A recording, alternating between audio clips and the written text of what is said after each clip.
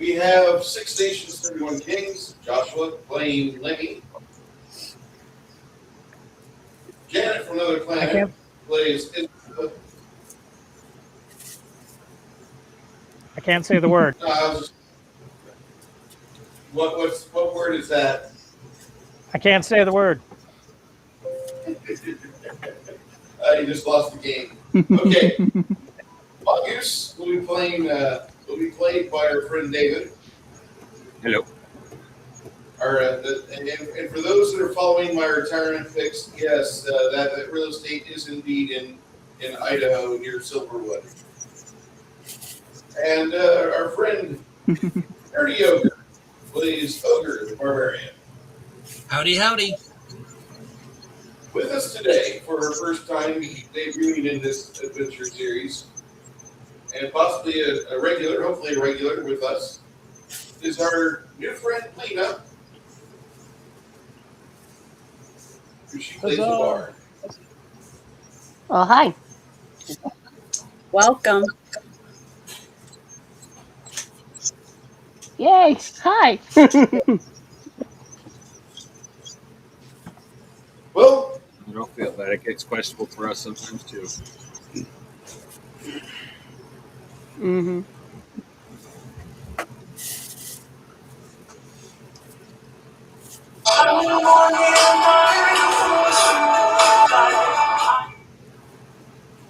Oh, geez. Did she? Oh yeah, I've Tony, seen yeah. this. I couldn't stop laughing. She's not in a real one. She's in a game. It's in a simulator, yeah. Yeah, simulator or not, her direct lack of reaction, like she literally deals with that exact thing every single day, is the scary part. It's like driving on 101. If you She guys wasn't even straight from the very California, no. beginning. She was driving like Oh, geez. skidding across the interstate. Uh-huh. Scary shit. Mm-hmm. Welcome, one and all. So, last time we gathered, we didn't really have everyone here. So, we went on a little side quest. And the party found themselves this adorable little baby owlbear, a hatchling straight from the nest. A penchant for And that did not work halflings. out well. That did not work out well. Nobody We're not paying off died. damages. Nobody died. It worked out fine. Nobody died. True that. We're also magically not paying off damages either. That's the surprising part. Hey, look. You try to pickpocket somebody who's taming an owlbear, you get what you get. Yeah.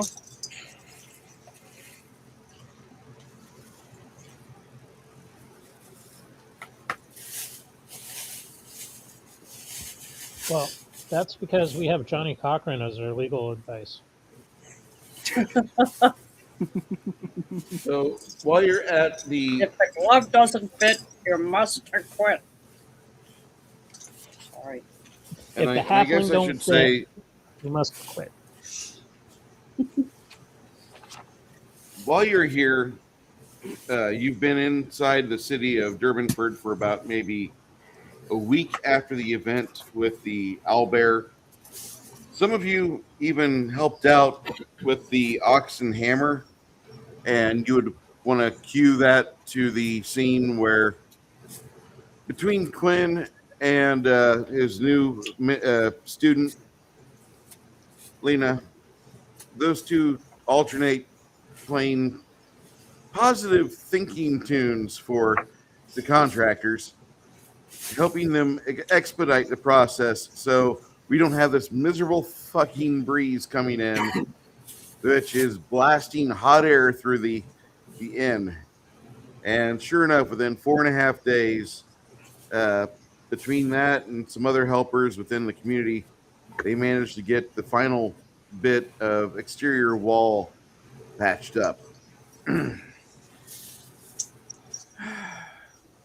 since then, also you guys are out about 170 silver because of food, drink, and other delicious things. Ogre was given a 17 silver credit because one of the things he managed to do on his way back into town 2 days ago was kill a small baby black bear. And when he brought it into the inn through the kitchen entrance, they were happy because part of the bear was already burned.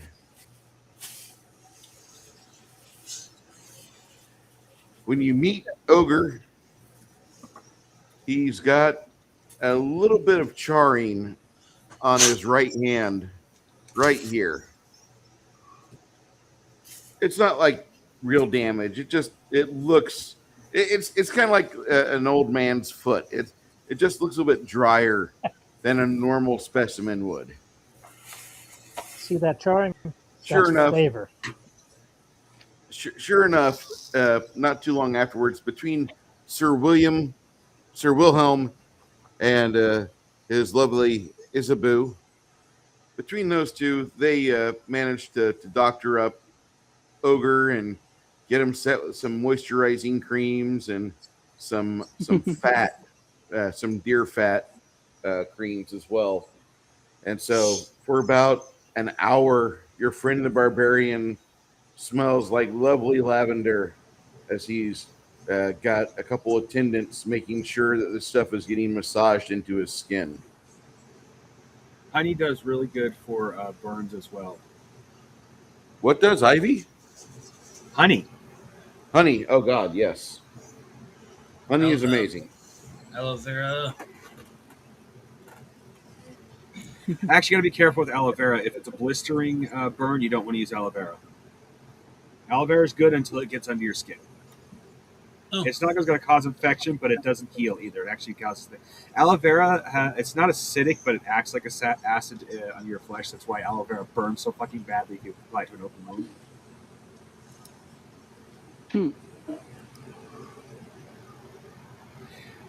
I have had several burns in my life. I've grown up around fires, including being stupid enough to literally stick my hand in one. I almost hit my face in one. My hand. Not the face. Luckily. Yeah. So, what exactly do you want to do, guys, before you go to your stack of stuff? Well, I think they'll actually, now that we have everybody here, our last bit is to do the last bit of preparing for the invasion of the drug den, because we're going to be having suicide skeleton bombers. Hopefully, all of them have. We're going to need rags a on their baby heads, owl too. bear for that.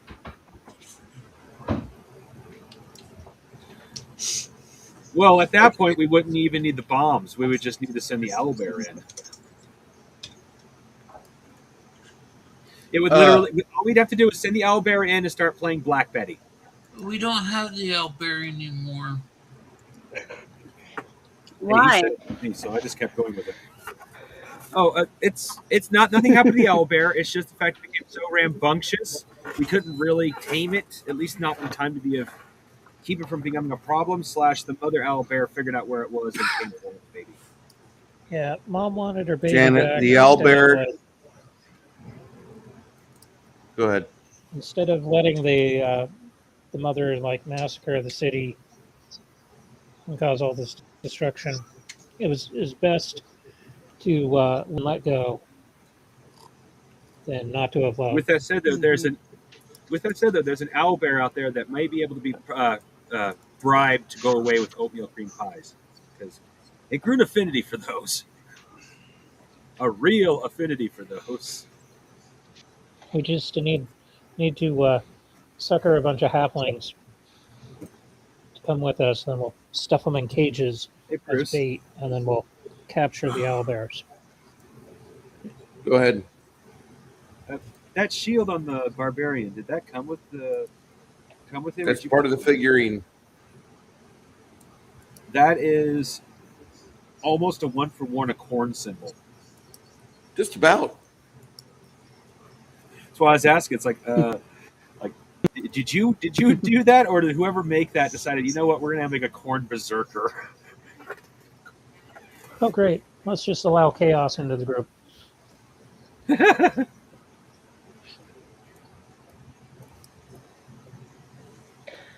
Well, you did invite me. Bum, bum, We also bum. have Janet, who is her own style of chaos as well. Bum, bum, bum. Yeah, I Have don't. you heard the story of Janet? okay. Wanted to indenture servitude a bunch of captured armies. Captured army, not armies. Just one captured army. Oh, you mean have a bunch Let of them earn unpaid their interns? Yeah. So unpaid interns, got it.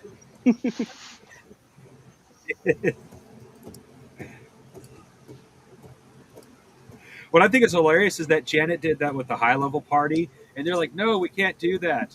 If she had done that with us, they'd been like, "Where's the closest? Where's the closest farm we could purchase to make sure these guys make money for us?"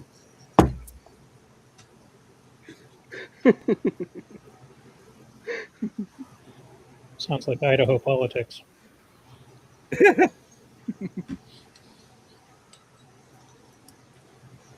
I mean, Spudtopia.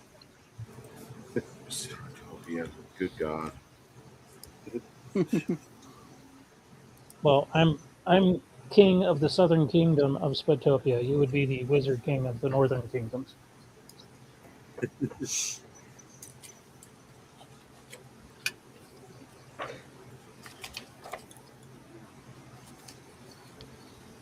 Everything's just potato based, including the magic. How do you defeat your Potato enemies? and I glue. throw a potato ball. It's a potato bomb. Well, it is. It is very versatile. So if you're going to have a bomb, Yes. it might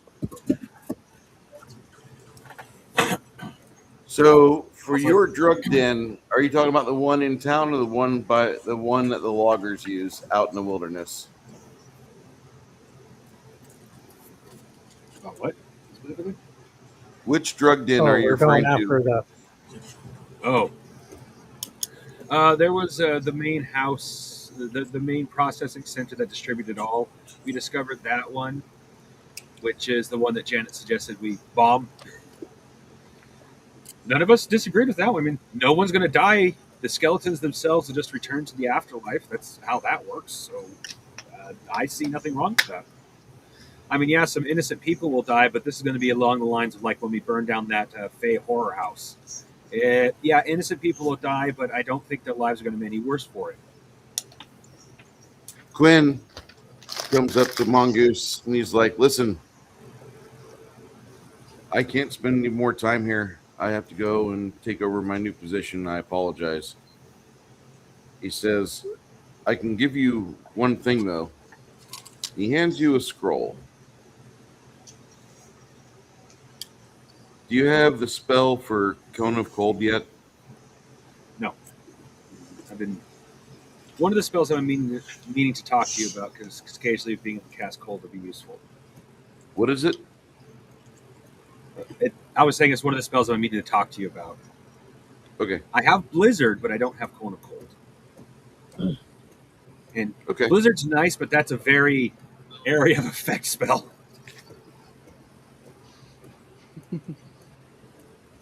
Okay.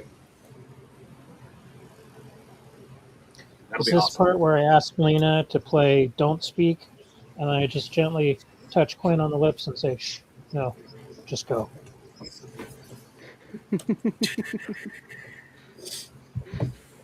Yeah, I was half expecting the Armageddon treatment. Don't bring that song up. Do not know. Oh, I was no, come back. I was thinking I Will Always Love You by Dolly Parton. Ooh. Good tune. Good one. Very, very good tune with I'm Dolly not good. Parton. So,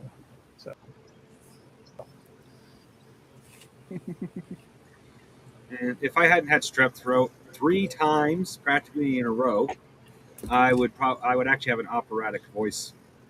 But now I cannot hit. I can hit low pitches within reason, but I can't do an operatic low pitch like I used to, and I certainly cannot do an operatic high pitch like I used to. It comes out as a gargling mess. I can't say for certain, so I used to get but strep I'm throat pretty so sure much. that there are a few laws out there preventing me from singing. No ogres are allowed to sing after any time. Ever. Well, are you a Don't make dad me yet? sign. Nerdy Orger, are you a dad? No, I am not. Okay. I mean, in the I'm game. glad you didn't ask when. Oh, in the game, I have not heard news yet. Okay. By the last timing, she should still be a month or 2 out at least. Because we're going to have to buy some cribs. More than one.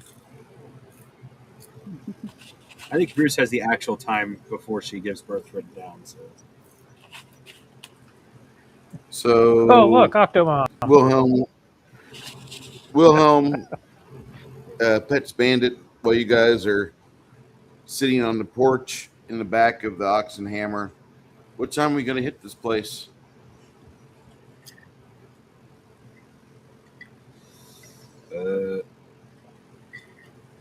Should be early. It's going to be I don't active think 20. there's the morning people. I was about to say they'll probably have it active 24/7. It's just so it's going to be a matter of either sneaking in or busting down the gate and sending the skeletons in.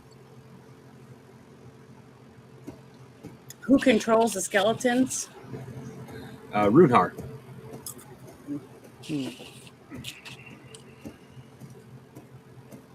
It's not his place Hey, what isn't are the, isn't laws in now? town, but it's not that far away either. It's within easily get to distance, kind of like the drug den is, or factory in this case. We're not aiming for den, we're aiming for the factory. Runehar lives on the eastern side of town, outside the walls. He has a small, almost like a manor, but when you see the homestead itself, it looks like somebody who deals with the dead would live there. You don't see a lot of flowers, even the lavender blooms, which are so popular on other hillsides facing the sun. They've not traveled to here. The usual lilies that you would see, absent as well. The only blooms that you do note are there's a large cut, looks like a manufactured or some sort of trampled path that he made, and the barbarian kind of gets in front of everybody and says, "Don't take that route. There's some fungal blooms that are on those vines next to the main road going in. Those are assassin vines. Let's just let those stay right there."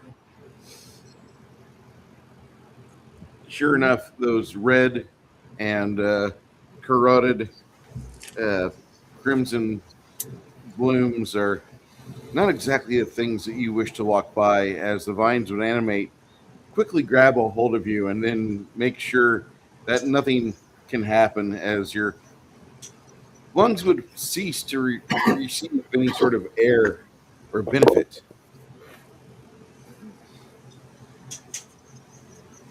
So Runar Sorry, runs Ogre, I had to borrow mortuary. you. That's fine. Runhar has a couple of signs posted, "Please keep out." But you can see that there's been some people that have tried anyway. Without going the route of Vlad, it looks like this if things continue as they are, he will be going the route of Vlad for his lawn decorations. Rudenheart is Because he getting Well, died a darker that's virgin, the and place. darker he'll every be time buried we as visit. one. You guys Did need something happen? Every single time we visit Rudenheart, his place gets darker and darker, almost like he's cursed. It's like the third time we I was visited going to him, and ask. the first time it looked like a normal house. Second time it started looking like there was a cloud over his face. Now he looks like Vlad the. What is going on? Maybe he's trying to tell us something. Yeah, but he seemed eager to help us before. He married into the Addams family. Oh, that would actually explain. Are a lot. there any laws, necromancy in Durbenford? no. Yeah, when I originally talked to Bruce about this one, necromancy is overall treated like a tool. It's usually stigmatized based off of region / culture, religion. He likes to live on the Okay. dark side. So I would assume, with the exception of necrophilia, the whole Oblivion meme Mm, yeah, I don't want that. that just like blew is my mind. okay. Yeah. It's kind of a Morrowind-esque, laissez-faire type of feel to necromancy.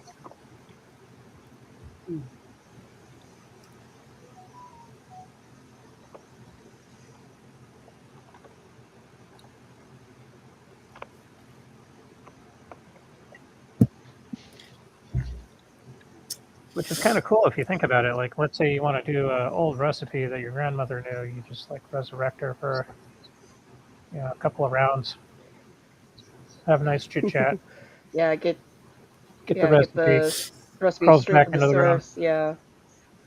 Yep.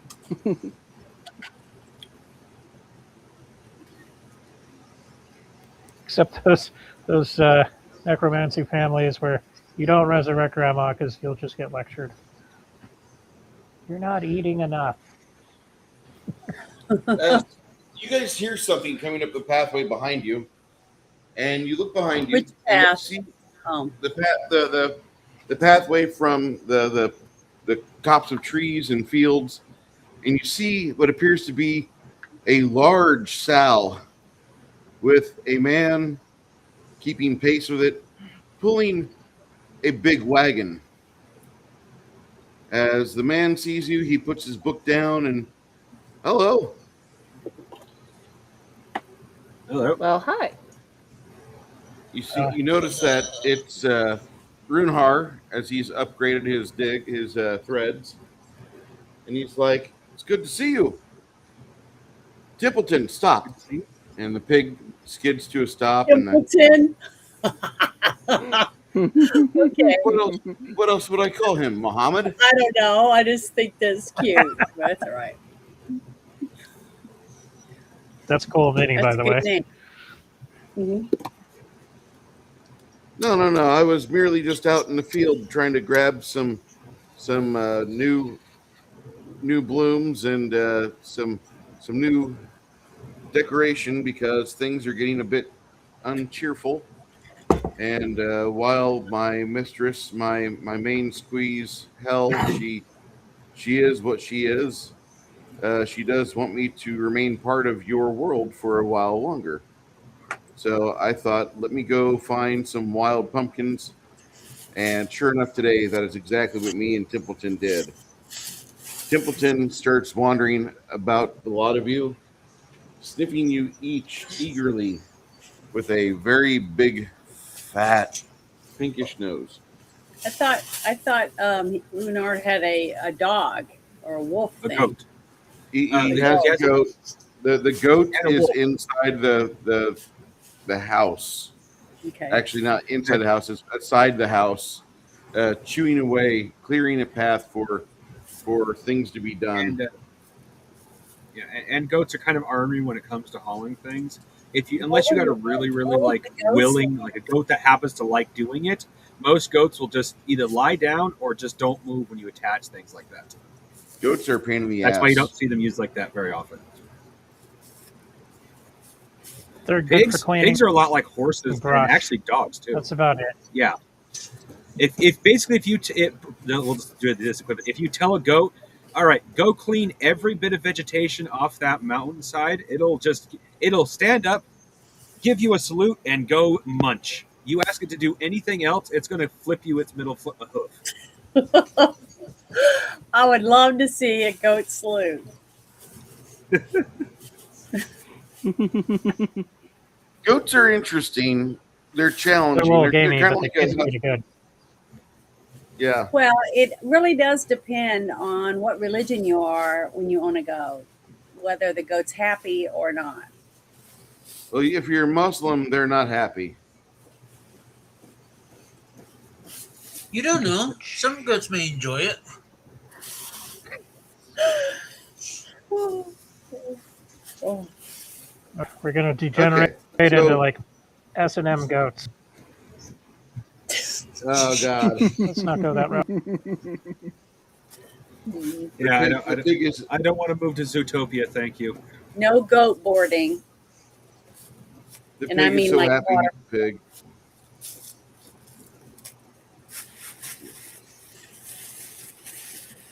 Runhar asks you, would you happen to have an apple? I've not fed Templeton all morning, and he's been bitching. He wants to make an apple in his belly. I can If you don't, that's go fine. grab one. That's fine. I'll go hit up the vendor. I don't It'll- think I'll get a whole Bruce. sack of apples. Chris, we would have come here with some lunch supplies.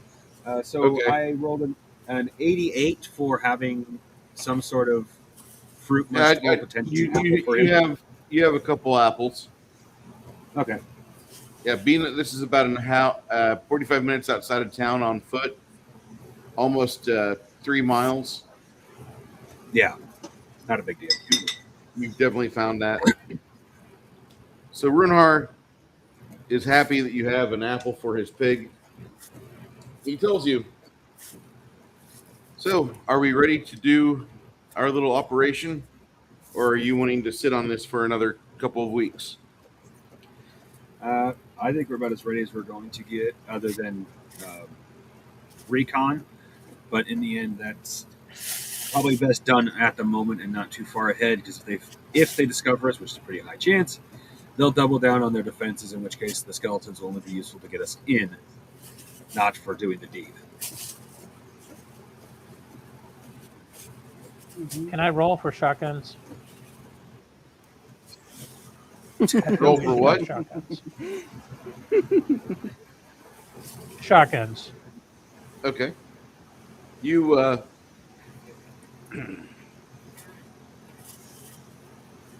as you guys nod your heads, I just you understand that what Runhar's saying is start making your final preparations to get this started and done, and let him know when you want to do this. He's ready.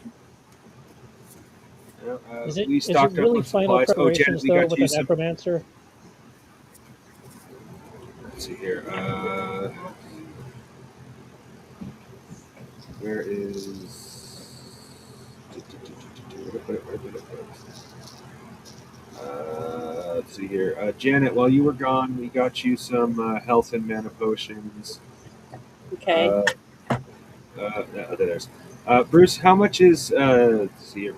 10. I wrote down mana potion, but I didn't write what type. I'm just going to compare them to my mana potion.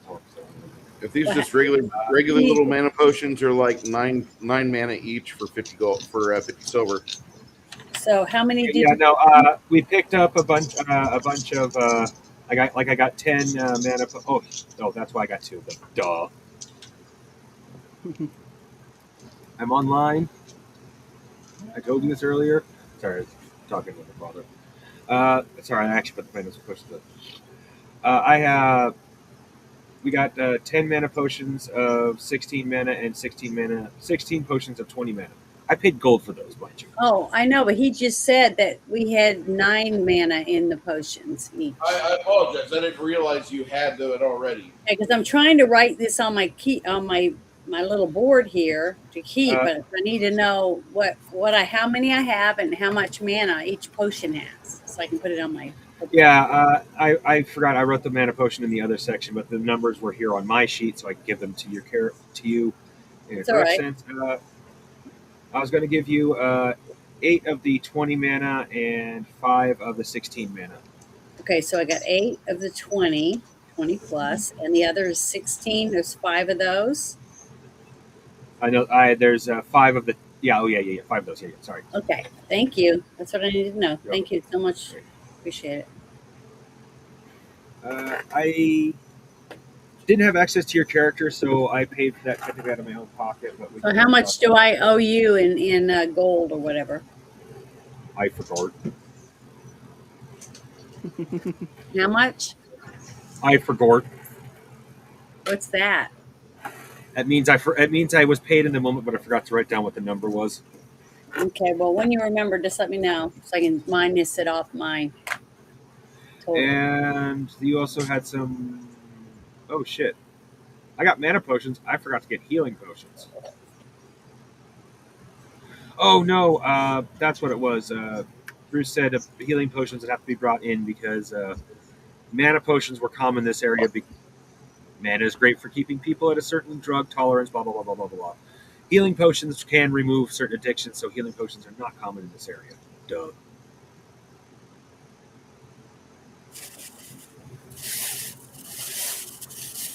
Basically, we had to have those shipped in, which they have not arrived yet. Okay, so we'll have to get them next time we go back to town. They would have Yep, arrived, there. you guys. Hey, they would have arrived within 10 days. Oh, okay. Well, it's been a couple of weeks because I ordered that either just before or during the owlbear episode. Like basically the moment we got to town.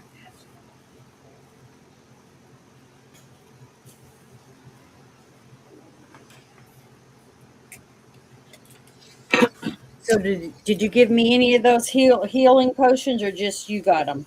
So I don't have We to write haven't we haven't even picked them up yet. Oh, I thought Bruce just said that we would have already gotten them because it was only we No, were. Bruce said they would have arrived. That doesn't mean we picked them up yet. Oh, okay. All right. So making sure. Because picking them up, we can order the potions. Here's one of the best parts about being part of the guild. We can order stuff, but we don't have to pay for it till it arrives. That's good. Because we might die before we get it. And the guild can always redistribute it if needed. So.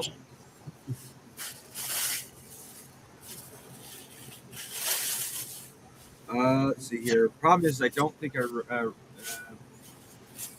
Oh, yeah, I did actually. It's right here. 20. Yeah, it just says 20 potions of healing. I forgot to write down which ones again.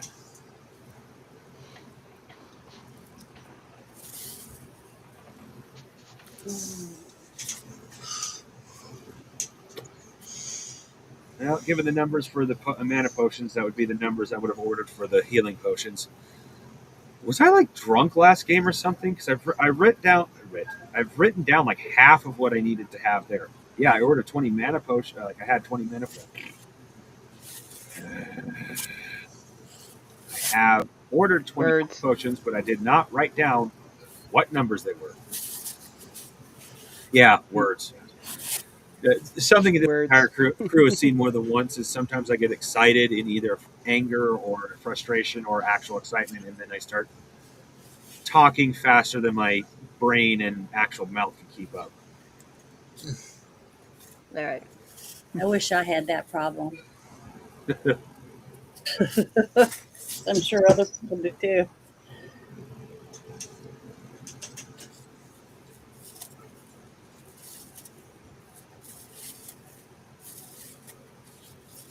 So, Runhar says, "Tell you what, if you want some food, I've got food back. It's at home. And as Templeton heads back to his house, you guys walk with him, and as he's out and about in the yard, you see him grab up a couple of chickens and put them under his arm, and he takes care of the chickens in front of you guys. And then afterwards, you see Sir Wilhelm kind of steps forward and helps him in the assistance of the cooking. Wilhelm, one thing that you've noticed about him over the year, he's rather good with poultry. His ability to treat, to spice, to simmer, to roast, to grill, to bake, anything based in either goose or turkey or chicken.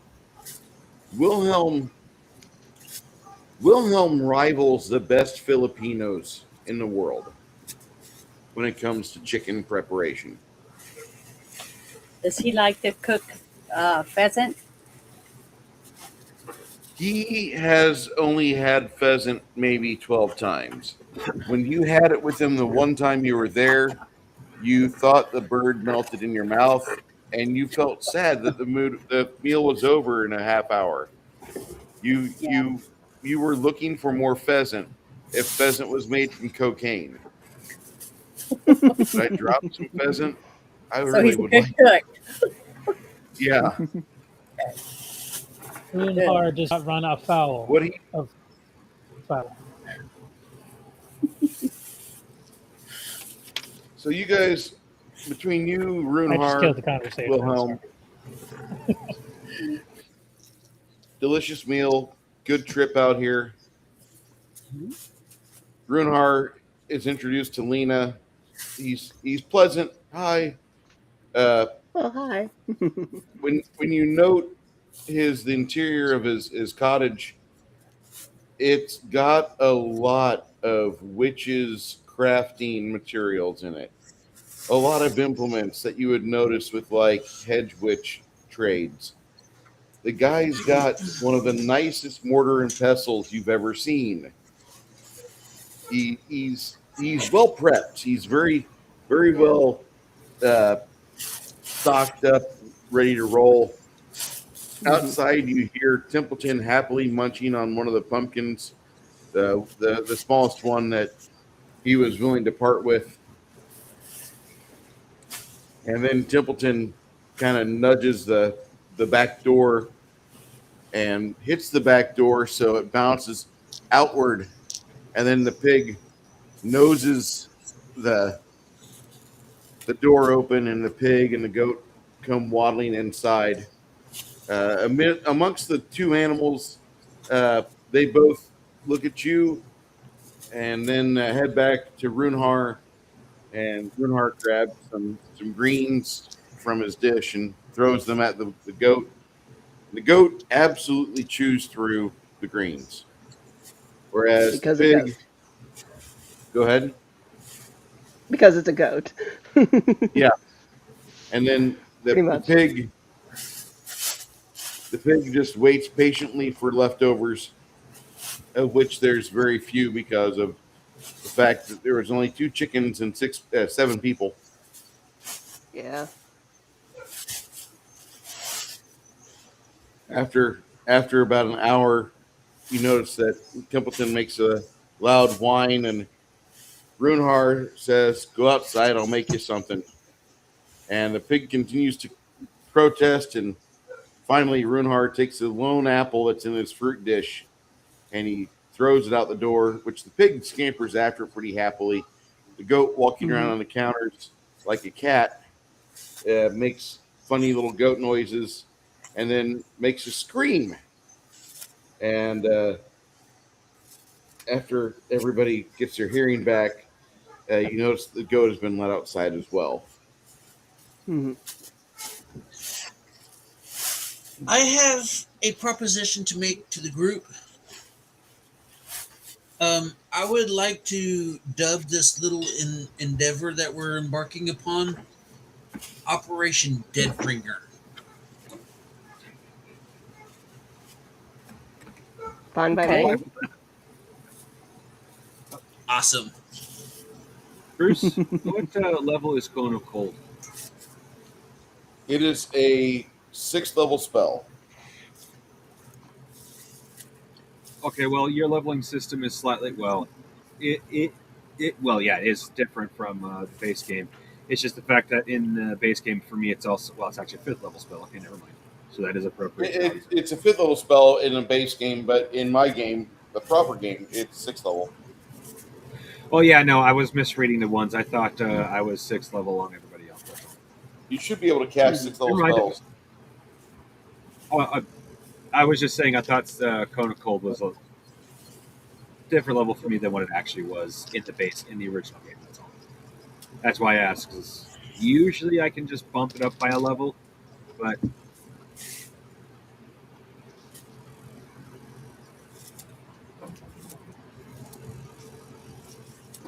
that is one of the nice parts about your system. It isn't some That's the complicated where difference what's it between actually your doing. game. Usually you just look at the number. Oh, go ahead. The difference between Pathfinder, Bruce Finder. It's like Ice Ice Baby versus Under Pressure.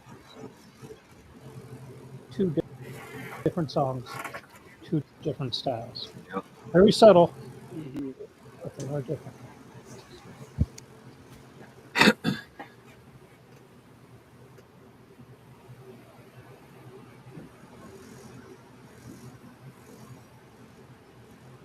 Yeah, here I'm just thinking need to get the trademark for the Bruce Finder there. Give it time.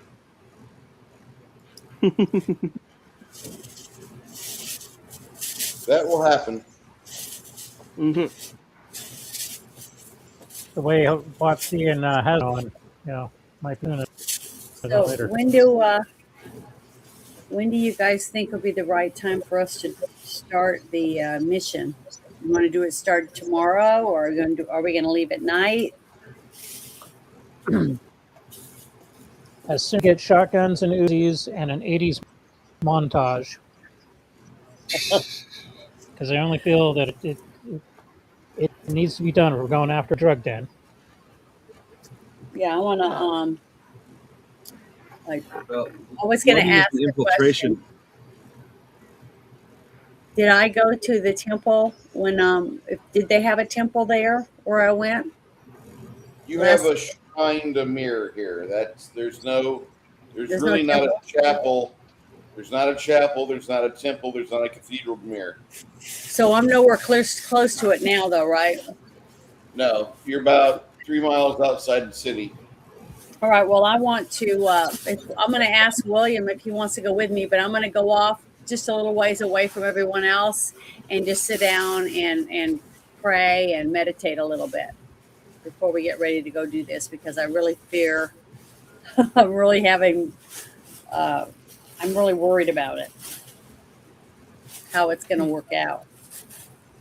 Oh, Bruce, I need to correct something. I said I have Blizzard. I don't have Blizzard. I have Ice Storm. I'm pretty sure that's a huge difference. It is. Because William, he worships the same deity as I do, right? Yes. In fact, while he's still atoning for his paladinhood, he's considered a crusader. Okay.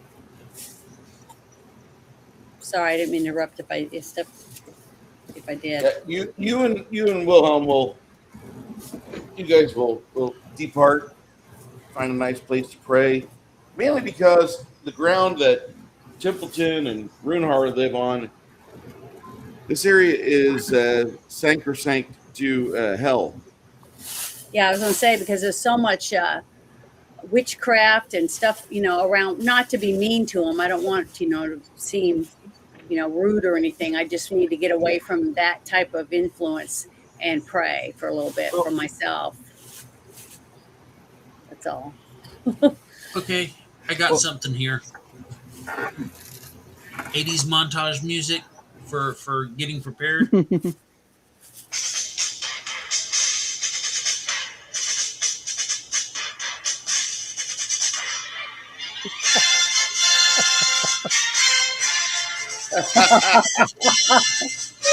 That's hilarious. 18. Isn't that what it is, right? Yeah, That's what I thought. I thought it sounded familiar at first, but then when the big parts, it was either that or MacGyver, and I thought 18 would be better. yeah, I like 18. It used to be a great show. Janet, have you ever seen the movie Stripes? Is that the one with Long Bill time Murray? ago. Yeah, Bill Murray. Yeah, Bill Murray, John Candy, yeah, it's a Egon. great movie. I can never think Yeah. of his name. All I can recall, all I can think of is Egon.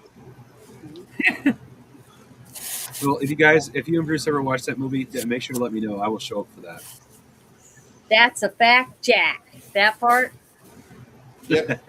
I remember it. That's a good movie. I think I have it on It's the got list. a combat Winnebago. It's freaking awesome. The UAV, the Urban Assault Vehicle.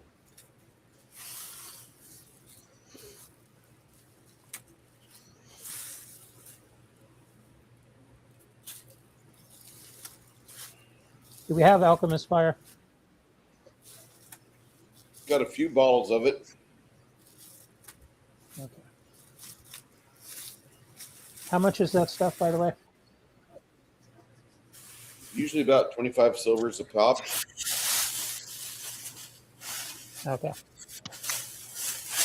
I'm going to get 5 bottles.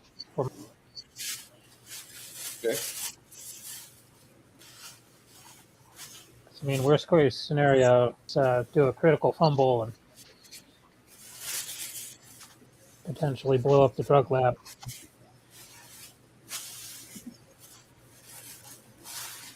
Oh, we're down by the water again? Not too far. Okay. Why? I was just wondering when he said the boat ramp, I didn't realize we were that far away or that close.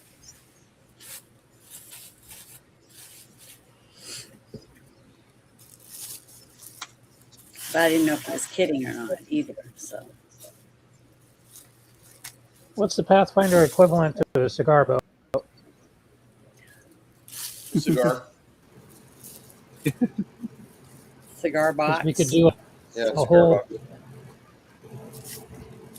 Michael Bay cruising at high speed in a cigar boat away from the drug lab as it explodes. That'd be epic.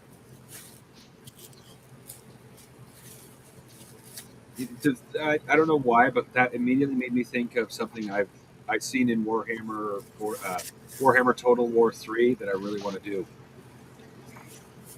Get goblins, train them to wear flying suits, just mostly just gliding suits, and then teach them how to land somewhere specific, and then without telling them, strap bombs onto them. Kind of like the dogs from World War II, but actually usable. Interesting. Soviet tank dogs, the goblins. Flying goblins. They're launched from trebuchets. Or ballista, excuse me, ballista. I was thinking early World of Warcraft.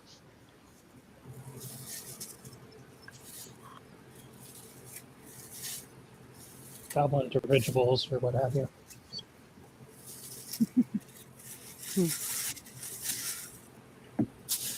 And with Durbenford's character, I'm trying really hard not to picture age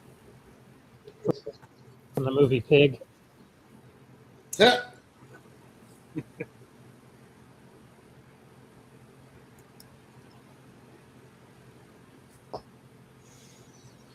Okay, so But I wouldn't be Janet, surprised what are if you? after the adventure we find an underground necromancer.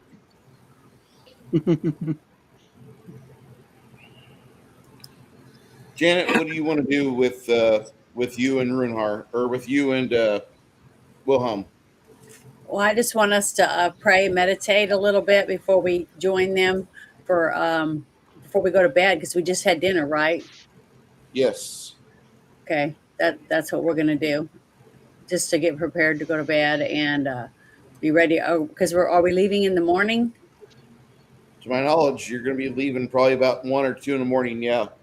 Okay, well then that's what we're gonna do. We're gonna finish praying, meditating a little, and then we're gonna go to bed.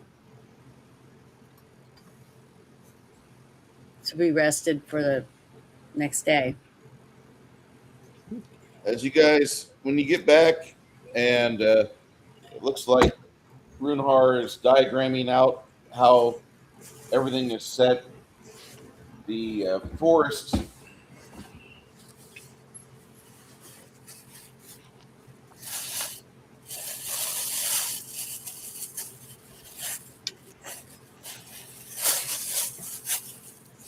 Is that too loud, you guys? No. Okay, because I'm cutting up bags, so I just want to make sure it wasn't too loud. No, you have a halfway decent noise gate, so yeah, we can hear the plastic, but it's not overwhelming. At least not to me anyway. And I have headphones on.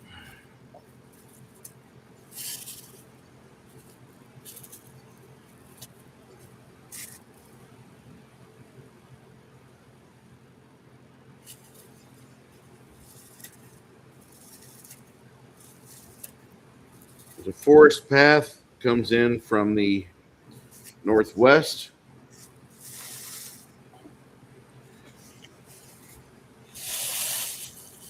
Yeah. Lots of overgrowth through here. Thanks to that druid who's done everything he can to kind of quiet this operation. Little trees.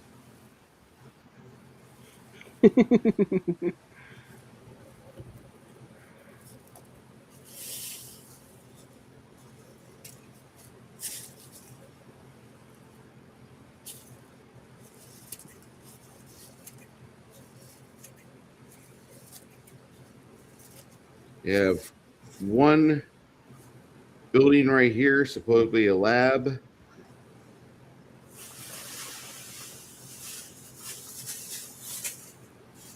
Where you have the herb processed.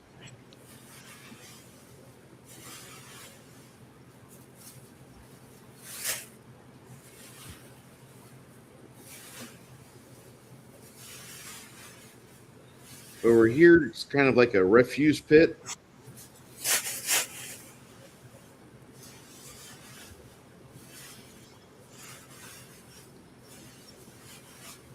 A what? Garbage pit. Oh, refuse. Okay. I was thinking, yeah, I was thinking of the other refuse, but that's okay.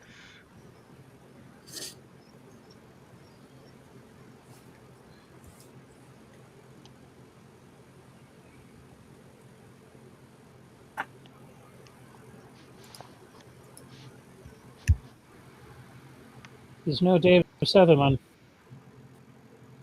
but Bruce is getting better at his hand-drawn maps.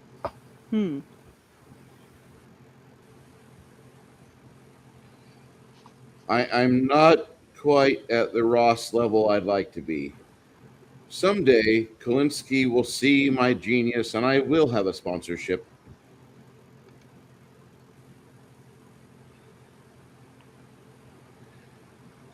At this location, supposedly this is where the super strains of the Higdine plant are cultivated and grown.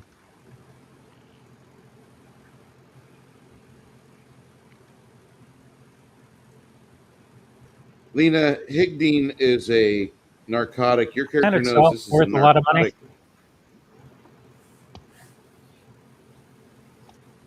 It can be. This is the super strains of it.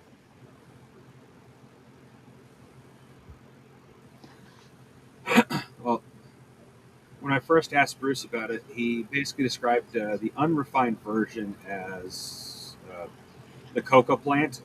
Basically, it like Okay. those kind of effects.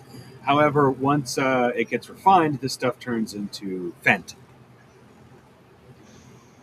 Oh, It's gotcha. not really Fent. It just absorbs all the charisma out of the user, and they become a dull, not lifeless, but work-oriented person, and all they do is just work.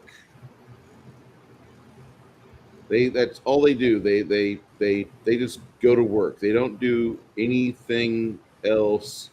Sometimes they'll just stop what they're doing in the middle of the day and just kind of hover there, and they've got they've got an interesting uh, perspective on things, but once they become addicted to this stuff, they lose so much more in terms of personality. A lot of character gets drowned out, and the only thing that matters to them is just getting involved with this stuff again, so they can act weird and just very very schizophrenic. And they'll tell you what agencies or what king's men are currently after them, but then they tell you all the other things going wrong with their life, and then they'll ask you if you have some copper, and that's usually where the good conversation ends, because after the ask for copper, they usually will not take no, I don't have any copper as an answer. Usually after that, they Bless you. attack. Usually after they ask you for copper, they attack, or they'll wait for you to have a time horizontally in bed, and then they'll try to kidney punch you, so you give up your gold. So basically, they become useless for society. They're just a drain on society. They don't do anything worthy Yeah. anymore. Yeah, I mean they're just all you want. They don't. I mean they're not useless. I mean they're working So- machines. They lose their charisma. They lose their personality. They lose their ability to think critically. Yeah, they won't take care of their kids or their household or anything anymore. No, that's you have the wrong idea. That's for people that don't want to work so hard or make so much money. That's what they'll tell you. But then they'll be like, hey, you got some Higdean on you? You have some copper? Could really use some copper. I'd love to have some copper 5. You got Cat 5 cable? That'd be awesome. Oh man, if you don't, I'll just take some copper coins. You got copper coins? Copper coins are really good. I've got copper coins. I really like doing this. There's a lot of fun things you can do whenever you're on Higdean. Higdean is such a great drug. I tell you what. Oh, tired time. And then fold over. Big bean and copper. So they basically are. Copper is what vampires need out of blood. So and iron. That's interesting.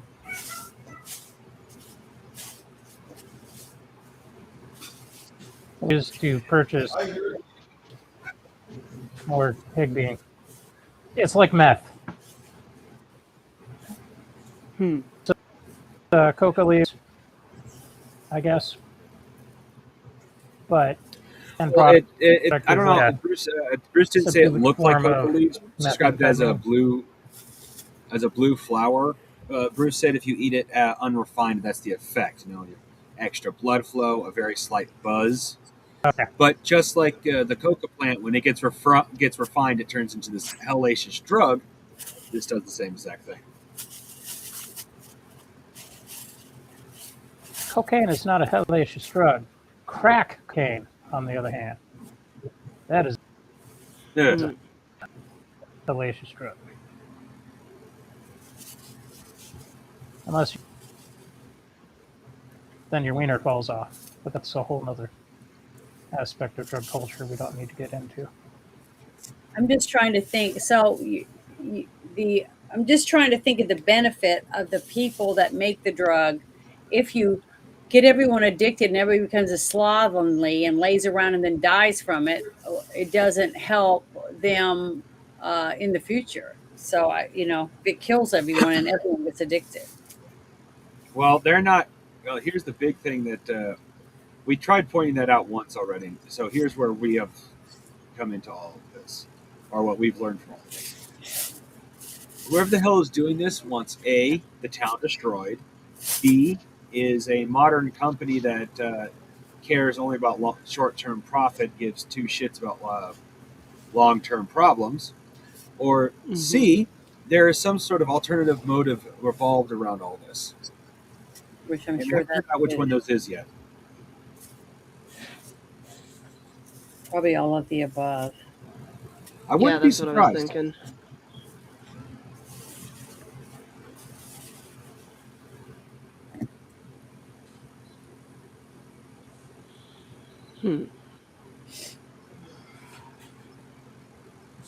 So, Bruce, are you going to have a supplementary book for your gaming system I that have goes to. into drugs and all that?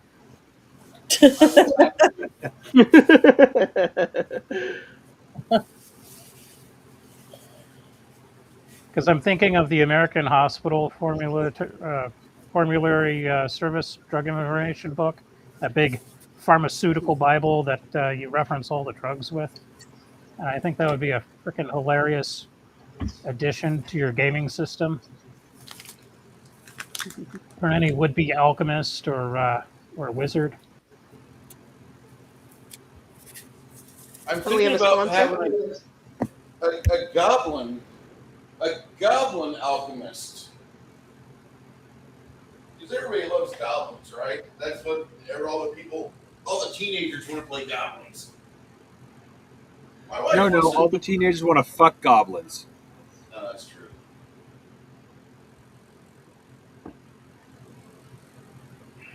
Okay, so we're gonna do a quick sponsorship video, real quick, or sponsorship word. Our friends at Blackout Coffee have finally listened to me, and when I say this, I mean this in the nicest, most polite way possible. John Santos, one of the greatest entrepreneurs within the coffeeverse, he's offering you a lot right now. First off, you get to the splash screen for blackoutcoffee.com, and they immediately hit you with this pop-up, get 20% off. Subscribe now, 20% off immediately. These guys are gearing up to put their stuff on retail shelves. They finally hit the big time. Here's what we really want. You got sample packs. You get 5 best-selling roasts.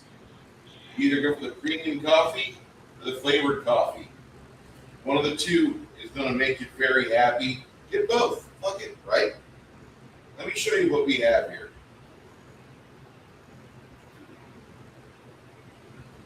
Flavored coffee first.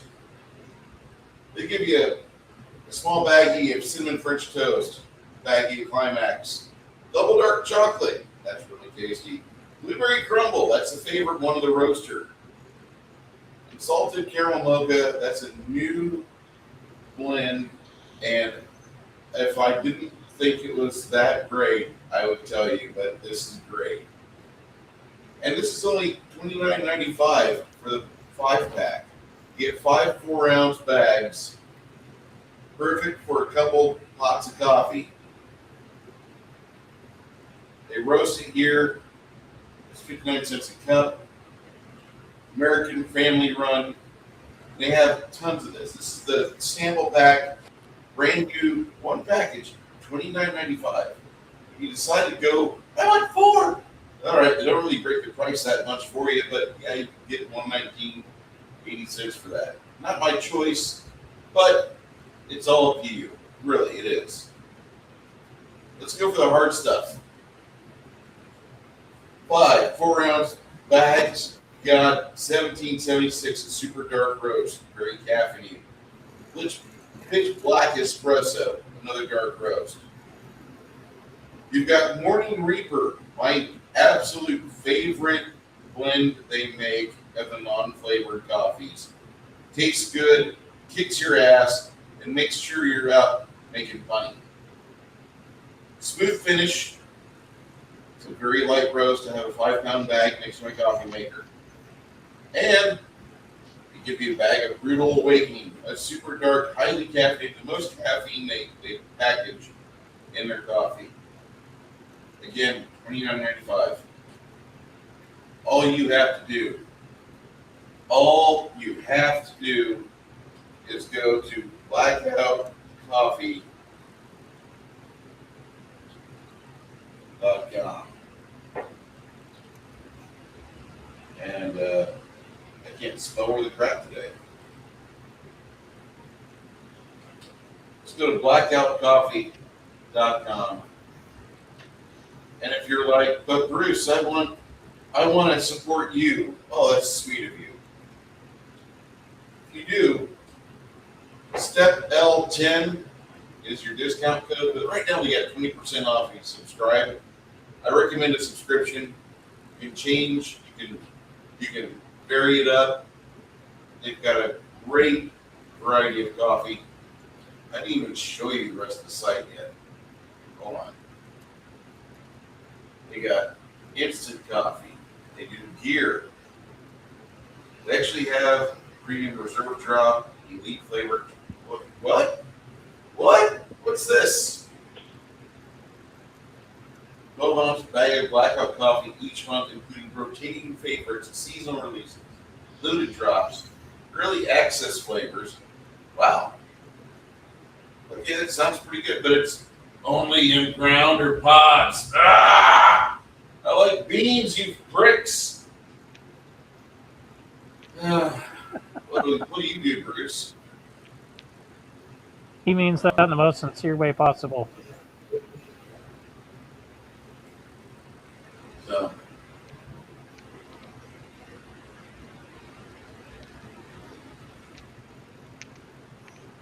they talk about their mission, who they are, etc.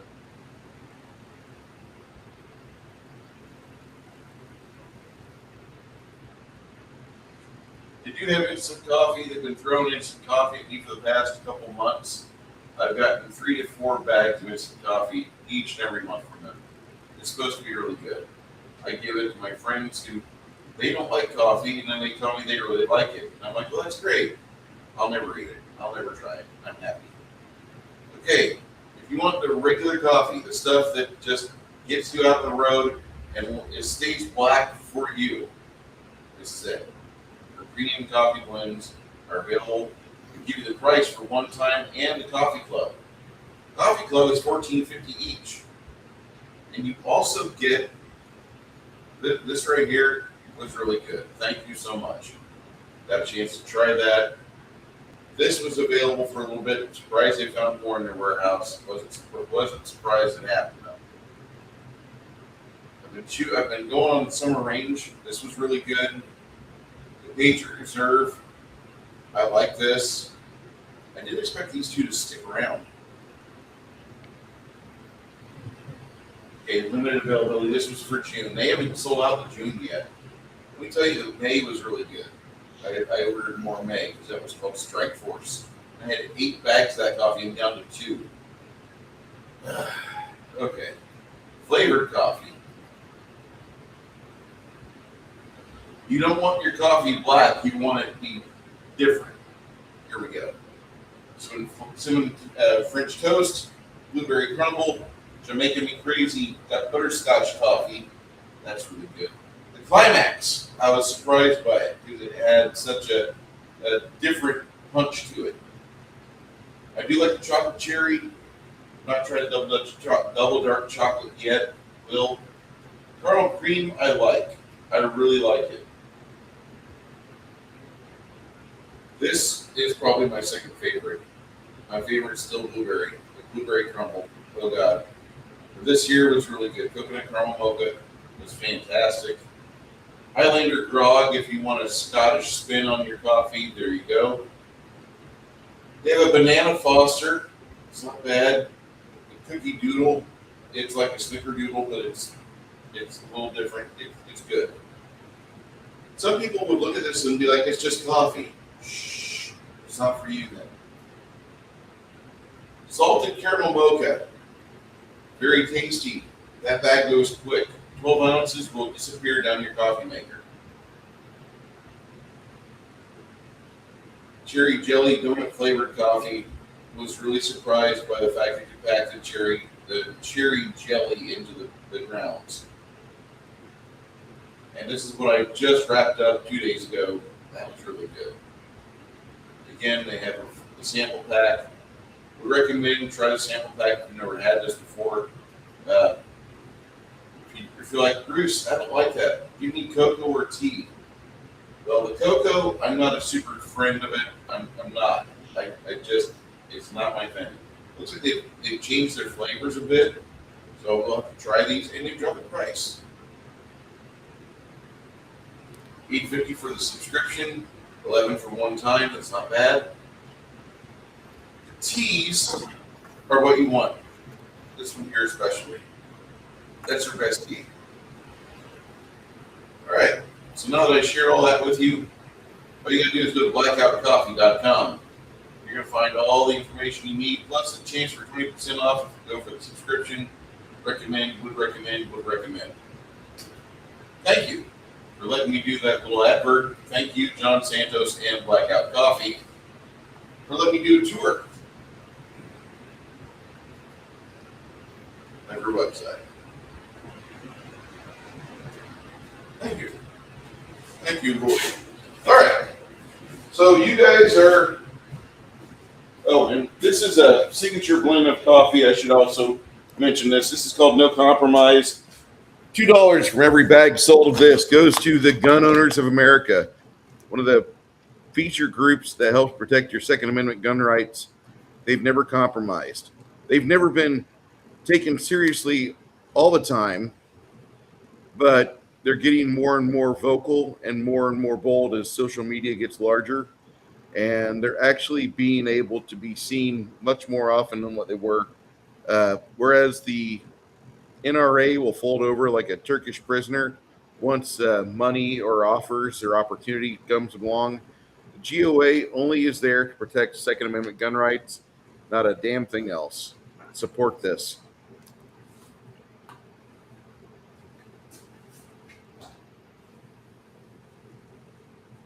Membership is pretty cheap, and if you want to be a lifelong member, it's only $1,000. Considering most good quality gun. Yeah.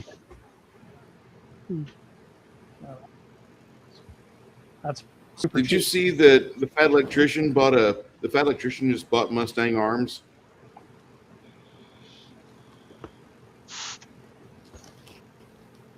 Did you see that lately, Josh, or no? No, I haven't really got that much. I Okay. was decompressing. Well, they bought a hold of some stuff. They're getting involved with manufacture of more premium quality guns. But what you're going to see is they're not going to try to challenge for like the cheapest AR, but their AR is going to go between $4,000 and $6,000 each. Not cheap by any means, but they're going to be ready to go once you unbox them. You just go to the range and you don't even have to sight it in. It should be ready to go. That's how they're advertising it right now. Interesting. Because I remember back in the day, early 2000s,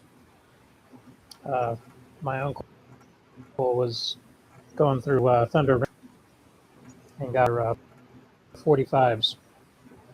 Base price on it is about $1,000. If you've ever fired them, you know, some of them, like the Springfields, you got the large build. And it's a little clunky, but, you know, it was like custom hand fit. Recording all the bells. It was a nice shooter.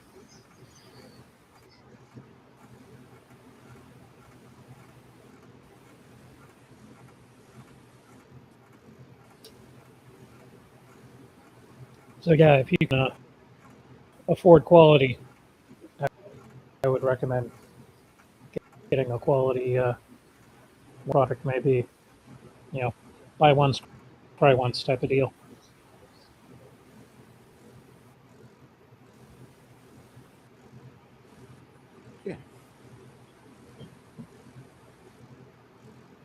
So your friend hands this to you. He says, "You do have a pathway which makes its way in.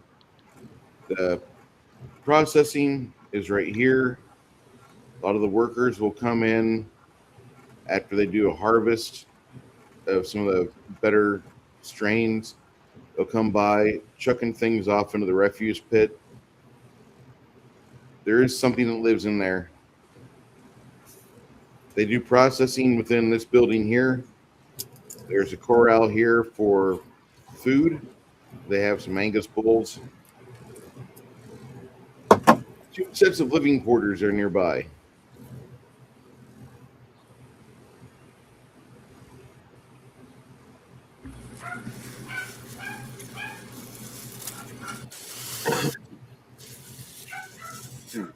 Grief. Is that your dog, Janet, or is that somebody else's? Fine, I'm gonna have to go. Maybe there's somebody delivering something. I'll be right back. Okay. She Sorry. sounds so upset whenever somebody comes to deliver stuff. She I just see sounds she's so excited about everyone but me. I mean, she does not bark like that for me or at all ever. It's funny. Oh, it's Mom. Oh, it's Mom. Don't wag your tail. Just wait till she gets comfortable, then jump up on her.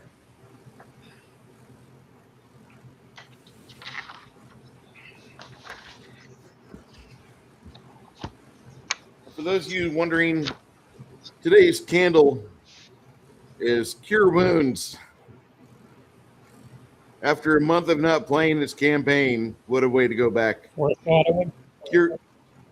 Cure Wounds is a Game Master Dice product. It has a blessing of peppermint and eucalyptus. It's exactly the same type of candle that Doug Stanhope, one of my favorite comedians, would rail against. I can't stand guys that smell eucalyptus all the time. What's wrong with you? Just do drugs.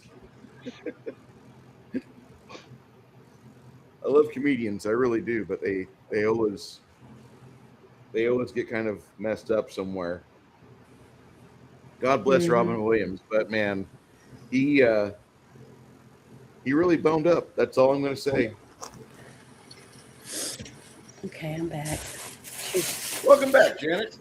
Yeah, it was just somebody brought something, but it's not for me. So. Of course, it's not for you. You're Janet. No. I'm glad that it smells of peppermint and eucalyptus, because that's kind of a pleasant smell. If it smelled like some sort of astringent and the adhesive to Band-Aids, I would be returning thing. What's the name of that one? It's Cure Wounds.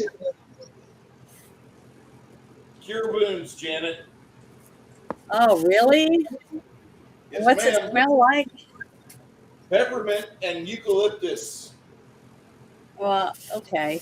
That's interesting. Where do you order those from? Which is better than a hospital waiting.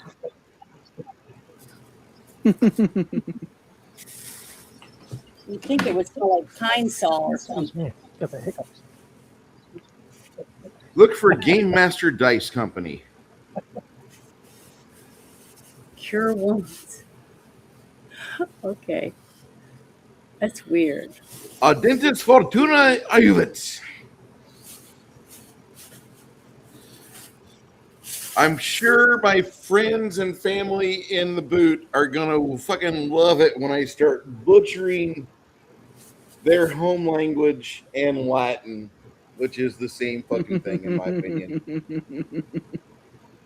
Oh, it's gonna be so fucking nice. Like- Right now, I'm getting a bunch of funny Like that. hate mail from you. Go ahead.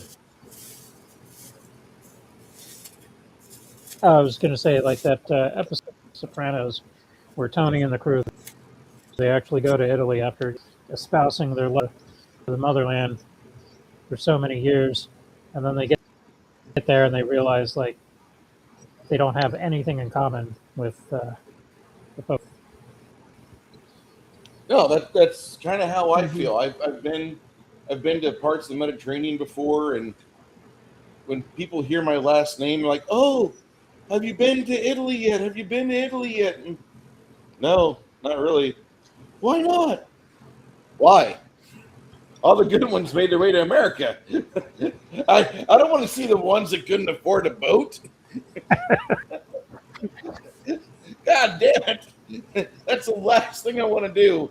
Have some guy giving me stink eye the whole time I'm there because he's like, you're going to go home and enjoy air conditioning and like Pizza Hut and Domino's. Fuck you. You know, that's exactly what I'm expecting from these guys. So, no, you know, I as much as I appreciate it, you know, I don't even get along with the Italians of my last name in New York State. You know, like, you stayed here. No. You voted in all this taxes. Thank God you stayed here because you voted for this shit. But you stayed here. You vote. You. Why didn't you just stay in Italy? They have the same thing, but like it's been going on longer. Why'd you move?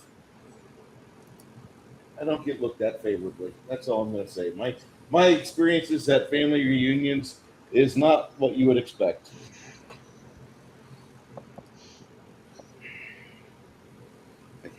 Wait, why'd you come here? We got a childhood friend, and her family's, and her grandmother could cook. My God, but it doesn't pass down. It's not genetic, No. and it's really sad. Because I was like, oh, I'll cook you an authentic Italian pasta dinner. I'm thinking, yeah. And I'm thinking, fuck, I've had better at Olive Garden. And Olive Garden is nowhere near the caliber Italian or in this case, Sicilian cooking. And my God. Mm. Yeah, I'm not a big fan of how the motherland cooks. If you've ever had an authentic Italian pizza, not New York style, Italian style, do you know why I like American style pizza better? It's not the fact that I was raised on it. It's just that if I want dough with herbs on it, I go to the bakery. They don't call it pizza. They call it bread. That's what it is. All right. So,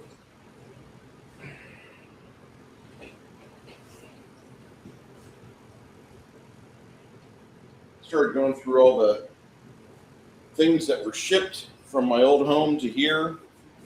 Found out that Chris made a whole fuck ton of those cages. That was nice of him.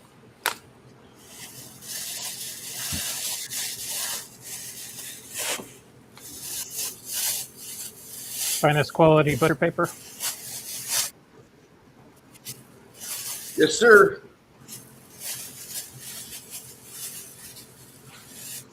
Don't let Templeton see it.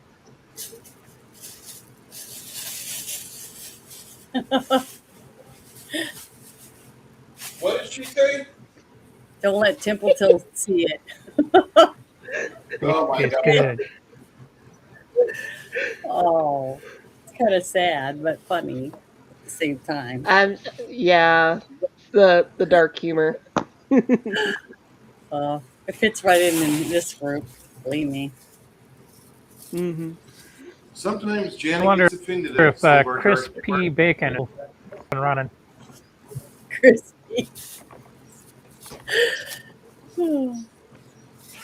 I love bacon.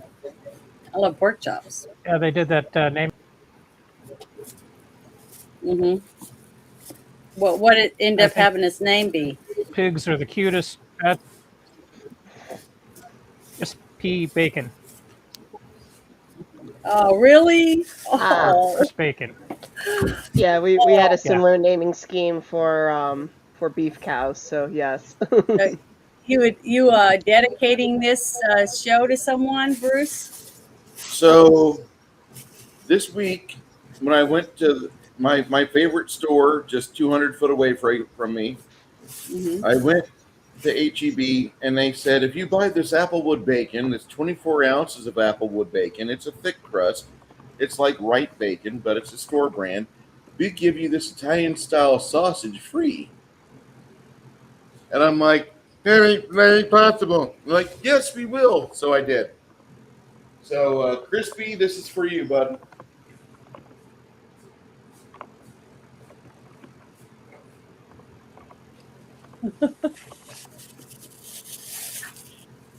And then I found out that it was hatch pepper season. What's a hatch pepper? You've never had it? I don't know. I'd have to see what it looks like. I got some food.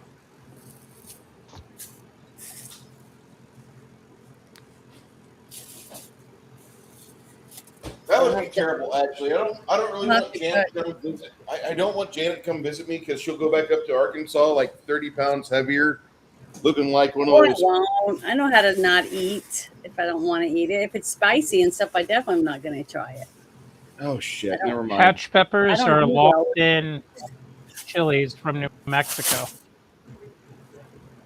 Yeah, it's a chili pepper. So never mind, Janet. You're gonna skip right over that one because it's got spice to it. My bad. Yeah, I can't eat a lot of that Hey, stuff. It really bothers me because of my allergies. Kind of a earthy, It's smoky flavor. Yeah, I like Dave's smoked allergic to flavor. I love them. Hatch peppers.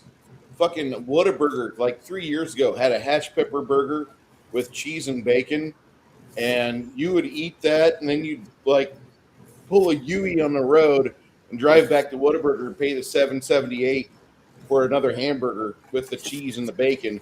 No, don't give me extra fries. Just give me that burger. That burger was badass. And then you go home and you just sit and have your diabetic pass out time. I've never been able to eat 2 hamburgers in one sitting. I probably wouldn't be able to eat 2 in one day. So I don't know what to say Go to to you, White Janet. you can eat 6. and even when I've been, had the munchies, I don't think I could eat 2 hamburgers. I'd throw up. That's just too much food. You've never had like your stomach cut, have you? You've never gotten cut? No, I mean, I go and get like a big juicy steak at Brangus or one of those other type of restaurants, and I only eat half usually if I eat any of the other stuff, and if I eat vegetables or whatever. So I take it home and I eat it later, for lunch or something the next day, or cut the steak up for steak and eggs in the morning. But I do eat it all. I don't waste it. I was I'm about just to say saying, I that. just couldn't do it all in one meal. So I just can't do it. My stomach's never been that, been able to, I just have never done that.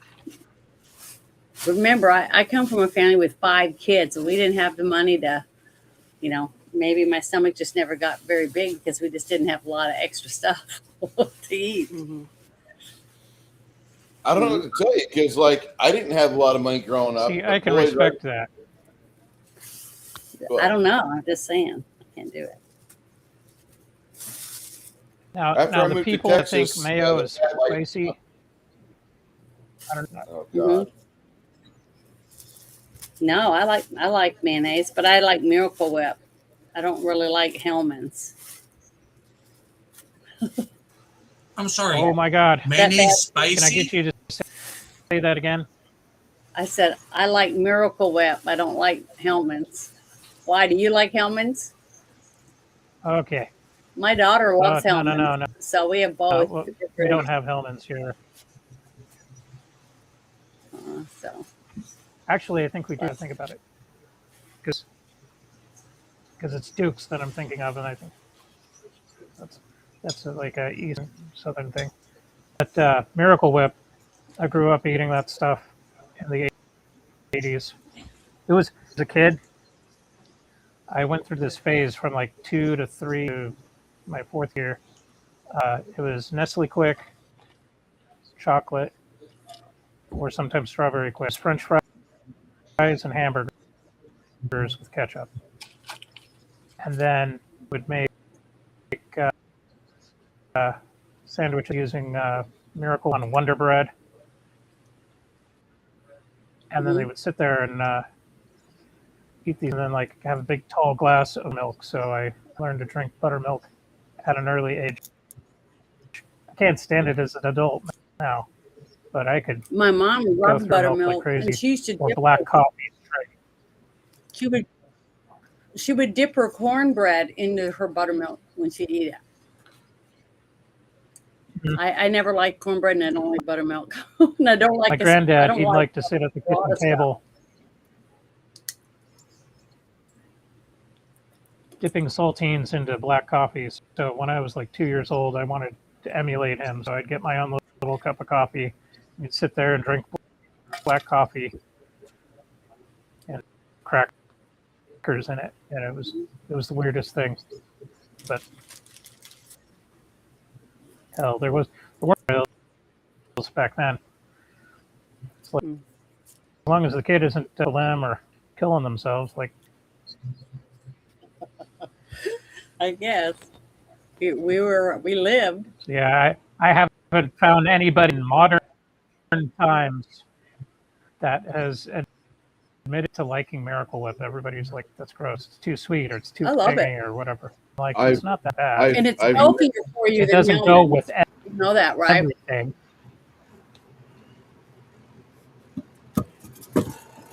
Yeah, I eat those. and so the It's running healthier gag whenever for I you than go Hellmann's. shopping with my family is like, I'll pick up a jar of Miracle Whip and I'll toss it in, and then everybody freaks out when they're like, the hell did you pick this up? It's good.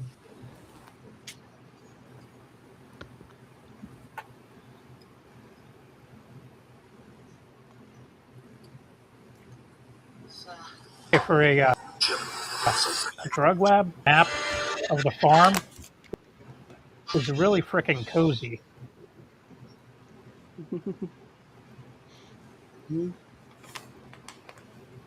Like if I was a homeschool board, Have a bite of this you know, sandwich. I'd want And one how of did those. you know I was hungry? I ain't eating nothing this morning.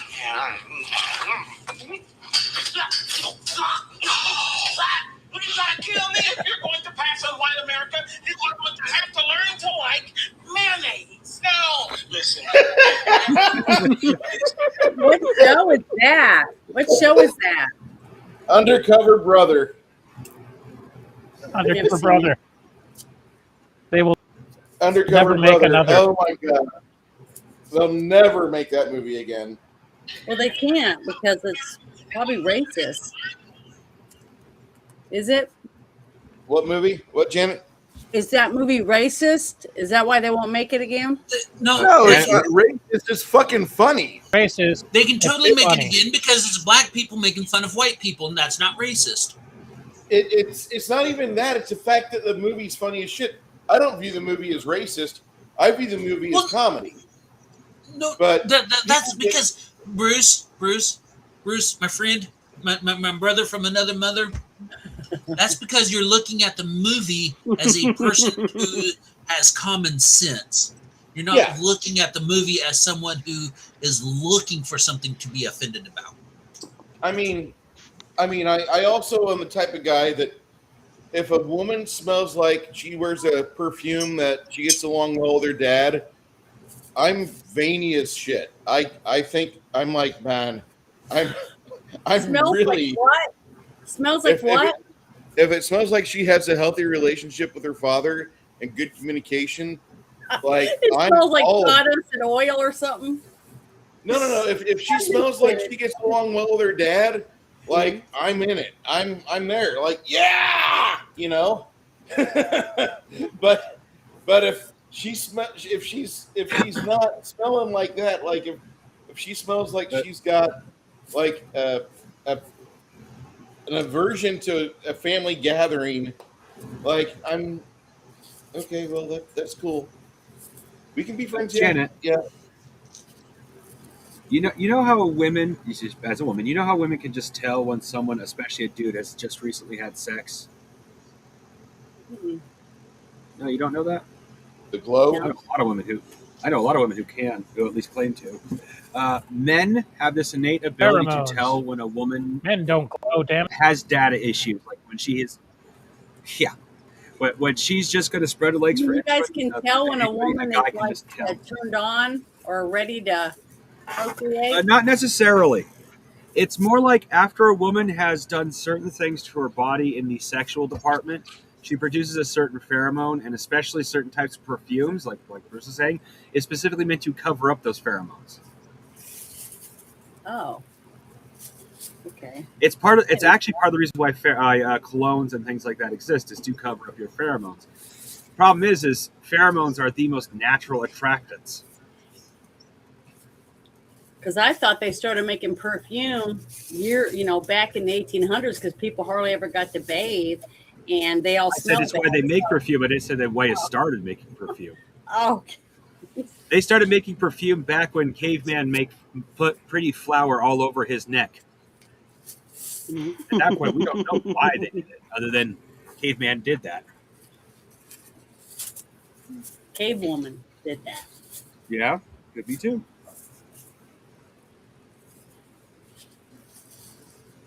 No, I didn't know. I've never walked up to anyone and Great thought, movie. wow, they feel like they're having sex or something. I've never never had that before.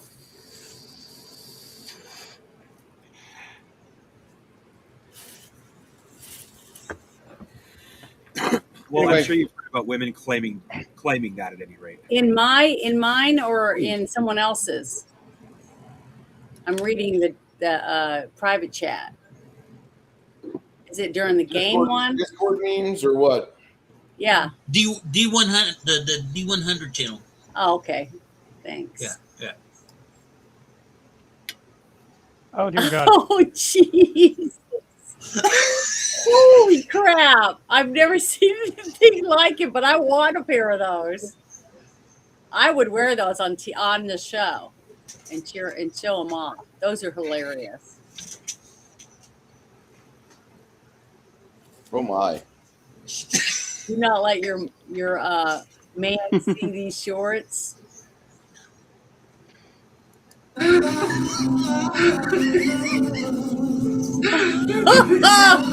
are great. I'm watching it. Sorry, guys. That was funny. That is hilarious. You gonna share it? Go ahead. I can't. Oh, you can't? No, I'm doing this. I was just watching it. I'm sorry. It was funny. I love them though. I will at some point have to get my streaming set up a little different. Right now, I find myself being able to stream quite a bit when I stream.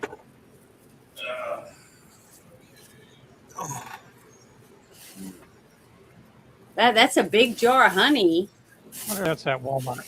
Yeah, me a it's delicious. It's fucking delicious. I actually have, I don't do it very often, but I got honey here in my shed that I'll just take a spoon and munch out of every once in a while. Just eat it raw. It's raw wildflower honey, just like what Bruce has there. Mm-hmm. Okay, there might be an echo from here, so I'm going to mute my end and try to share this.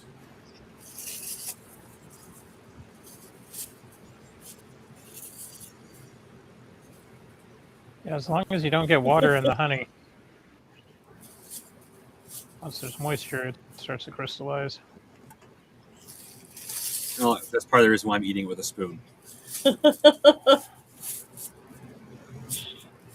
I would wear that.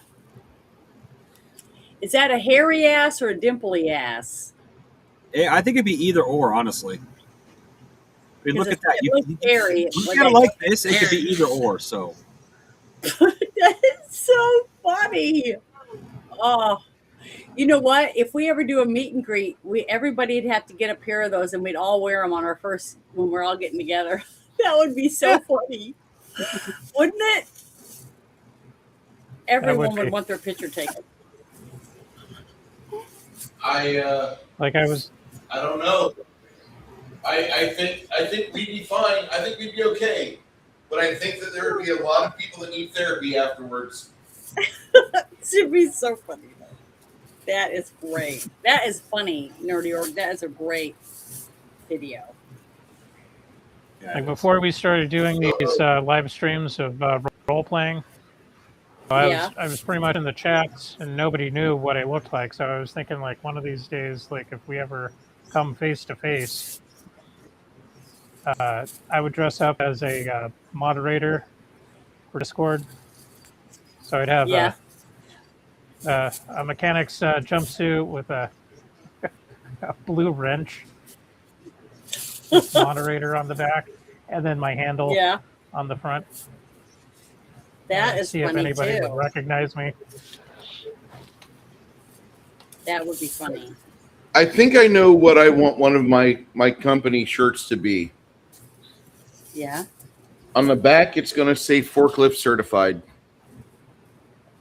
Okay. Yeah. I'm just going to have like a little poop emoji where the left breast is, and then on the back, it's going to say forklift certified, and nobody's going to ask me questions whenever I operate equipment. Maybe. That might work. Because you got the credentials. Yeah, exactly. It's right there. Don't you see it? You get top secret just being forklift certified. So, where are we all sleeping at this place? At Mr. Runhar's, you guys are passed out inside the one room that's not his bedroom and the one room that's not his kitchen. He has a 3-room house, and you guys have scooted the dining room table up against the wall, and the 6 of you have decided to flop on the floor. Unless you're going to sleep outside. But earlier you said that one area over by the farming or the planting or Janet, whatever that had. This is not Runhar's farm. This is the drug den. Oh, okay. That's the drug den, Janet. Come on. I'm sorry. Got them mixed up. Oh, come on! Can't we sleep at the drug den? I was gonna say I'd No, rather it sleep might in have that been bed.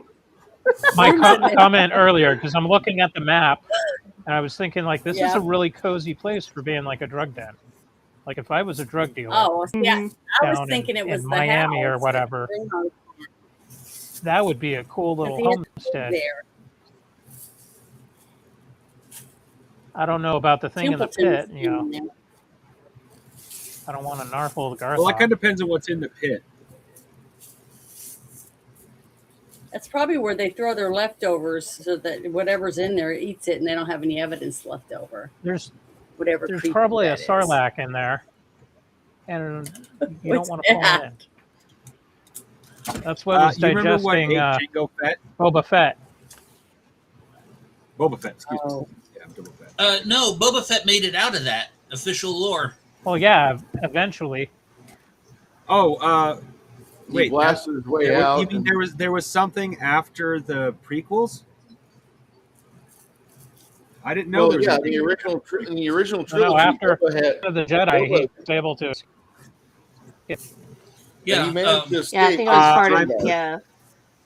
No, I'm saying and I was making the joke. Everything after the prequels are absolute garbage, and I refuse to acknowledge their existence. After the original trilogy. Yeah. The only thing that matters is the expanded universe. That's it.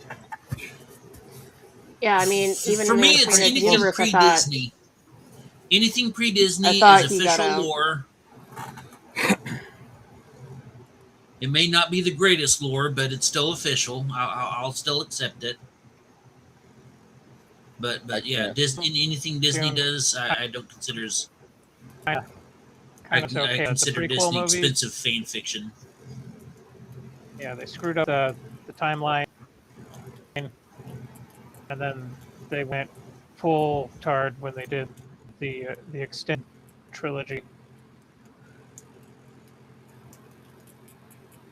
Well, for the longest time before Disney ruined what was good, the novels had a fun bounty hunter chronicle where Dengar made his way to Tatooine, and him and his girlfriend stayed there while Boba Fett blasted his way out of the Sarlacc pit. He was almost dead, and so Dengar slapped him in the back of the tank, and then they flew off. Once they got out of there and back to where Dengar called home, Boba was making his healing, and he noticed that Dengar's girlfriend was pretty smoking hot. So, like most scoundrels, he swiped Dengar's girlfriend after Dengar nursed him back to health. And then he kind of just left. he just is like, all right, thanks. That was pretty good. I feel a lot better. You're pretty cute too. Bye, see ya. And that was the end of that. It's a fun story. I want to say Bounty Hunter Tales, but if you get a chance to see that at like a used bookstore, would recommend. It's a 30-year-old novel, fun as hell. Dengar does not get the credit in the movie that he does in the books. He was a real son of a Yeah, bitch. Dengar's a badass. Yeah. Don't discredit that guy. I need to make a slight revision. There is the Jedi Survivor, the Jedi's Dark Soul games. Okay, those I actually do like because they do keep to a lot of the original lore tropes. To a degree, they've decided to add a little bit of fanfic, if you ask me. With that said, though, one of the key things that still makes those games good: do you face Darth Vader? Yes. Do you defeat Darth Vader? No. Does Darth Vader feel like something you can defeat? Absolutely fucking not. Do you run for your life every time you see him? Yes.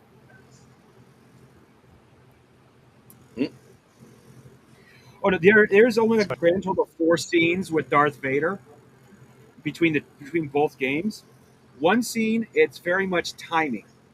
You like one of the scenes, like the first time you see him, you're just running because I forgot why he pops up when you're just running. But the first time you actually quote unquote fight him, it's timing buttons because you're like throwing shit at him, using the Force to basically distract him long enough for you to run, and that's it. And he's just destroying everything in his path to chase your ass down. The second, like the third encounter, I should say the first, that you actually quote unquote fight him, you actually in an actual fight with him, and it looks like they might be playing it off that Darth Vader could potentially lose to a female until like right at the end there where he just stabs her in, like he by his motions he literally goes, I'm done with this, finishes her off, and then just walks away. Like, okay, I'm done toying with you, die. Darth Vader in all of those games is just straight up the character he is meant to be. Just had flashbacks of the Star Wars trilogy arcade game with the timing and all that. I remember The that. lightsaber duel. Good God. Put like $5 in one of those once. They're fun, but they're fucking hard, and they're pretty. But man, did I win? No. Okay. Not the boardwalk. So- They sucker you with tokens. They're like, oh, you get extra tokens putting in cash.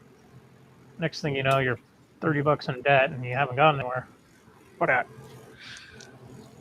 Go get a waffle cone. I'm telling you what, I think towards the fall of this year, there's going to be a couple festivals I'm going to have available to go see. I might go and check out like Worst Fest in New Braunfels, but if I've not, heard those are really good. yeah, Worst Fest is a Oktoberfest themed get together in a Bavarian town, and I'm looking forward to being absolutely just shit faced, and I get a brand new Stein, so I'm looking forward to it. It's gonna be like a $200. Bruce comes back and says, "Yeah, luckily I didn't get married, but I did wake up next to a big-titted blonde chick with a very tight bosom."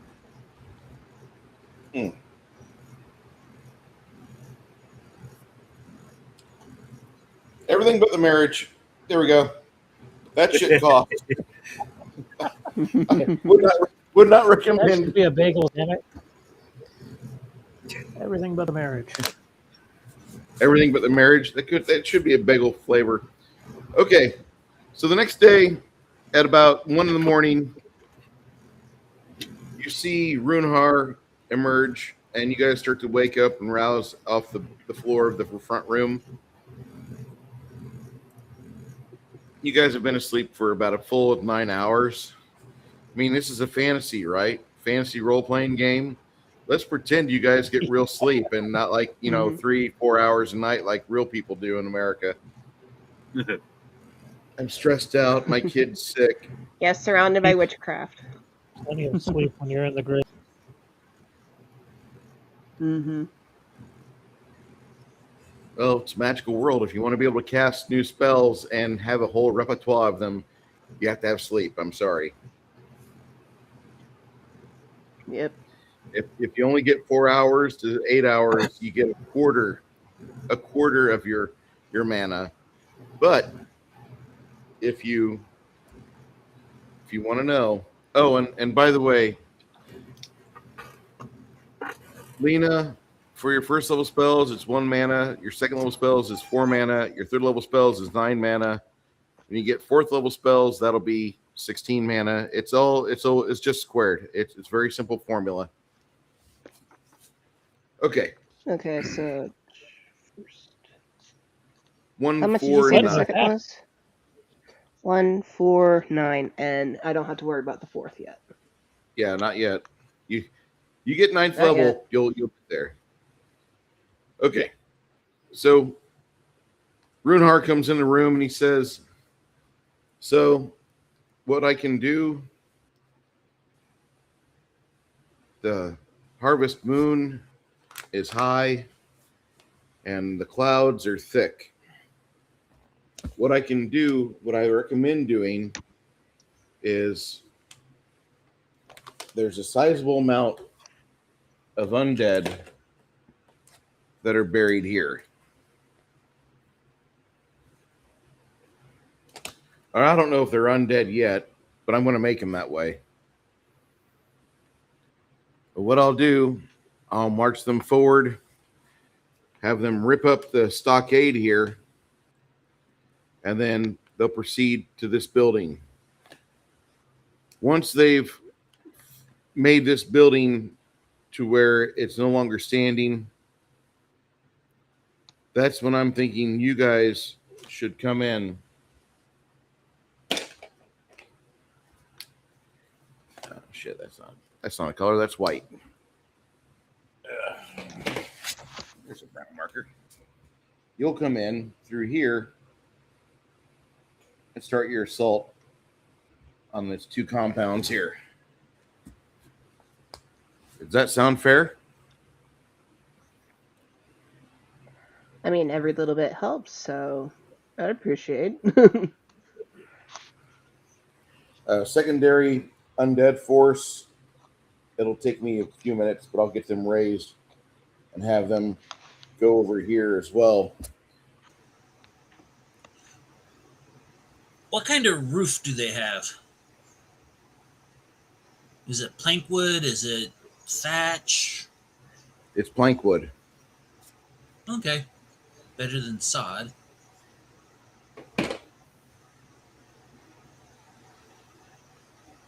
How many exits are... You could just do, trogdor them. Mm-hmm. how many exits are in the building that we're going to be assaulting?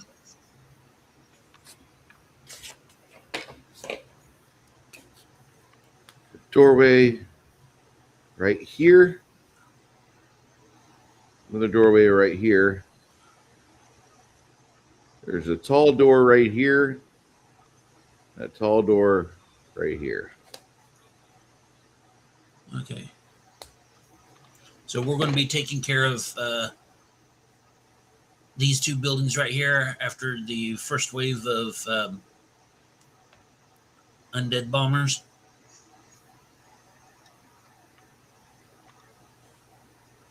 Yes, Right. sir. Okay. Correct.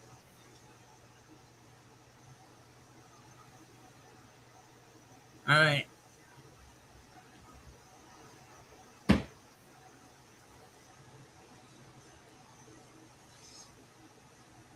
Do you have any other questions? None for right now.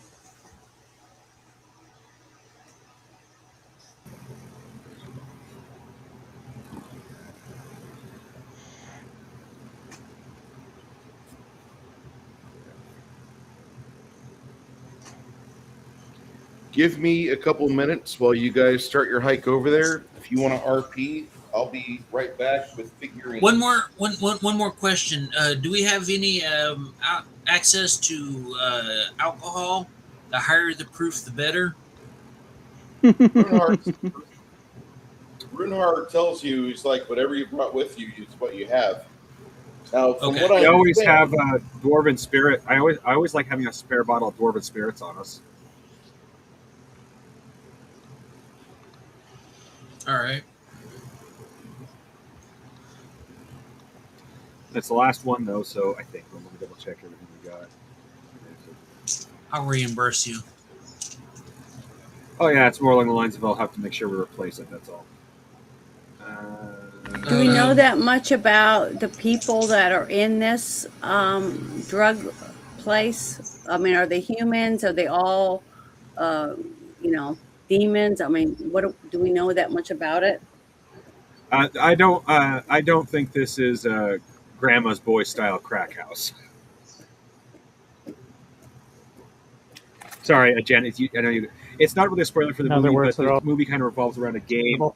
being made about a crack house that a demon has been summoned to clear, and it's a demonic crack house. Yeah, I right know, now but I'm so just far, going what we- on what we've spells. seen, what we've seen up to this point, what we're more likely going to find in there is a combination of primarily humans, followed by orcs, and then maybe dwarves. Orcs are the ones that are obviously in command around all of this, or at least they're the ones giving the orders, not necessarily in command, but the ones giving the orders. Dwarves are in lesser number, but that's just because there's less of them. Humans are the primary slaves, so those are the three main things we'll see in there. However, given the fact that this definitely has something to do with the Orcus, even if it's not to do with the swords themselves, there's a possibility of seeing demonic things in there. I just don't think it's straight up a demonic crack house. No, that would be pretty cool. Just go in level by level and just perform exorcism. It's a regular crack house. Oh, so it is a demonic crack house. My mistake.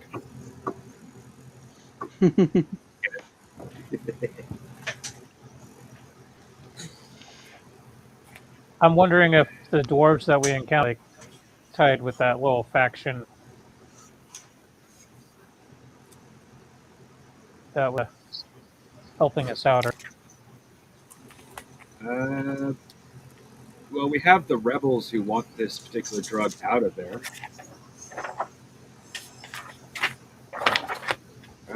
Yeah. I just realized after our owlbear murder adventure, hobo might be able to.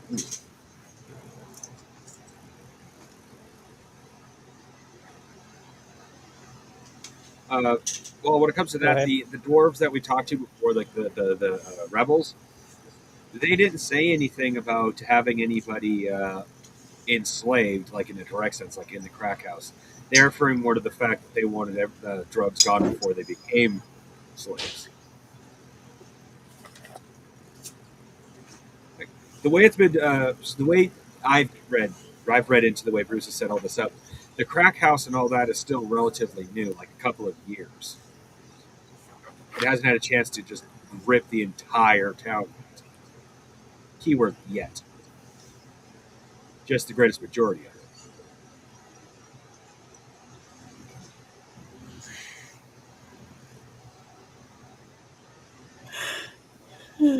But I just realized something. After our little adventure with the owlbear, we have 50 pounds of oatmeal cream pies. Munchies, anybody?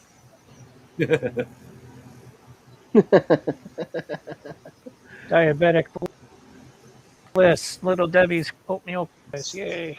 Hey, Mongoose. Well, I think I was going to ask Mongoose a question. Do you know that much Yes. about summoning monsters? I have the spell.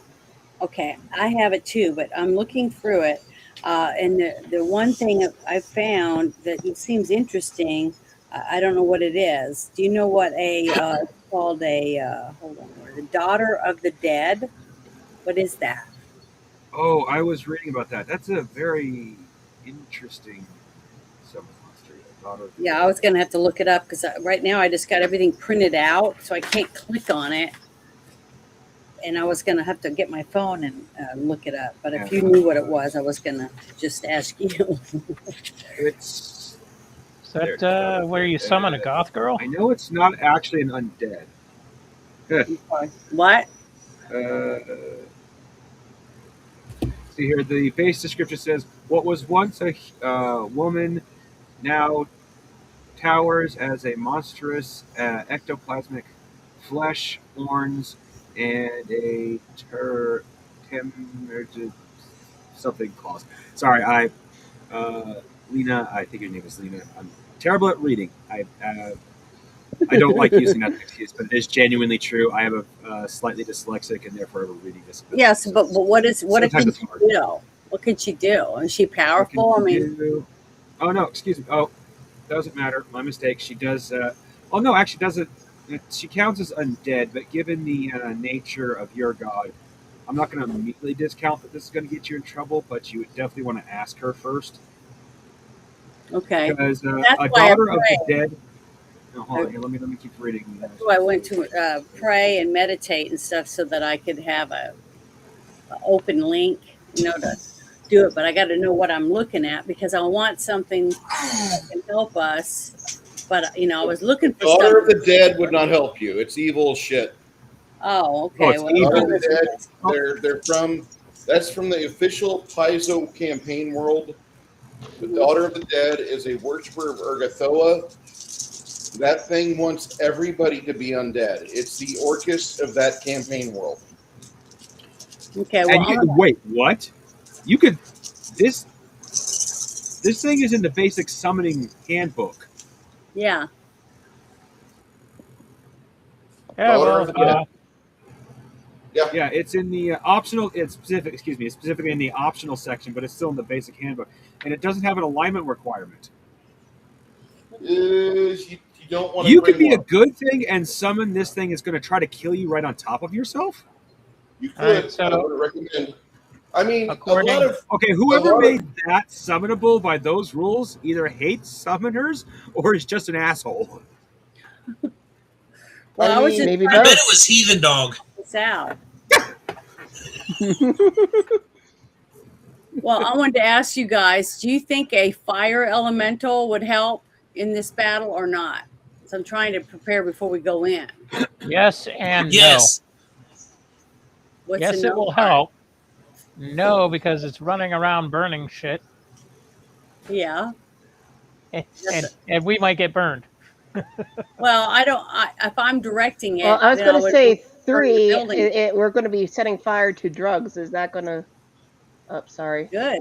I mean, I isn't mean, we're that a going to be good setting thing? fire to drugs. Is that going to give up the As long as we vapor keep and it have us downwind. affected by it?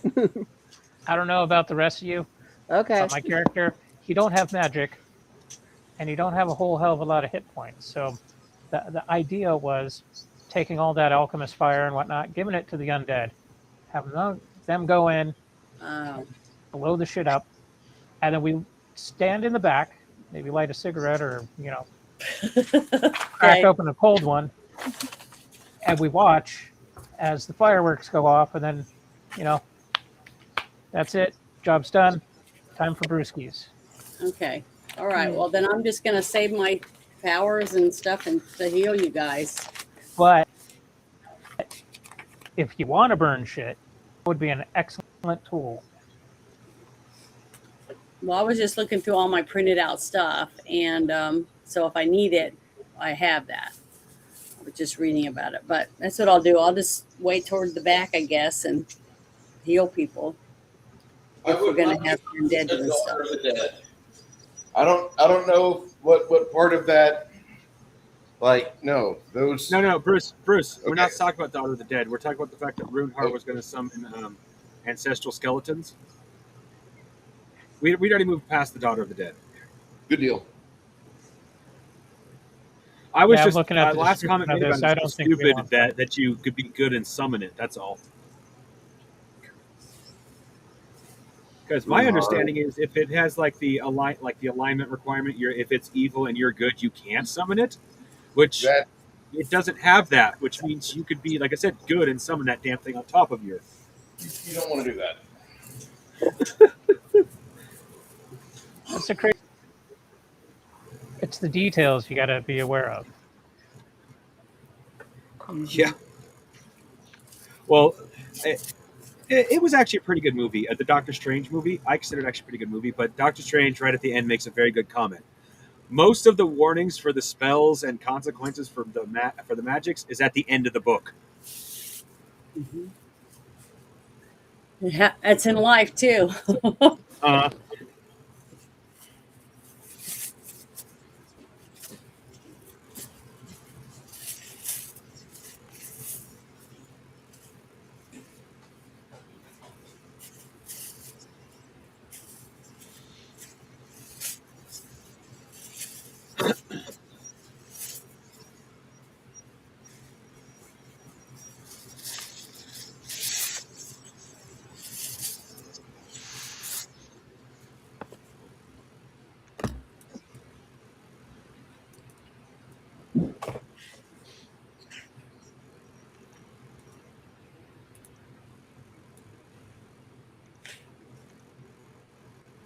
I wonder how much a property like this would fetch.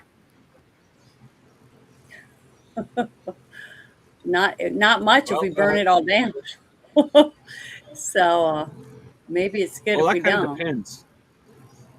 If we burn it all down, it actually kind of depends. 'Cause It's all ashes cleared actually out. It'd give be you- easy to rebuild. Mm-hmm. Maybe. The thing We'll in have the to see pit, what- though, that Yeah, That I don't know. there's a thing in the pit, so yeah.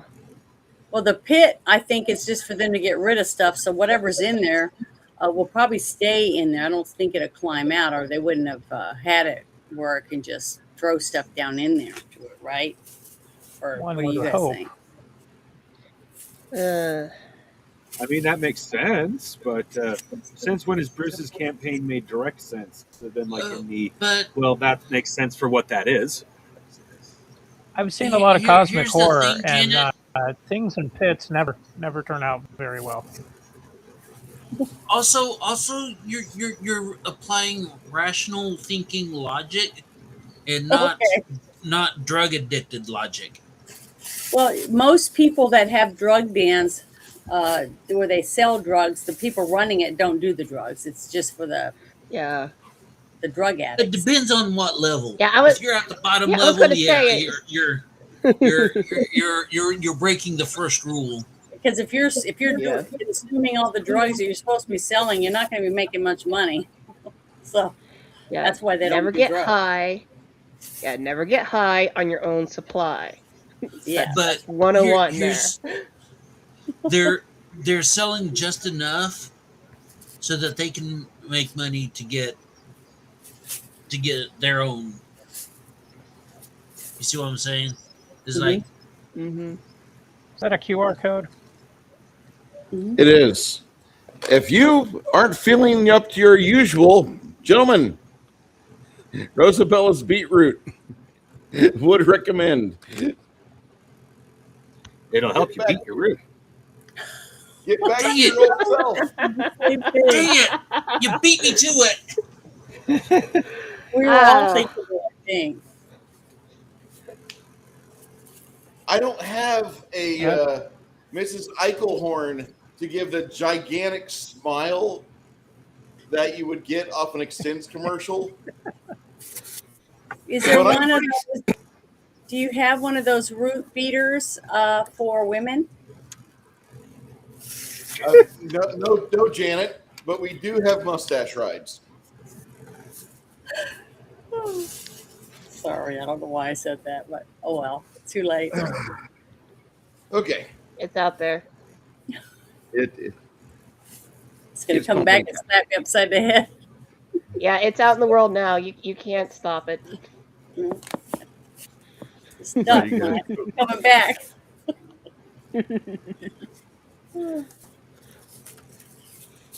So You get over in this area of the woods. You've trudged about maybe an hour to make it over here as Runhar summons these undead between the growing area and the corral. Before we get too far into it, I am going to be collecting dried sticks, making a bundle of dried sticks. Not like a And gargantuanly huge, but big enough. I don't know how to finish that one. Tinder bundle. and I Yeah, was also I need a big. To start a bonfire? Nothing so grandiose, but yeah. I also kind of wanted to prepare anticipate peril and go over to the big guy collecting the bundle of sticks and going is like and cast it on him. So he has I'm just going to read it off here. A creature affected by anticipate peril gains a uh, I can't read that word, but the first time during the spell's duration that target has to make an initiative check, the creature adds an insight bonus on that initiative check, equal to my caster level. He's actually going And to then get once the bonus is the initiative for him. Instead of being on a D8, it'll be a D6. He'll have a chance to go faster. okay, yeah, that. I'm kind of just giving him a boost. That works. Okay, so these guys start pulling themselves up, and the first thing they do, they get to the stockade, and they start to rip up some of the structure there, just so the animals in the stockade can start moving around. And you notice that the majority of all these are goats. There's a couple sheep, lots of goats, lots and lots of goats.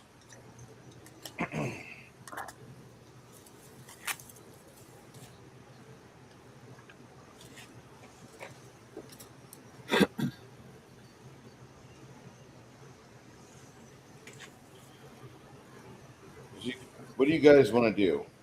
The undead are marching or making their way towards the processing plant area.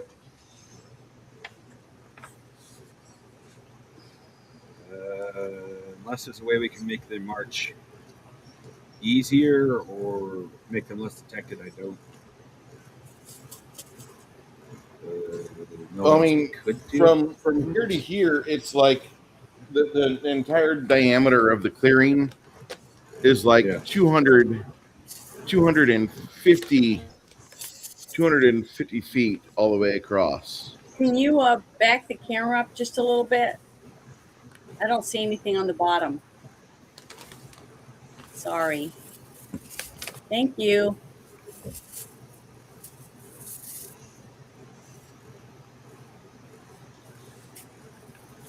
So these guys are in play. Bandit wags his tail eagerly. The undead have done what they can. They've wrecked this, and they've started to scatter out. A lot of the animals are moving around, scattering out. Where's the pit again? Is that thing in the middle there? Yeah, right here. Yeah. Okay. All right. Make sure nobody. I don't want anybody to go near that and fall in.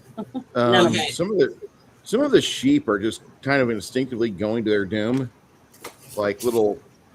What do you call those? The Lemmings.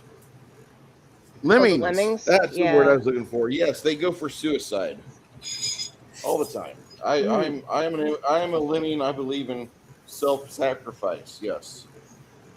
I'm assuming those sheep are old. Bruce,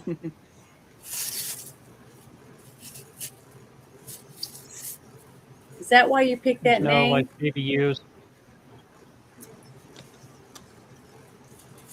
Say again, Lemmy. I'm assuming Say the again, sheep are Joshua. old. They're all like mutton. Am I not? Is this thing working? Yeah, they're Okay. they're not like small sheep. There's only two or three Okay. ewes in the entire. There's only two or three ewes in the entire group of them. Can you guys hear me? Okay. Because All Yeah. right. yeah, All right. Okay. Yeah. Bruce, here's what I'm doing. Whenever we get to the whole area here, I'm going to go left behind those two buildings there. Oh, you wanted to circle over here because Grombo was over But- here summoning these. Okay. Okay, So wait a minute. you Where want- did we come in at? Where did we come in at? You guys kind of stayed here, but then once you got here, you circled around at much expense of time and got your way over to here to be with Runhar. Supposedly, Okay, Nick. Grombo's stuff is over here. As the undead are chewing this up or getting rid of all this, as far as I knew, you guys were over here. Nobody protested, I should say. Okay, well, I'm protesting. I'm Okay. going to stay up there at the north where we first come in. Yeah, I'm going to stay up there, and I'm going to sneak around back to the building. Okay, so Back to those two buildings. Yeah. Okay.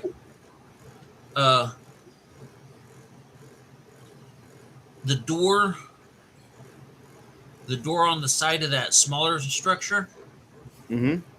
I'm going to set my bundle of sticks. I'm going to douse the sticks and the door with the dwarven ale. And then whenever I hear all things going haywire, I'm going to set it on fire. You hear as you're putting your bundle down, you hear a couple sheep, and they see you and they start booking it towards you until they find the pit, and then it's like they hone in on the pit immediately, and they just like belly flop into the pit. A That's couple of not cool goats, behavior. a couple of the goats start like chewing on parts of the weeds up against this building over here. The majority of the undead are moving towards this building.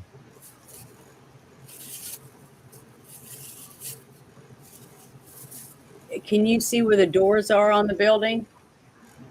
Not from his perspective. Okay.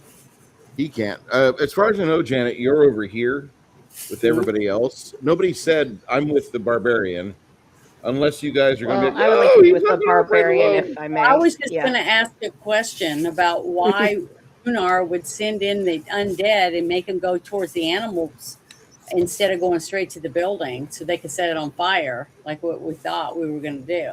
So I don't know. That's why I was just Animals provide a little bit more confusion. If okay. you leave them pinned up while fires are going on, they're going to make a fuck ton of noise. They're going to be quieter doing what they're doing. Okay. Thank you for the and answer. it's a little bit more humane. Well, Except for the ones that are just like belly flopping into the pit. There's a casualty count of 2 sheep Mhm. now. Well, whenever I see smoke and or flames coming from that one building, that's when I'm going to light my shit on fire. And then after I do that, I'm going to work back around to the back side of the building. All right. As the undead break That was- through the wall, a plant rises from the soil outside of the processing building. Well, And, that changes it- shit. Yeah, that really changes a lot. Need As fire. I'm you glad see, that I stuck with my plan. Cowardice. you No, notice it's that the animals are There. leaving that area. They're going back over here. Although the sheep and the goats that made their way to the growing area, they're not leaving the growing area. You notice that they might have started chewing on stuff. We should have brought shotguns. What do you guys?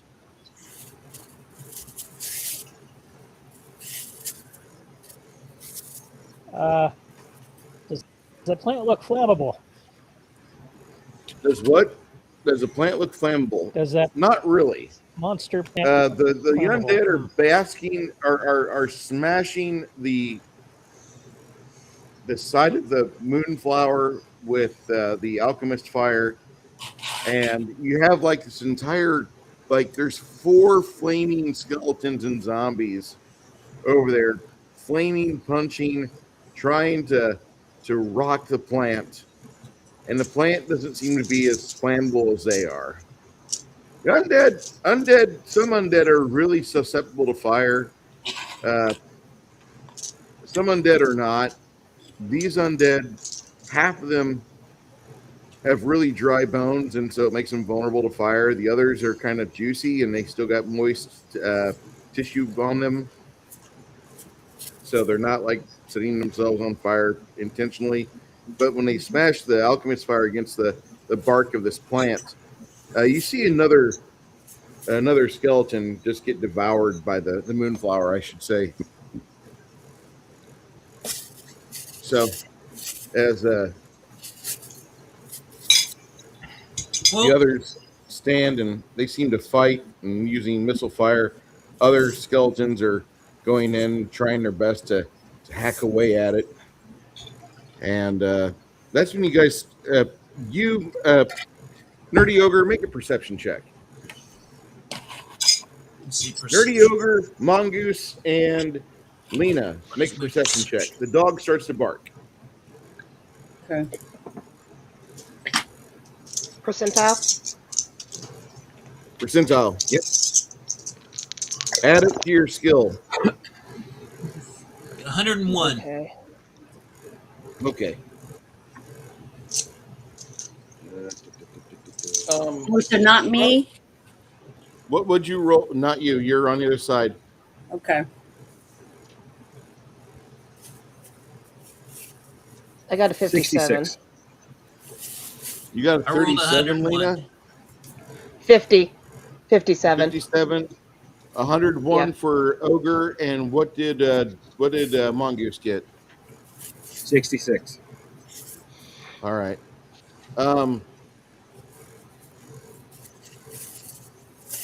Ogre, you see some tentacles from around the corner of that building. The others really don't see them, but you see tentacles. From the It could be a 1977 monster movie, or it could be tentacles. You don't know.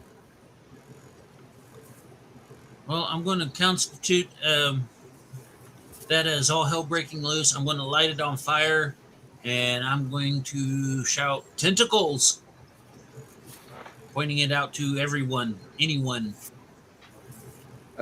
You don't know what's going on over here with these guys, but your friends over here, they hear you and they nod. Bandit gets behind you. At that moment, may I message our friends on the other side and tell them that there's tentacles? 4 mana and yeah. Okay. I don't know what they're talking about. Something about 10 tickles? What? Well, I'm messaging. It's like, we found some tentacles over here. Tentacles. Got it. Okay.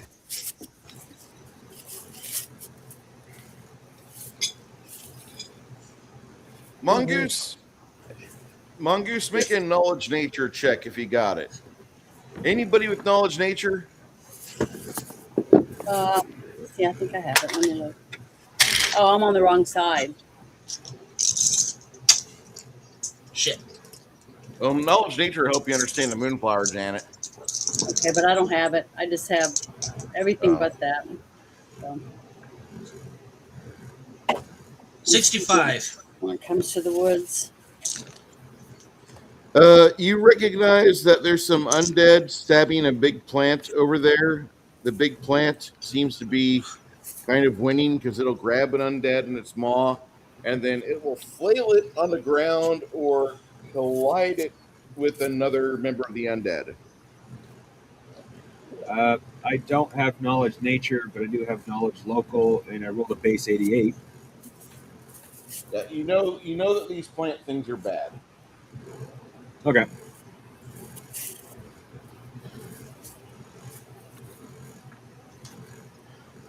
Yeah, my knowledge is dungeoneering Maybe I should see about getting and knowledge nature. That'd be useful, I think, wrestling. at this point.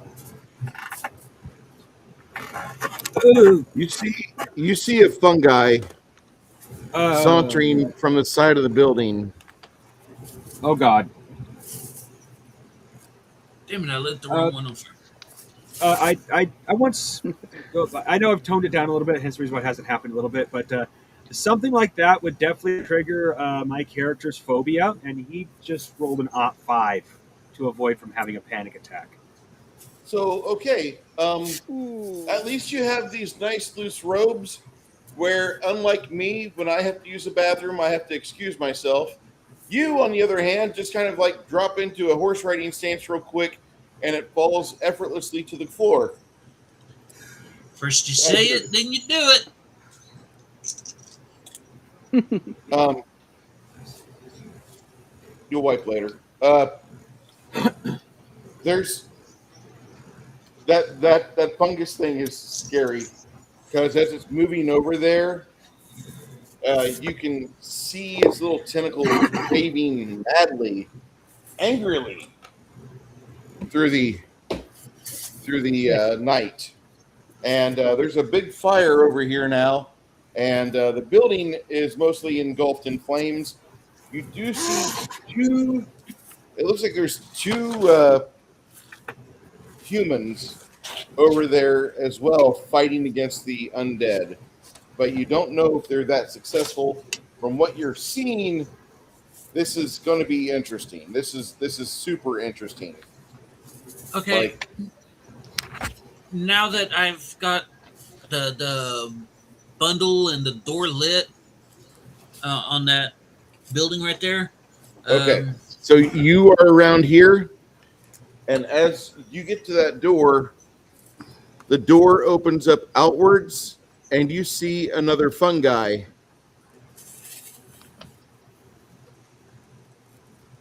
What do you want to do there, Mr. Barbarian? Is he within whacking distance? Yeah. You and I get to roll off D8s, buddy. D8 or D6? You're rolling a D8.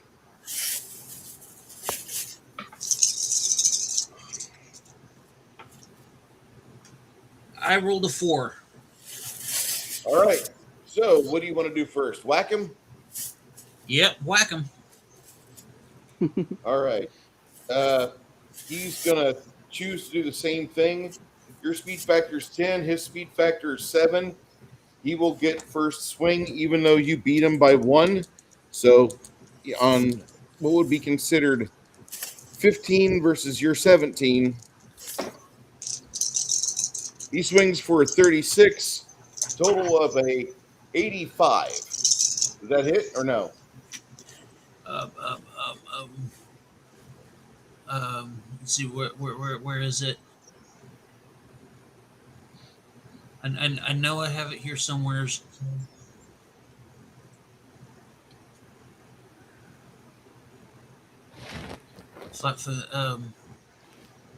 No, that doesn't. 85 does not hit. Okay. He goes with some sort of like attack on your core, and it bounces. It kind of deflects off your armor. Go ahead and whack him.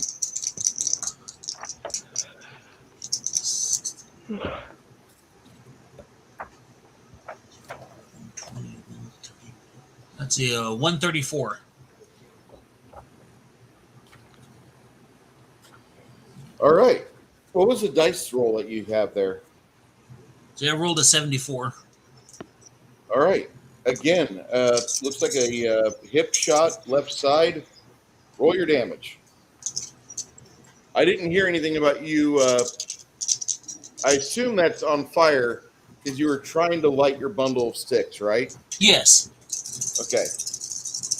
I didn't hear Sorry, I anything did about not you make raging. that explicitly clear. It's okay. I didn't hear you say you were raging. That's the thing I was looking for. No, I'm not raging yet.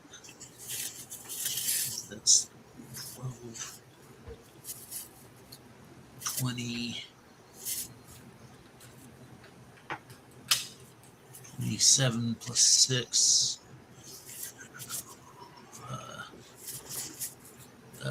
20, 33. All right. You heal off a chunk of fibrous matter, and a little puff of bluish spores goes into the air. Make a fort save, please. Ah, fuck. Ew.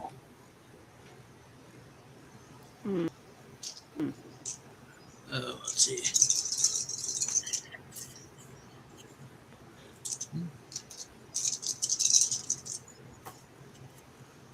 Yeah, 30, 60.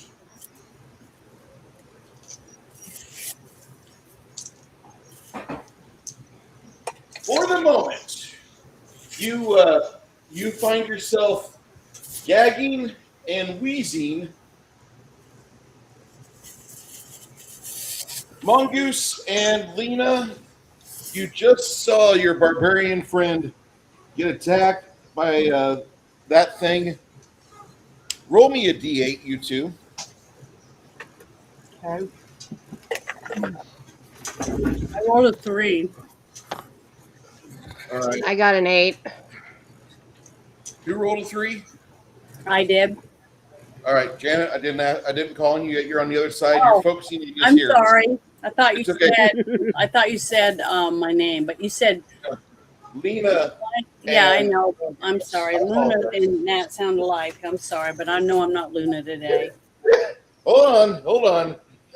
I'll be back to you guys. Oh. You have some special stuff on the way. Don't worry. You brought your mana, right? Okay. Lena, you rolled a 3.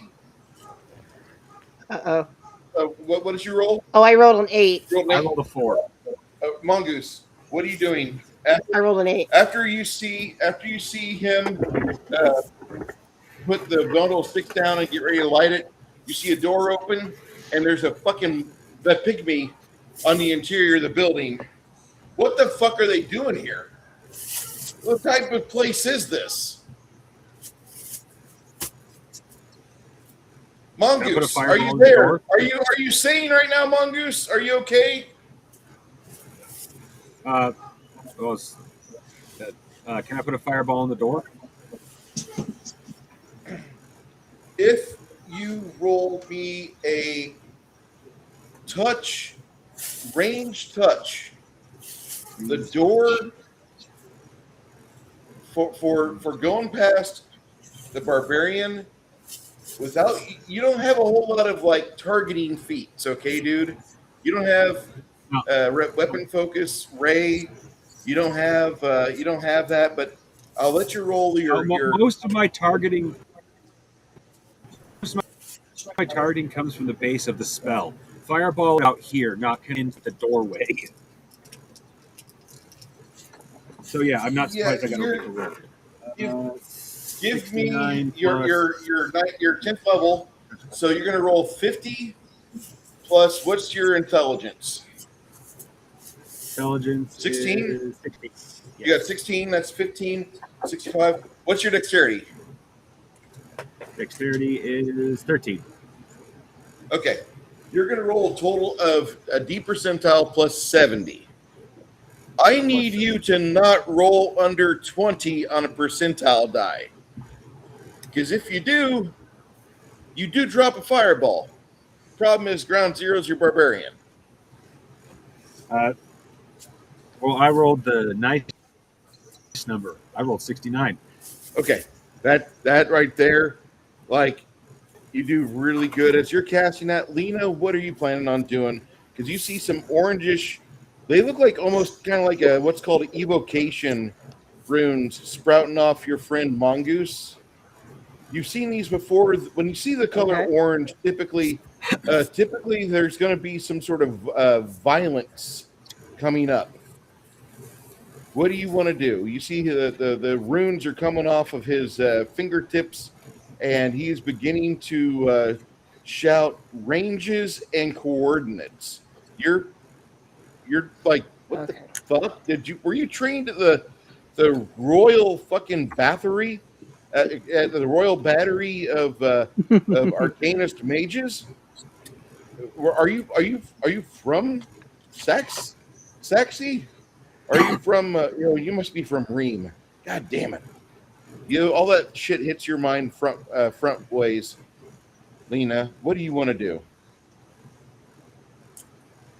Well, okay.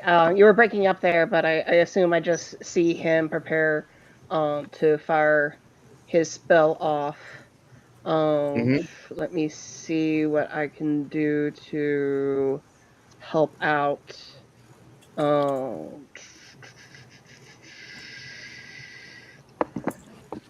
um,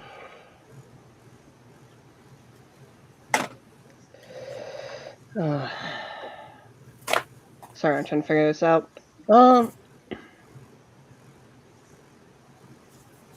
You would Yeah, seeing that and everything is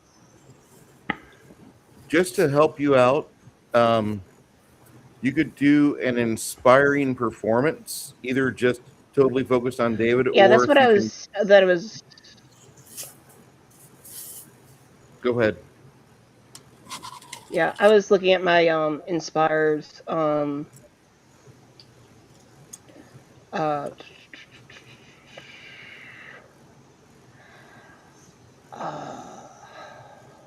try to see what range I have on those. Yeah, let's go with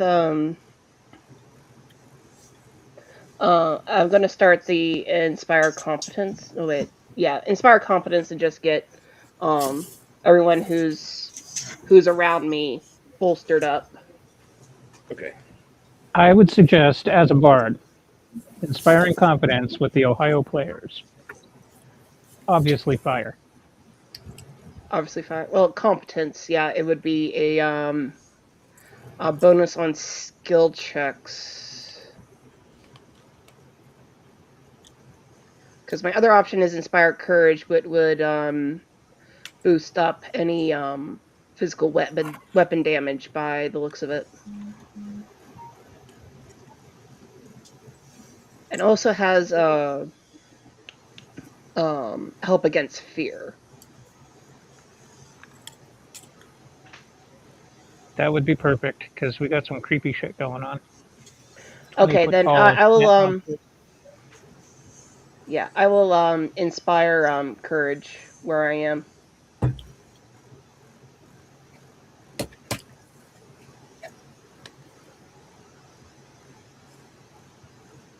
Oh, that ring, Lena, I just put in Discord. That is a ring we actually have in our collection right now that has remained unclaimed.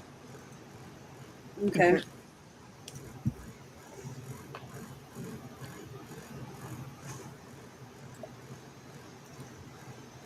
Sorry, uh, My bad. Janet. I said Lena. I think I'm about to refer to you as Janet when Lena's in the same game as us. No offense. Well, my character name That's all is right. Vivian. If you want to use that. Well, Okay, see, Vivian will probably be. the other game that I play, my name's Luna, and this one it's Isabeau. So Yeah, if you just call me Yeah. Isabeau, I'll know it's me. Yeah. yeah. Well, I'll try Let's to. use Try to remember. Isabeau and Viv. Okay. So she starts to do an inspiring performance. What's the bonus that you give, Lena? Okay. Let me go back to my page. Inspire Courage. I am bolstering them in their combat abilities. It is a 10% morale boost on saving throws against charm and fear, and a 10% competence bonus on attack, with a +2 bonus on weapon damage rolls. Okay. Uh, The saving throw bonus doesn't really help him much because it's not a charming effect. Instead, it's yeah. more of a you're going to choke on this effect. Here, have a hard Mhm. time breathing. Mongoose, you rolled a 130 plus. Your detonation. Hold on.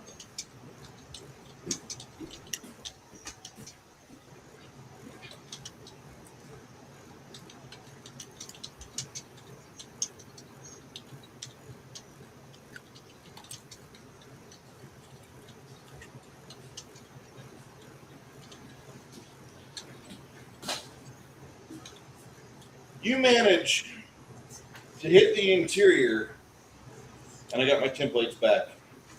You hit the interior of the building squarely through you split the uprights of the doorway of the door jamb, and I need you to roll your damage as I roll his saving throw. Actually, yeah, as you roll your damage. 1d6 per level, right? Yes, sir. You cap out at 10 die 6. And that's where I'm capping out. That is what I have reached.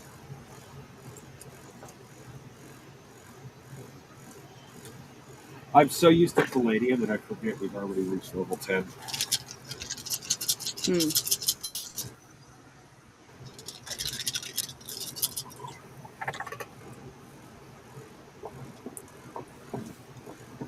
Oh, this is going to be massive. As a reminder for those that do watch, you are not always stuck with the typical bugbears or orcs or other monstrous humanoids. If you can find other unusual creatures to throw at the field of battle, there are plenty of publishers that would love it if you discovered them. Some of my figurines, as you know, are still stuck in their out-of-the-box gray color.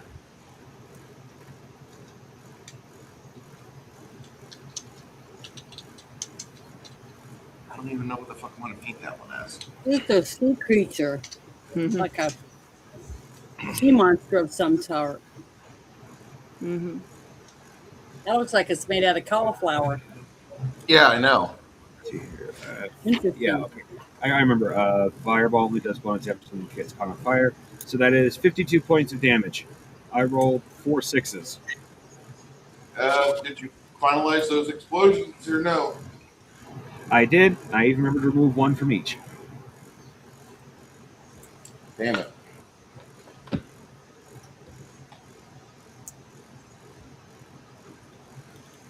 Good job, Mongoose.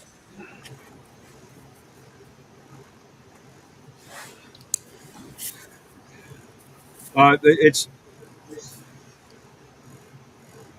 well, damage rolls don't seem to screw me over the next game like skill or percentage rolls do. Mm-hmm.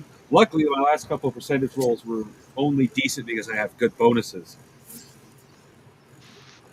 or good because I have good bonuses. But otherwise, I'm rolling exactly. Oh yeah, that's something I don't know. You're eventually going to see with me, Bruce. Bruce doesn't make fun of it too often, but he does occasionally make fun of it. I will go from you rolled nothing but critical after critical after critical to next week. Let's see here. I've now just about dead. I failed that poison save. Oh, my magic attack also failed. Let's see here. What next roll can I fail? Oh, dude. You haven't seen me play in Ogre's Rips game. I on Thursday night I was trying to fucking run a goddamn army electrician mechanic. And they give you in the army, they give you this thing called a rifle. You get a lot of practice with it. You get to do stuff with it. But I cannot roll above a 9 on a D20. Yay, I need to watch this. I Sorry. can't see. I just rolled an 8. So I'm just going to say, like, don't worry. You may have good days. You may have bad days. But you will have days. Don't worry. It all comes. It all happens. As you detonate that right there,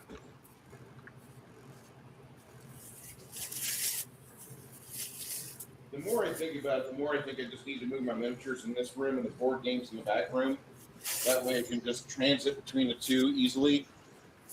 Fuck. I need more shelves. Janet, I need more shelves. Get them. Go for it. Yeah, they should be in the same room where you're going to game. Actually, no, Why not? because there should be an element of what the fuck is that? What the fuck is that? And it's bad enough these are in the miniature painting is in the front room. Well, I'm not saying to paint it in the same room. I'm saying to put your miniatures in the room that you're going to be gaming in, so you can go get them really quickly. Oh. Off the shelf. Yeah, no. What Bruce is referring to is like an excellent example is Chris. Chris can just look at Bruce's self and just name off like 90% of those creatures, and then as soon as Bruce starts reaching for any shelf, he's like, Bruce is going for that one. He's going for the humanoids. Okay, this couldn't be that. Fuck, he's going for the lich. Yeah, I feel that. As the fireball goes off, you hear a lot of inhumane shrieking from the inside. And then you see a red-petaled green thing poke its head around the corner at you guys. And I'm going to come back over here to you.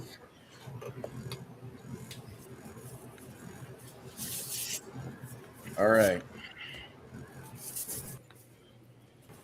The Moonflower continues to attack these two. Janet, what are you wanting to do? You've got this Moonflower thing just gnawing away on some of your undead allies. And for me to say that, you feel a little hurt when I say things like that. Well, how far away am I from everybody in the group? There's two split groups right now. You've got your friends. Okay, who's in my group with me? Wilhelm and Lemmy. That's it? That's it. Okay, well, I guess I wanted to cast Blessing of Fervor, but I don't want to do that with. You don't have that in this game. This game is superior to Pathfinder. Oh, Jesus Christ. Okay, well, I have to look through my thing again. God dang it. I can't remember anything. Plus, it's been a couple weeks. I'm sorry. Stop beating yourself up. You've gone like 6 weeks without casting that spell in a game, and that'll resume next week. Rena, what weapon does Vivian use? With Vivian, A whip. okay, from what you see on her, she's got her hand. She hasn't pulled it out yet, but she has her hand on a whip, and you can tell that Vivian's whip is enchanted. Okay, I know what I want to do. Okay, what do you want to do, Janet? I want to cast where I'm standing. I have a direct sight to the plant creature, right? Oh yeah, Okay. yeah. I want to. It says it's 100 feet at 10 foot per level. On top of that, That's a medium range spell, but go ahead. What spell is okay. it? Searing Light for 16 mana. You position yourself over here so you don't hurt the bad guys. Yeah. And by the time initiative 13 comes up, go ahead, roll me your touch AC. Okay, hold on. I I gotta need look you up. to roll. You're a cleric of 10th level, so you're going to roll a total of. Just give me your dice roll, and I'll figure your bonuses. Okay, hold on. Let me. I was trying to find my numbers real quick because they're separate. Because this is 16 mana. Let me write that down. And I rolled a 63. 63 is what I rolled on my percentile. So what do I add to it?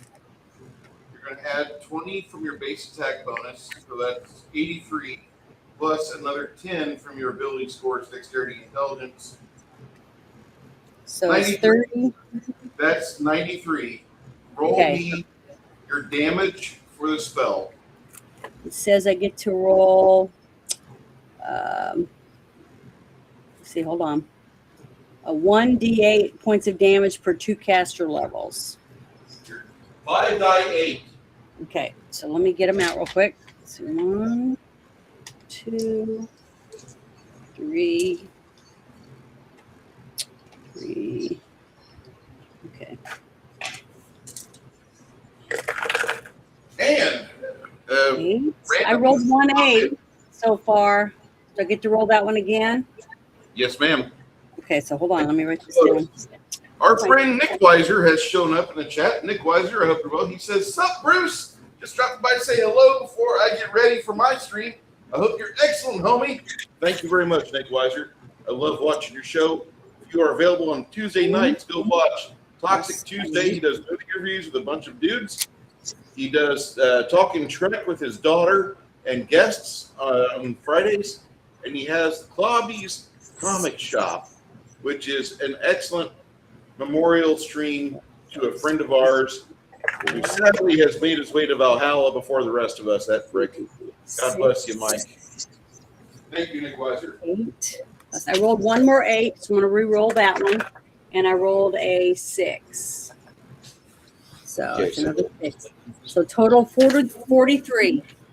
All right. My total. You hit the Moonflower for 43 damage. You don't think it takes all 43? I have no idea. Ron. All right. As soon as you get done strumming the strings of your inspiring work, Mhm. Lena, what are you wanting to do next? Okay.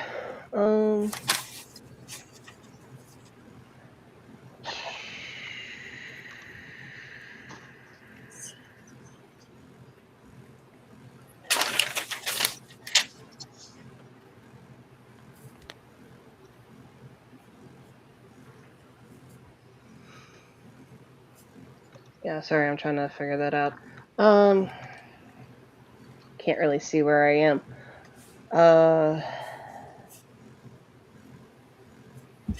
Okay, thank you. I really don't want to get any closer, I don't think.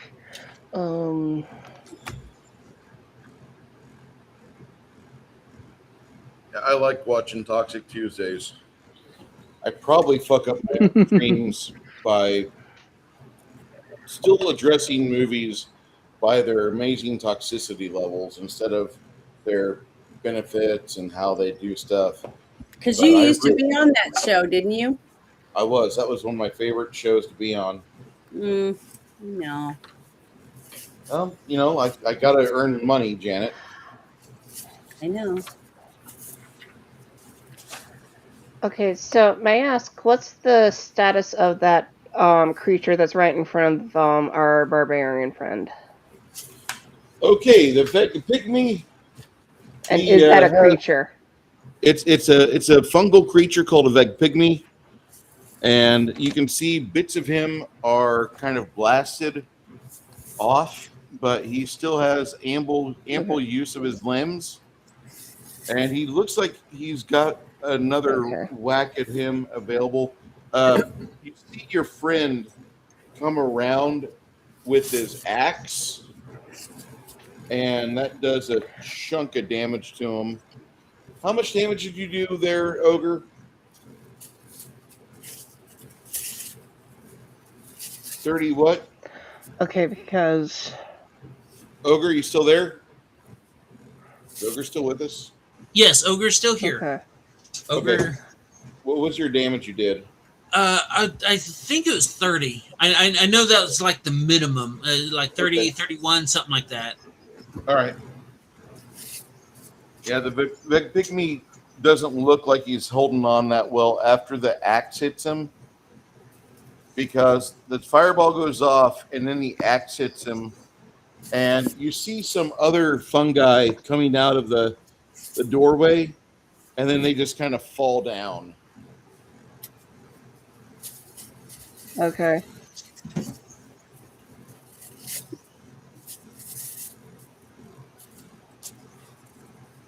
Okay, yeah, because they were probably already hit. How far do I have to get? Oh, How far oh, can you what? that's probably the pit where the tentacle is coming out. Oh shit! Let me grab the pit real quick. All Hold on. right. Yeah, I was just looking at where that.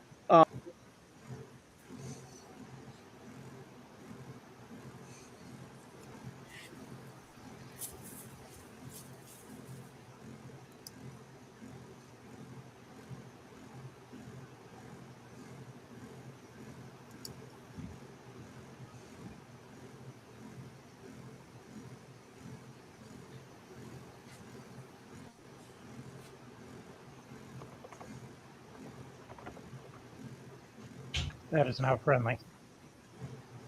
No, Okay, no, so that is in the pit there.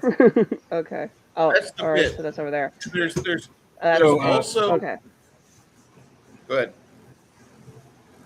Oh, I was just Sorry, going to I'm say, just Bruce, trying to whenever get you a lay show of the that land. thing, you need to show your sticker.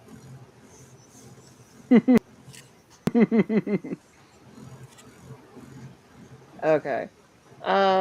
Hmm.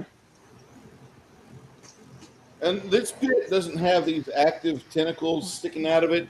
It has one green tentacle sticking out of it. Doesn't Like make that. it any better.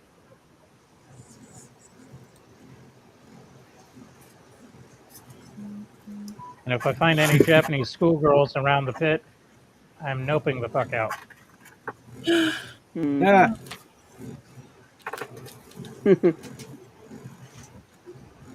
You realize one of my favorite movies of all time is Cabin in the Woods, right? Yeah, that's a great movie. The Gordon Weaver movie. Never seen it. Cabin in the Woods is really good because there's a part where these Japanese schoolgirls stop an evil ritual and send a vile god back to its home plane. And there's the summoning of the gods is like a government conspiracy. And so Hmm. the government guys are watching all the CCTV footage of the Japanese people banishing this deity back to its home plane, and they're like, "Fuck you, you little shits!" Cussing at these little like 9 and 10-year-old Japanese kids. Fucking crazy, great movie. The amount of creatures in it too is just off the hook. Yeah, the last 10 minutes of that Hmm. movie completely goes off the rails, and you watch it and you're like, what the fuck? This why wasn't this a sequel or trilogy movie? This would have been so much better. And then you get the answer at the very end.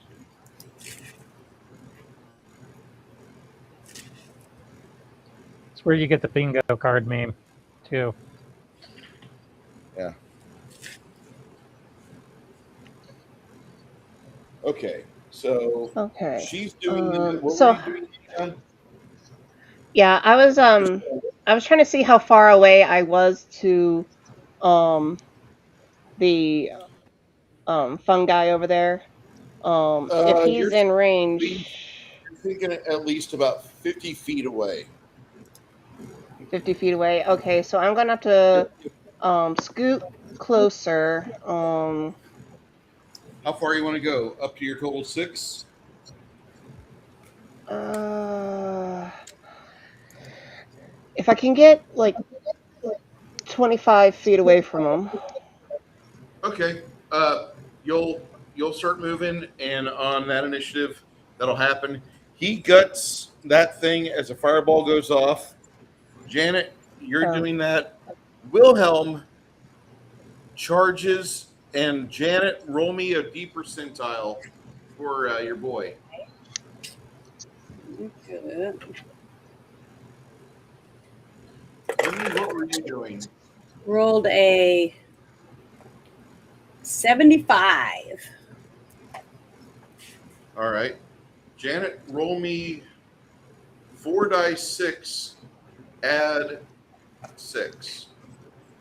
Okay, let me get them together here. Actually, no, 4 dice 6 plus 2. My bad. Okay, plus 2. 6, 7, and 10. 15. 17.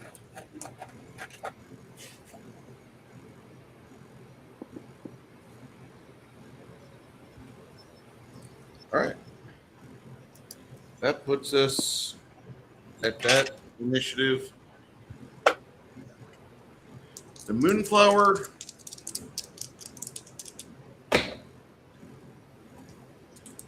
grabs one skeleton, misses another skeleton, misses a third skeleton, hits the fourth skeleton. Okay, so it's got grapple checks. That doesn't pertain. They're undead.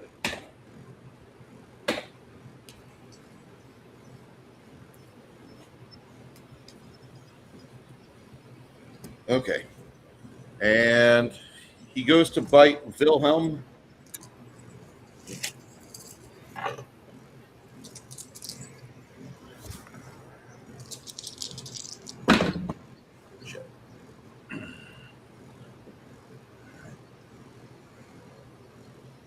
It does indeed bite Wilhelm, Mm-hmm. and it does grab Wilhelm. You see Wilhelm get lifted up into the air by the Moonflower plant, and he's kind of grappled at the moment. That is on 19, 20. 20, Barbarian. You get Yes. your ability to breathe back. I got to go back to 16 to Mongoose. Mongoose, what were you wanting to do after you cast Fireball? I don't think there's going to be a. Yeah, I don't think I could cast. Well, I mean, I could, but I don't know if I could get everybody with haste. So You're not going to be able to give everybody haste in your current position. That's a pre-combat spell. or at the very least, the very beginning of combat. But at any rate, just got Cone of Cold, but I'm probably not in a good position. Fuck me. Cold will not be as effective on plants as you want it to. Yeah. Well, that kind of depends on the plant, but we're nowhere near the tropics, so.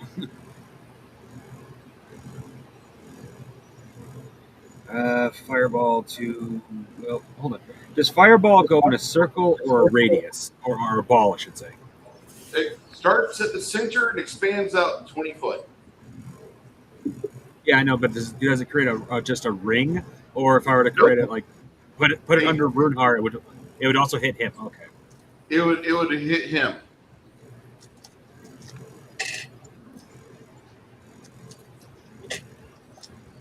Shit. Spell this down. Good. Shit, I'm hoping I have something that I can just like sever the plant with, but I don't think I have like a blade attack. It's all elemental or teleportation. You've got All right, on scope, you've got the hand of the apprentice. You've got your hand of the apprentice ability. Yeah, but I've only got a dagger. I don't think I was going to do against a monster-sized plant. Yeah, all right. Is it a magic I dagger? do have the. Is it a magic no, dagger? Oh. No. Hand of the version of the Hand of the Apprentice you gave me does not work with magic items. It's a free spell, hence the reason why it doesn't work with magic. Okay. I can use it 5 times a day. I do have the Cycloplump. I almost forgot about that. It has a scythe. That takes a while to cast, though. Yeah, but it's my. If I'm going to help Runehar, it's my best option. So everything else I have is either just going to pass through the plant, such as Lightning Bolt, which could potentially electrocute him, or it's going to hit him too, being Fireball. Magic Missile might work, but it's going to tickle the plant. The way the way I read Magic Missile is it's not going to damage the plant. It's more of an energy hit than it is a. Magic missile will damage plants. Well, no, I mean like would magic hitting it because his magic missile hits it multiple times? Would that cut the plant in half or like sever the stem, or is that just going to do the equivalent of force damage? Bludgeoning, yeah, that's okay. Then yeah, Cycloplump's still the best option. Plants can take bludgeoning damage and ignore it, at least in the degree of like not letting go of Runehard.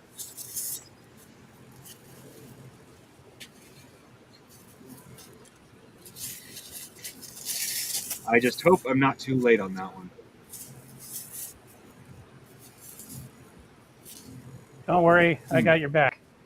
If anybody's gonna fuck up, it's gonna be me. Maybe I should see about getting the actual Hand of the Apprentice, so I could use magic items too, instead of just the ability versions.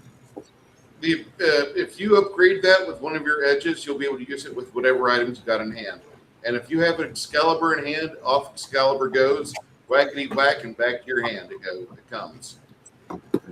Then yeah, I'll definitely have to see about investing in that, because that I've been thinking about carrying around at least like one magic sword for like a magic melee weapon at any rate, besides the staff. I need Glamdrill!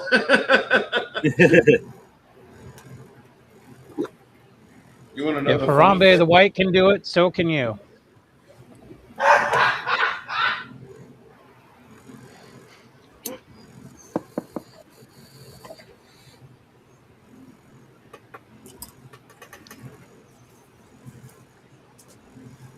Yeah,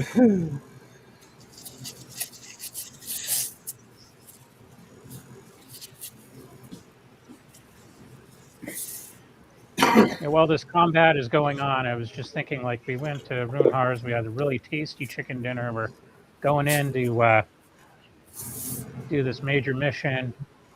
We've aggroed a bunch of it. I'm just thinking of the Leroy Jenkins video. So, at the very least, at least I got some chicken. Yes. At least I got some chicken. Absolutely. You know what? At least I got chicken. Now we're getting mushrooms. I have this. Yeah. For some of you that recognize this, for you those of you that recognize this is the fourth of the Encyclopedia Magica they released in 1997. You know what they're missing? Mm-mm. I don't see a glamdring. What is that? The sword that There's Orcris, Glamdring. yeah, I don't see any of those. None of the main swords that were used within The Hobbit or Lord of the Rings. I don't see them, and it makes me so fucking pissed because this is supposed to be all of the swords they ever publish in Dragon Magazine or Dungeon Magazine or any adventure, any of them. There's so many fucking weapons in here. It's absolutely sick. Sorry. You remember magazines, kiddies? Oh my Free god. internet information. Okay, so who was I last talking to about the goings on over here? That would be me. That was you, Mongoose. Mongoose. Okay. Yes, and which is the Cycloplump. Plump. We'll go with it. And for me, because of my feats, that's 12 seconds. Okay, we're on 13. That'll be on 25. When you pull the cycle pump out.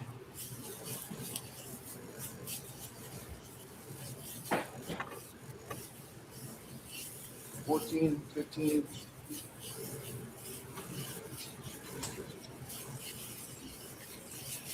Lena, what were you doing? I was moving closer to the barbarian to be in range for a spell. That's right. And that happens on 18. Okay. You get within a comfortable range. You think you can hit him from here. And from as you're moving that way, you'll start casting and preparing your spell. That's what level spell for you? I was thinking jitterbugs, which would be a level 2. Okay. So that'll happen on 9. that for you Yeah. happens on 27.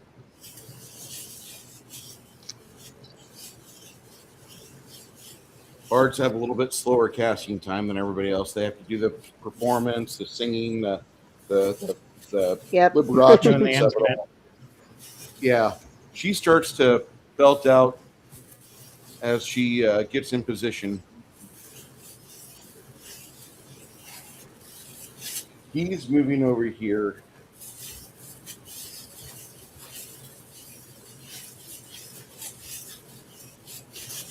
All right.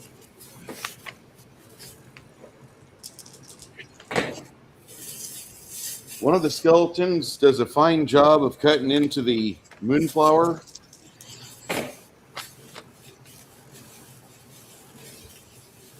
Yeah, like I said, one of the skeletons. Lena, give me just 2d6, please. 2-6. If you want to roll, yeah, if you want to roll them that in person, that'd be better. You don't have to do everything via dice roller unless we're having issues. Yeah, I got a 10. 10? Okay, 10. thank you. You see the Mhm. skeleton just whack his way into the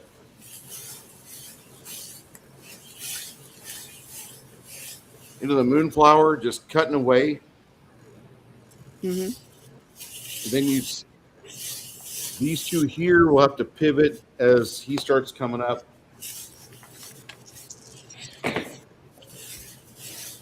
Wow, that red D10 is really doing well. Janet, give me 2d6. Me? Yes, Janet, you. All right. You're rolling damage for the good guys, Fucking or guys. for the Okay. Moonheart. I just rolled 2 6s. So what does that mean? So roll some more 6s. Roll 2 more 6s. Oh, let me write this down. I can't Uh, believe it. 2 of them. 2 Lena, good dice. whenever Vivian rolls max damage on any spell or any ability, if it's damage based, A even 1 healing and a 2. damage, they explode. So you roll a like die Okay. with a -1 until it stops rolling max. So Janet just rolled Okay. basically 3 on her extra 2 die, and so that reduces to a 1. But still, that's 13 damage that wasn't on it before. And the Mhm. little that little mobile mushroom, he takes 13 damage. Awesome. About that same time, as he does that, you see him kind of wobble a little bit, kind of shakes it off. He keeps trying to get that direction back going. Mhm. Lena's casting Barbarian. What were you doing? You got your mind clear from that bad stuff. All right. That's a bad guy right in front of me. Looks like his head is on fire. Yeah. I wish to delete him from this plane of existence. Okay.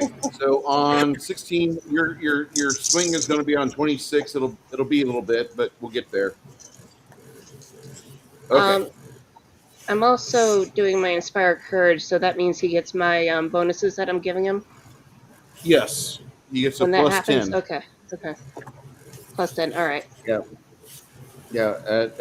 At I believe 9th level, you're going to go to plus 15 to hit and plus 3 to damage. Lemmy, what were you up to? Absolutely nothing. I was watching all the carnage. You see your friend Wilhelm get hoisted into the air, and you see like some blood spurt out of the fucking the plant's maw.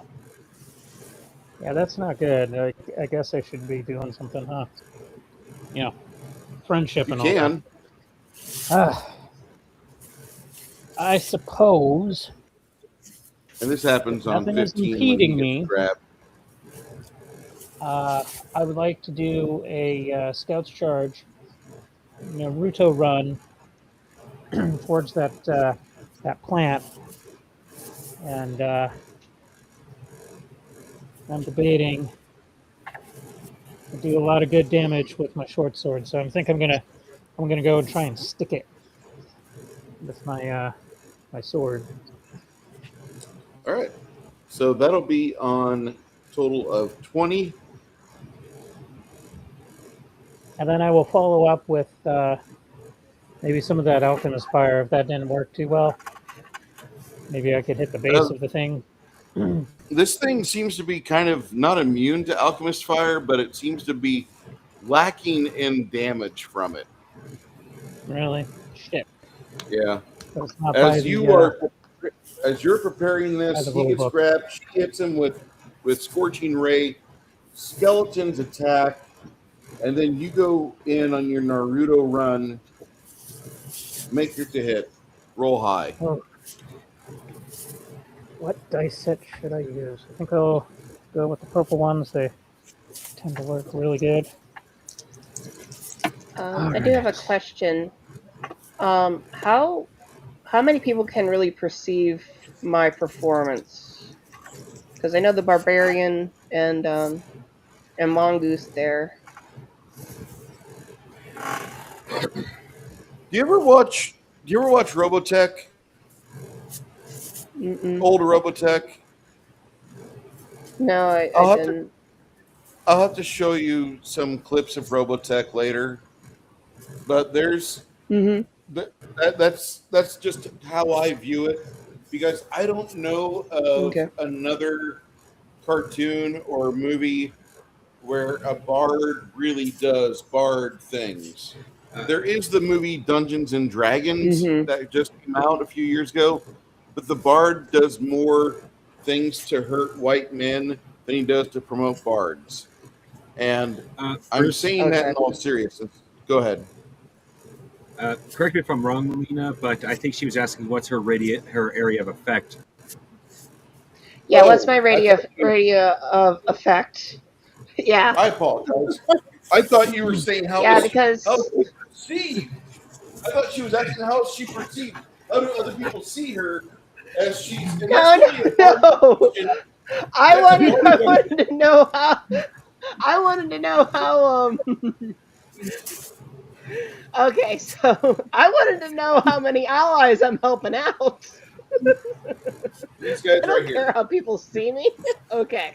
All right. That Thank is you. not a hard thing to say. That's funny as fuck, though. You gotta remember that. If you want to get technical, like, is your bard using like a Boss Katana 50 Gen 3, or is it a Fender Tone Master Deluxe reverb? Yeah, I'm gonna need to get some speakers, some sound equipment. I need to put on a show here, people. At 10th level, you get roadies, so that's cool. All right. Do I have to play the intro or the exposition text or exposition from Brutal Legend, and then we take the audience to the blessed land of rock? It's the only movie that I like. The only thing I like Jack Black in. That's the only thing I've ever enjoyed his I performance like him in. in Shallow Hal, which is still on the list, right? My I favorite. will say this for Jack Black. Before he got famous, he actually acted. Once he became famous, he became something. See, I will say this to the day I die. At least, what the fuck is his name? The actor that he played Ghost Rider. Nick Cage? Nick Cage. I will give Nicolas Cage this. You have Soldier Nicolas Cage. You have Elvis Nicolas Cage. You have this. You have that. Once Jack Black became famous, you had Jack Black. There's No a matter what movie role he with was Jack playing, Black. it was Jack Black. There's He a has a Jack jacket. Black movie where he's with the little short black guy who doesn't act, that Cat Williams Kevin just Hart? roasted the shit out of. Kevin Hart and The Rock. And those three Jumanji. together in that movie, yes, there's like two of them, I guess. Those three together, I guess it's, I've not heard anybody bitch about that movie because they said it's a good movie. But I can only imagine the lack of talent on screen at one time could equal what's in any one of you players in my table, your pinky finger. Oh, this is one of the few times I will go in 100%. I will go in balls deep Connell style. It's a good Uh-oh. movie if you have absolutely no expectations. If you have Just the any balls. expectations for the movie, you will be disappointed.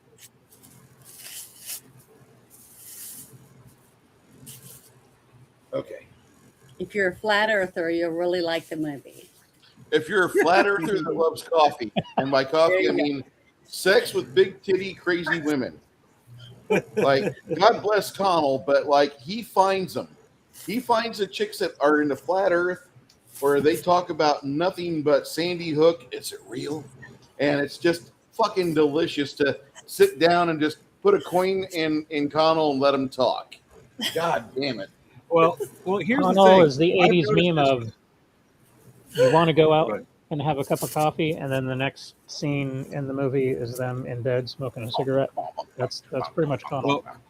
Well, I've also noticed from the way Connell talks, I mean, obviously I've directly described it, but from the way he talks about women, I'm pretty sure where most men will see crazy eyes, crazy eyebrows, or something like that, and go, okay, no. Connell goes, oh yeah. Connell seems just the way he talks, he gets attracted to crazy, just straight up. Oh yeah. Oh yeah. I can't wait to All get guys myself like crazy. No. There's the hot Side- crazy There's two matrix, types of crazy. and if you're within ahead. the boundaries of the hot crazy matrix, you can avoid all the unnecessary crazy. But some You know, people like turn there's off the also- safety Think features. crazy. Where she's Well, there's crossing her also two legs. primary types of crazy. There's the genuine crazy, which is the woman you want to avoid, and then there's the fun crazy, which is like what used to be like when I was growing into being a teenager. Nose rings would have been the fun crazy. Now they're the oh god, run away crazy. Ooh, excuse me.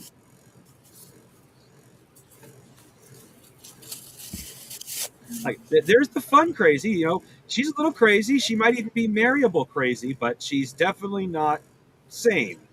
And then there's the oh god, this bitch will ruin my life, even if she doesn't intend to.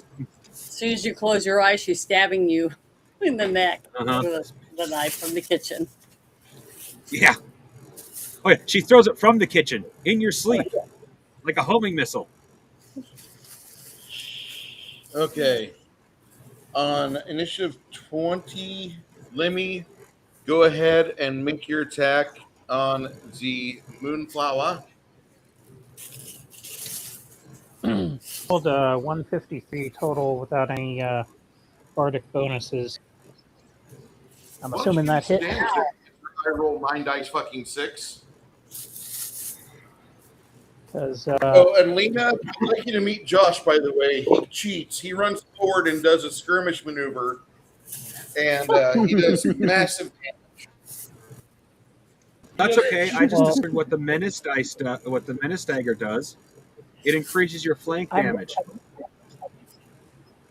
I'm reacquainted with my character after 6 months of hiatus or whatever it's been.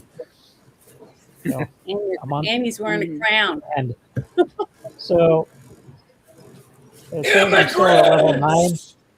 I don't know if I'm actually at level 9 and it hasn't been updated, or I'm just at the cusp of going. It's actually level 10, bro.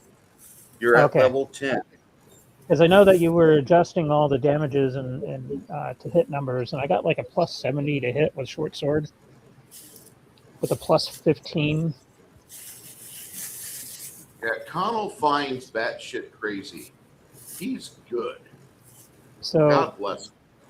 So with my roll and my 2-hit bonus, that's a minimum of 153. That doesn't even include the plus 15 with the short sword or any of that crap. I am now 46 plus 12 damage. Are you sure? Because you get Well, your that's- skirmish. That's regular Yeah. damage. That's just regular damage that I'm reading off my Yeah, character sheet right now. but you're coming in hot, and you get Yeah, I your know. skirmish damage too. Okay.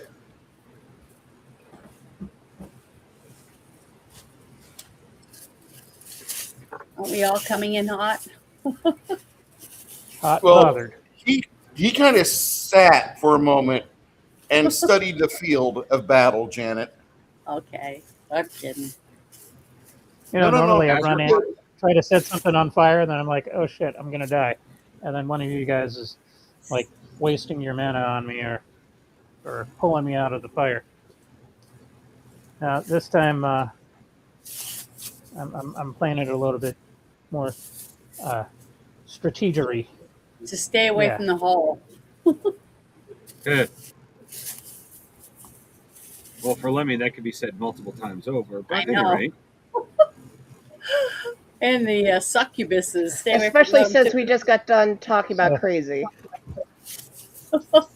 Okay. And succubi are two different things.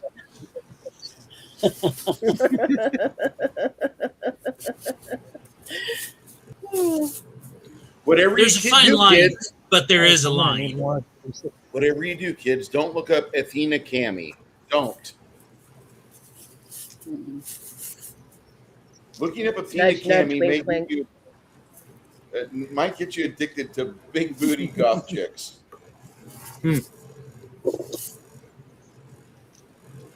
that would be Don't look Elvira up for me. what?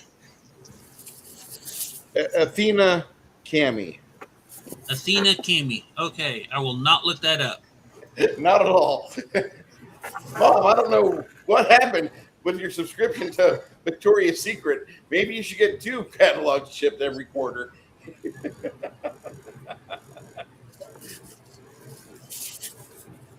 Mom, I didn't realize that this Blues Brothers movie, as an 11-year-old boy, had titties in it. I'm so sorry, Mom. Maybe you should give it to me so we never watch it again together. Give me the VHS tape.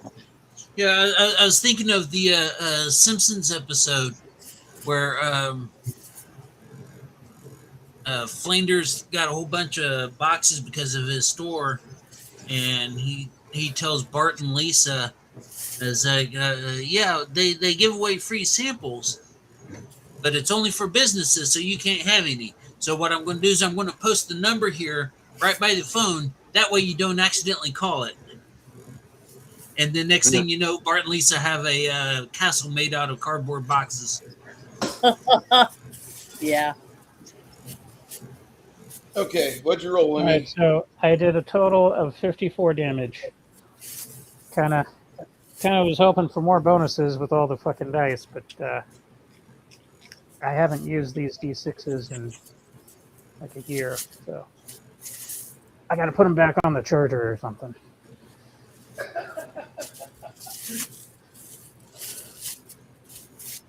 But it's 54 damage that celery stock motherfucker don't have, so booyah.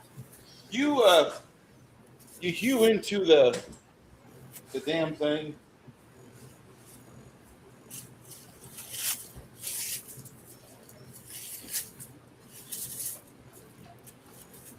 The moonflower spews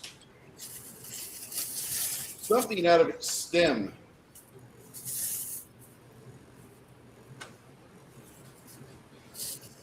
It does not look good for the moonflower at this moment. Another veg pygmy charges out of the flaming building, squarely hitting the barbarian for 8 damage. Barbarian, are you immune to fire or no? Ogre, No. you immune to fire? No. And you'll take another 5 points of fire. So 8 bludgeoning, 5 fire.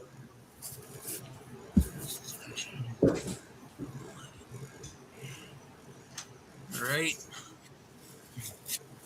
Okay, Lemmy, what are you doing next? I think I'm going to rub, rinse, repeat. So And that'll slash put you it at some more. 26. That'll Yep. put you on 26, right? Mm-hmm. Okay. She's casting jitterbugs. You see like a pinkish motes coming off her sleeves. Janet, after you casted your searing light, what were you doing? You just I was saw gonna- your fiance get hoisted into the air by this Yeah, gigantic I'm going plant. to cast Order's Wrath on the same plant, All the right. night moon or whatever you called it, moonflower. Okay. All right. That'll go off on 25. 25. Yeah, on 25. Okay. So I got to roll. Where You got are to all the roll. damn goats? What? Where are all the damn Say again? goats? Like they should be eating this weed. Oh my God. There were some goats that ran into that room there, and then they got flamed out. I should have brought goats, right? I'm sorry. They're in the other room. You got two big pygmies that are on your barbarian friend. There's another creature coming around the corner, and he's right here when Janet casts Order's Wrath. I get to roll a will save for my plant. Oh, that's probably not going to be the right number because I rolled 2 10s die. It's only a partial, anyways, if you passed it. So Yeah, he passes it. God damn. you 97. didn't pass, or you did? He does. Okay. So I get to let's see. Is it my turn now? Yes, Janet, roll damage. Okay. Let's see. You're good. How much it is? It's 1d8 points of damage per 2 caster levels. So is that 5? Right? Yes, Wait ma'am. a minute. 3. What? Wait, what? What's going on there, Lemmy? What's my other d8? I got something very similar that I could pull out of my collection. It needs to be painted, but I could. For something, It's now for some odd official. reason, I feel like. For some odd reason, I feel like this You is can't get a a grease throwback. preview of it. So I got 5. We're going 6, back to the old Yu-Gi-Oh cartoon where they would show you the card before the kid cast it. 8. 8. And then we get to roll these 2 again. Yeah, the original 2 Yu-Gi-Oh. 8s, and I rolled them again, and I got a 1 on each of them. So I only get 1. No, you don't. A 1 doesn't count. You're at a -1 on exploded die. All right. So my total without that is 26 Okay. damage. As you blow apart the plant, give me a reflex save for Sir Wilhelm so he can tumble to the ground and hopefully land on his feet. Is that a percentile? Absolutely. Okay, here I go. Percentile superior to I rolled a 26. You hear your boyfriend go as he lands with the moss still planted around him.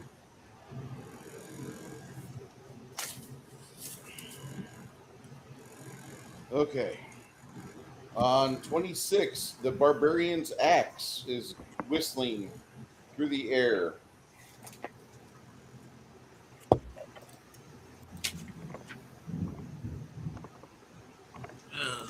Whistling through the air.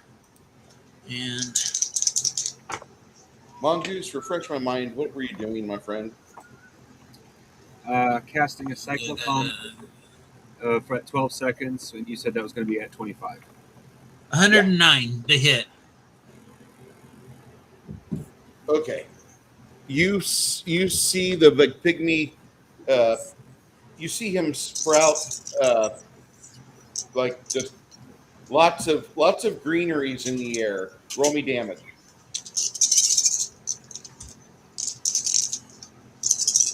Rolling damage. Eesh. That's 6, 9, 10, 16. 16 points of damage.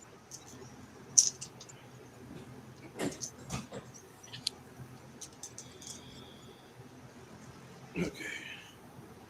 16. All right. One of the pygmies just completely cripples to the ground as you deal with the other one, the new one now.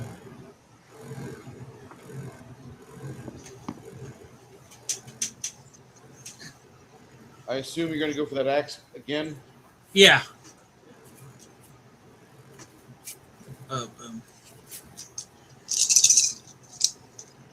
Okay, that'll happen on 36. Okay. Okay. Mongoose, go ahead. Give me thine spell. Psych.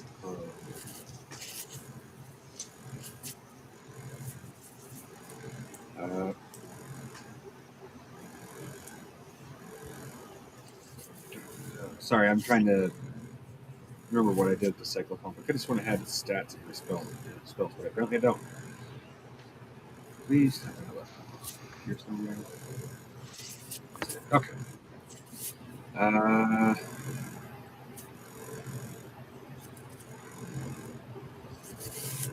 Usually you're the one that controls the cyclo pump because I think these things are kind of free willed.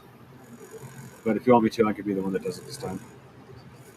Where do you want to cast them at?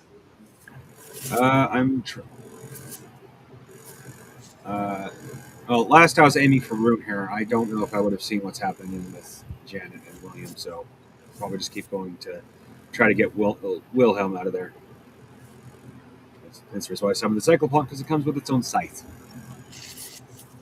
Okay. Where do you want to put them at?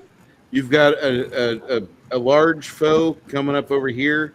You got a big tentacled thing that just emerged from the pit. In your mind, as he emerges from the pit, he immediately begins to stuff you within the greenery and between the stalks and the sinews, and you can feel your lungs getting caked up, and you can't even feel your legs for a moment. You just feel anxiety and terror and fear. Where are you going to put the cycle pump there, Mongoose? With that reaction, between me and that thing. I was going to try to put it strategically, but that would freak me out. The tentacled horror. Give knowledge nature or no? No, but after how much time we're spending in nature, and I'm pretty sure this will not be the last time, given how much we like to adventure, that's going to be. I haven't spent my level 10 feats yet, so that's probably what I'll invest in. Mage of the Hand of the Apprentice, Alchemy, definitely the two that I want ahead of everything, and Knowledge Nature if I can, and I don't know if I have anything beyond 3, but we'll worry about that after this. Okay. You put the cycle pump into play, and the first thing it does is it whacks away at this. You see cycle pump land a devastating melee attack upon the plant creature, as you see greenery just kind of explode everywhere over here.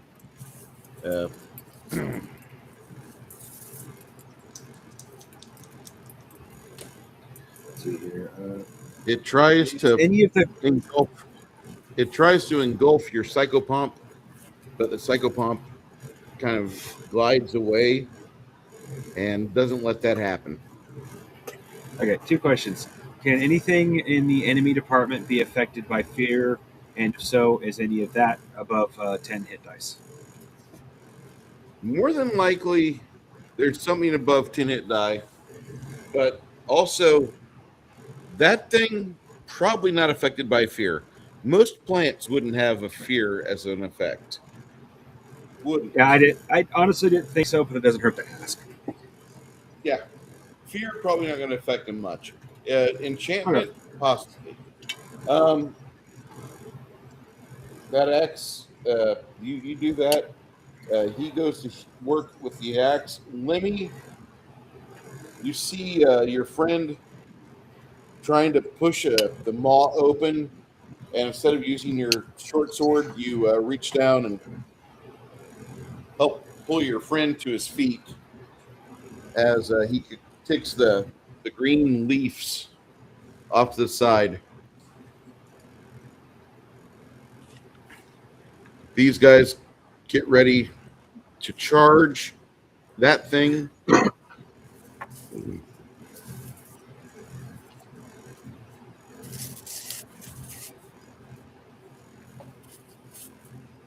And as we see two humans emerge from the doorway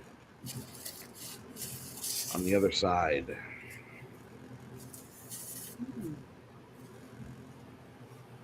Would cast glyphosate work on that thing?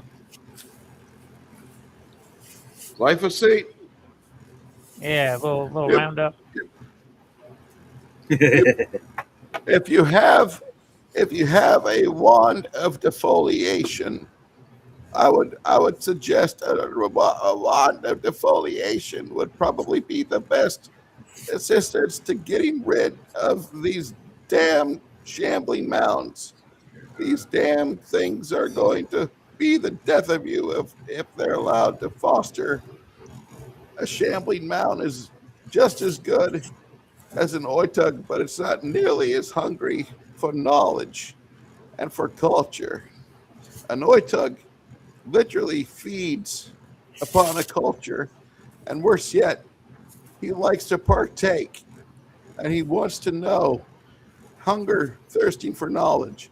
A shambling mountain merely just wants to put you in compost and eat. Thank That's you, right. Senator Kennedy. What? Yeah, you need to sign up for audio, Bruce. Janet, my Dr. voice is Cushy healing audio. right now. We have a rod of cancellation. A rod of cancellation works on summoned creatures. Do you have detect magic? Well, yeah, that I do have. Okay, if you have detect magic, if these guys have a summoned aura, a purplish aura around them, they've been summoned. But if they don't, then they're here naturally as part of the natural order of this place.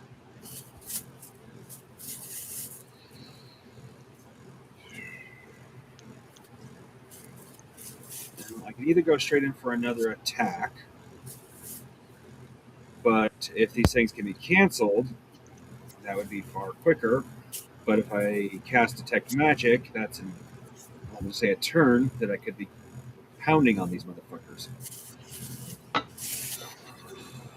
Just Oh, it's community not note, gonna risk help it. the I'm gonna cast retweet it. and they'll be canceled. Always Yeah, go that's for the right. intelligence. Always go for the intelligence if you can. You're Yeah, not I wasting will time. cast You're detect looking- magic. That on 30. That's a 7 spell for you. It's a 7 casting time or no? Let me double check here. I think so. My first page is so fucking.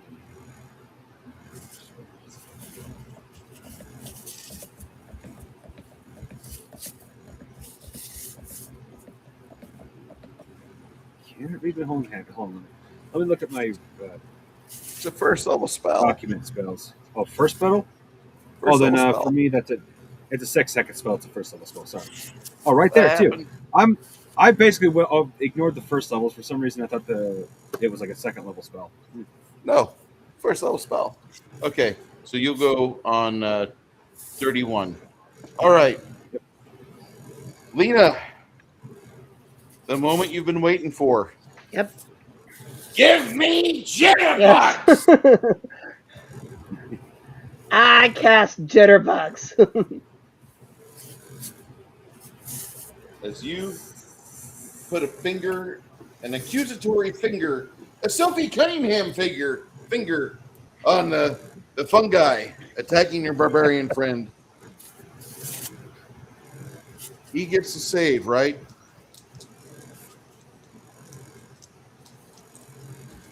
Jitterbugs, I believe that's a will save. Otherwise, the creature believes it's infested with burrowing insects. Yeah. Ooh. Yeah, it's a will save. Ugh, Yeah, sorry, second you're level. kind of breaking up with the storm. That's a third or second level spell. Is that a third or second level spell?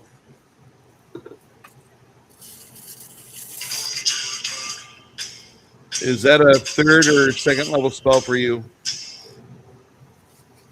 She's having some Problems with the storm storm. issues.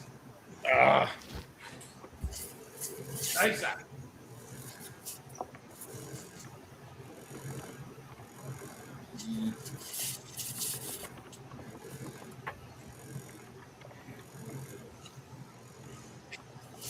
Where I am is so smoky in the sky that it is 88 degrees and I'm in a sweater and long johns. That's terrible. Does it smell bad? Oh yeah. 2 They're degrees. still having fires in Canada. Well, not just Canada. It's Where I live, it's we're also having them like in the West Washington Coast. and the other states. Yeah, Washington State. I mean, there's a lot of Yep. fires. It's terrible. half the fires are like My- arson. I know. The other That's are what's so like sad about it. dry lightning and stuff. Yeah, they caught one person I know of for starting a fire. It's Terrible. funny, like 5 days into the bad air quality and the haziness and just the real nastiness of all this smoke, I get a email from St. Luke saying, "Oh yeah, if you got asthma or COPD or you got heart failure issues, don't go outside because it's bad for you." Thanks for waiting a week to notify the public. Yeah. Awesome. Well, now you know not to do it next time you have any problems, at least. Well, I was just Well, thinking Lena like gets people that don't understand, like, you know, the air quality is bad for you. Mhm. They think it's not as serious. Like the when, PSA went out a week too late. Government there to help you when you need it least. After you've already fell to the ground. Oh, I just remembered a comment I wanted to make earlier. It was to Lloyd. If I lived anywhere near Connell, I would use him as my barometer of what women to avoid.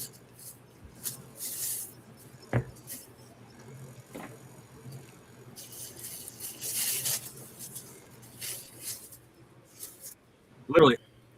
Yeah, I was going to ask you, is that building burning down? So that Bruce? This building that building? the skeletons attacked, Oh yeah. that's burning down. Okay, She well, with cast the other one, a bug on him, and he rolled kind of respectably, but not above her massive will save, which came from her giant wrinkly brain. She has a 16 wisdom. For a bard, that's pretty good. Like most bards don't have that. Or not 16 wisdom, 16 charisma. And that's kind of like average for most bards. She's kind of starting off with that. That's not bad.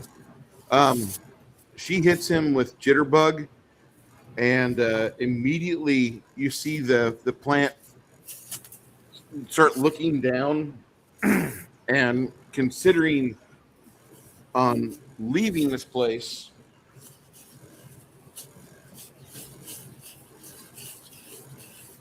that's a good one. That's a good spell. So it's a good spell. It's a great spell to cast on plants because stinging, burrowing insects are death for plants. Mhm. And so he kind of looks down. Ones, He too. starts to panic, and he tries to get away. Barbarian, go ahead and ask him a question before your normal time.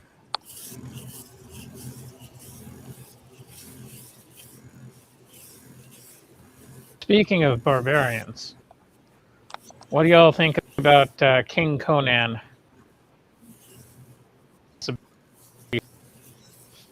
44 years out. No, no, it might be kind of cool. I'd buy that for $1.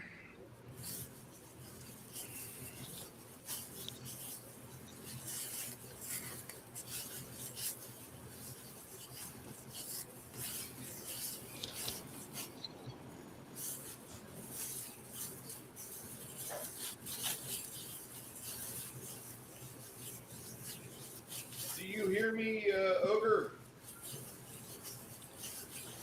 Yes, I can barely hear you.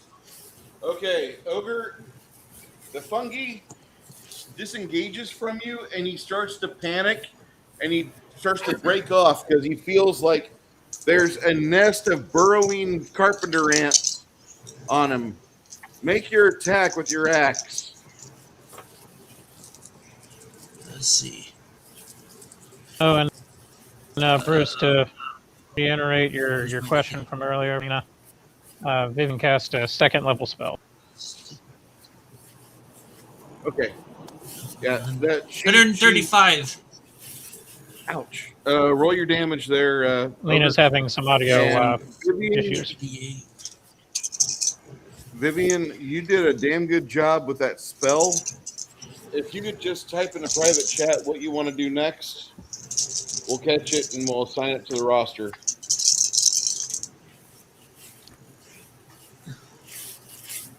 16, 17, 17, I had to back 23. the camera up. 23? Holy shit. All right. You have more seasoning on the fucking ground.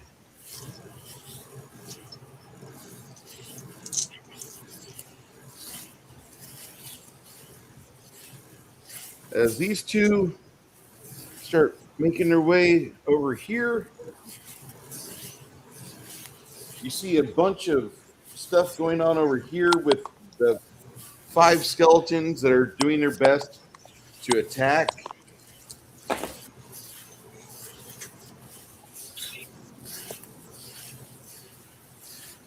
Roll for your psychopomp there, David.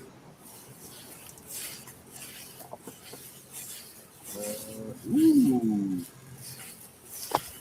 87.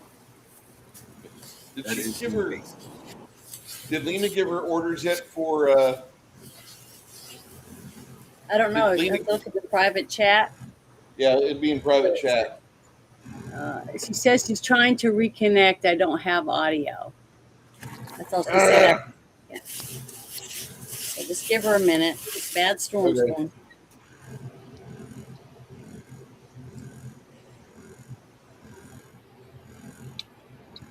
I think as a backup, we should learn ASL. Yeah. I only know a couple of curse words, so I got to brush Was up. I rolling attack, Bruce? Go ahead there, Dave. Was I I, know the rolling attack alphabet. for Cyclopump? What'd you I know roll for the your alphabet. psychopomp? I'm sorry, Ogre. I rolled a base 87. Right? Yeah. What's your damage from the psychopomp? Do you know? I got the thing here. It's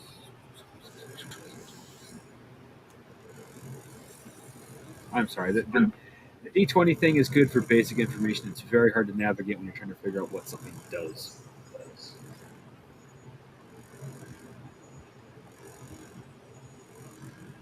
Okay, side.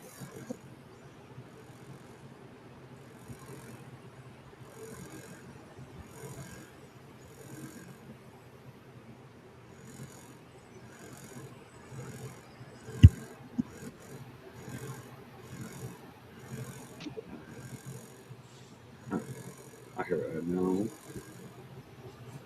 Yeah, no, it doesn't have any damage for the site that I can find without like dissecting this thing. Lena, do you copy?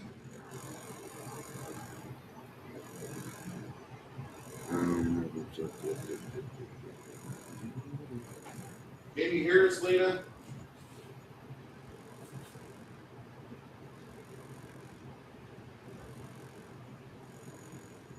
Blink if you're under duress. Oh, here we go.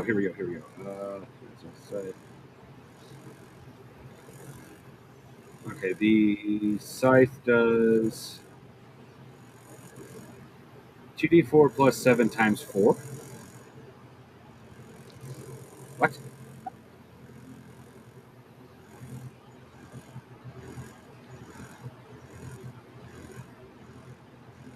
Is that why you don't normally have me roll damage?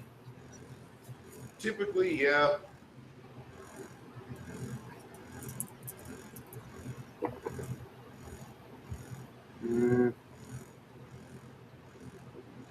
44 points of damage. I Okay. roll with the plus 7, I'll roll 11.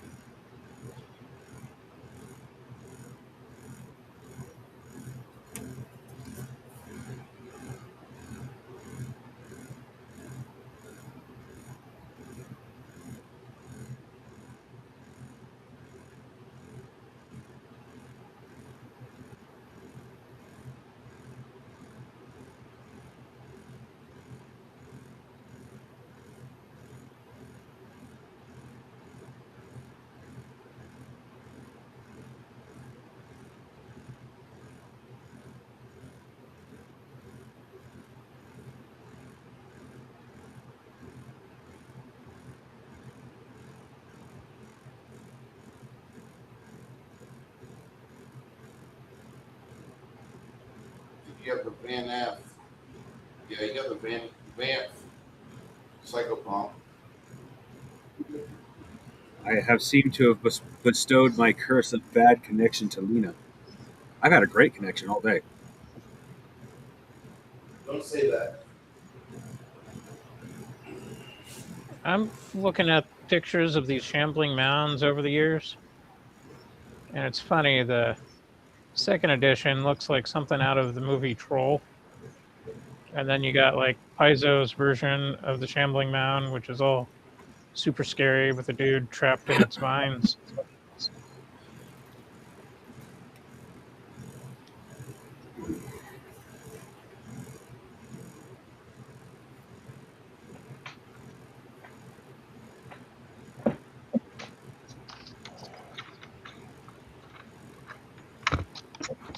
Yep. You see the Vanth just take its adamantine scythe into the creature. 2d4 plus 7 damage. At times 4 if it's critical, but you didn't do critical there. Okay. That's pretty fucking impressive. This Shambler looks pissed. And as these two around the corner, you see him split another one of those pygmies in half. You guys hear me okay, right? Yep. Yes. Okay. Yes. About the same time, you see the angry druid in the distance, and you see a figure, a feminine figure, rise from the foliage in the ground. Do I recognize this being the one that we talked to before, or is this one totally different? Different. Okay. It looks like a nature spirit,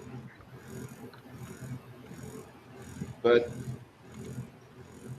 she The last starts one was just a doing fun some, book.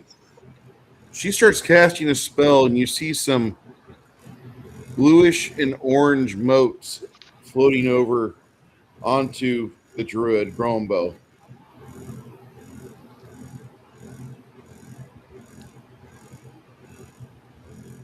Lena, do you know what you want to do next after you cast Jitterbug? Because that would be great to know. I'm Just still as really sorry. I'm just saying, like I haven't heard anything from her. I'm honestly feeling that she would probably want. Yeah, I'm trying. Okay. Do you know what you want to do next? I can hear you just fine, by the way.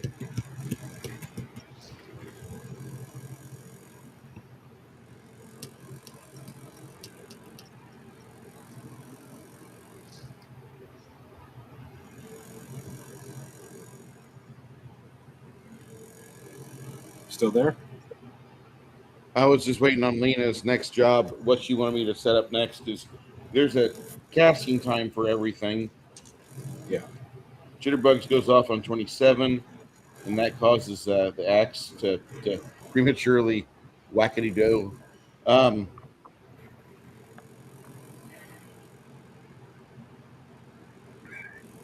Anything in particular you want to do also there, Lena, or no?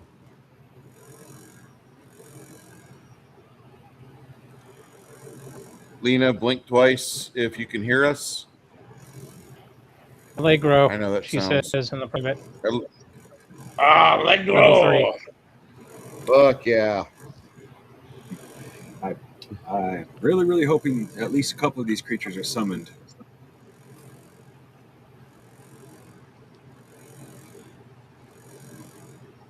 Oh, shoot. Reminds me to write down the name I used.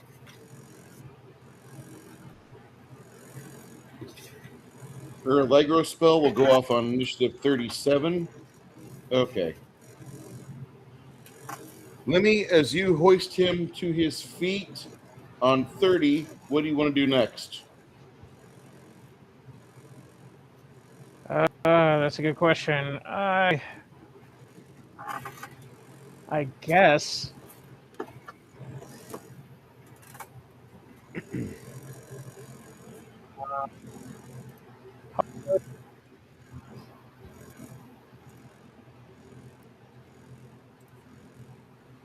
How far away is what?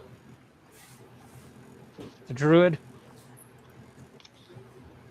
The evil druid dude.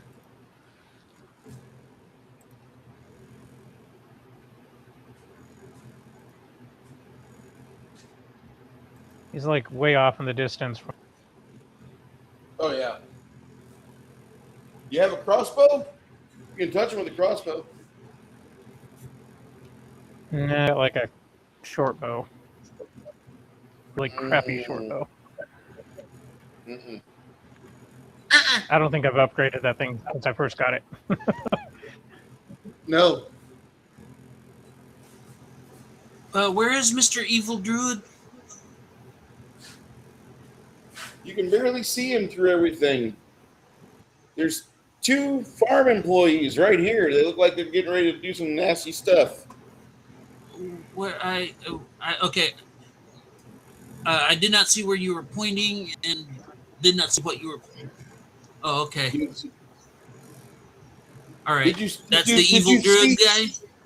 Did you see the feminine wilderness spirit of No. evil pollination?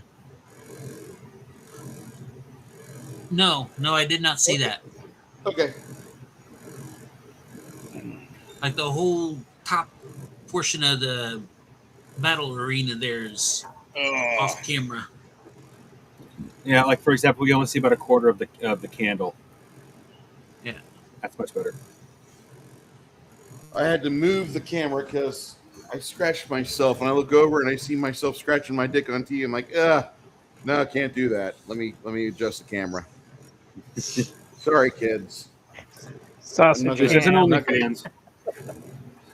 Yeah, that'll be for the only feet when I do my tap dancing with my bare feet.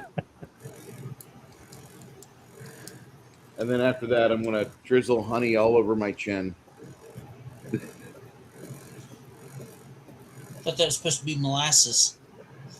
No. You This know, is honey, my friend. OnlyFans used to be just a place where photographers and videographers could do their thing. And now it's become what it is. Like their very first OnlyFans would have actually been for like excellent example. The Squidmar team, where you pay to have genuine master classes, like basically personal training, and then it quickly turned into, well, since people are paying, we can literally do anything on here. Here come the thoughts.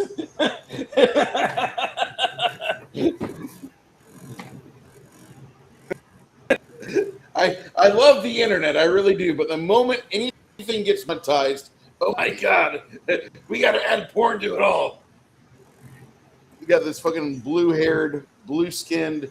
Hey, If you guys want to see the money really flow, you got to see these people work over here.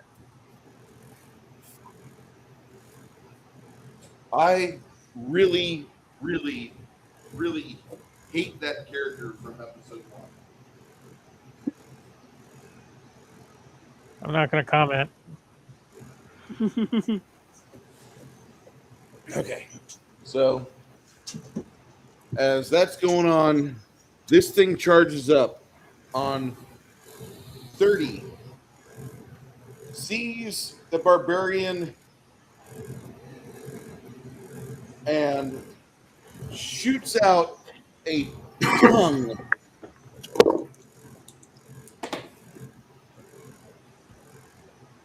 Barbarian, Yes. you feel a sticky appendage on your left hand. Quick, use the Diddy oil. What am I rolling? You really don't get a roll. He's Oh, I trying don't to get a- yoink you off your feet. And as he's trying to pull you towards him, you and him are kind of deadlocked. These two move to here.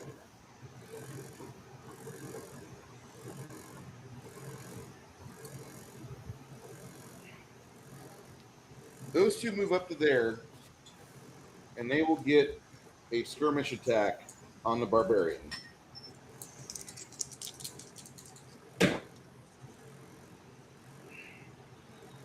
The one on the left fails. The one on the right connects.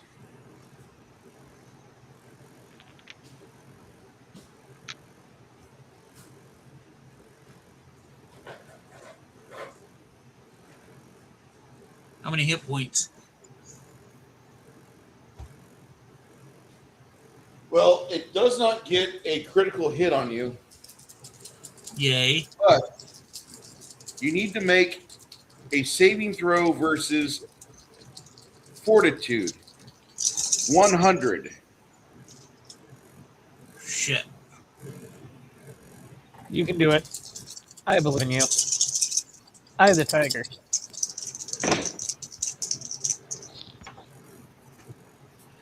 Woohoo! I did it. 107.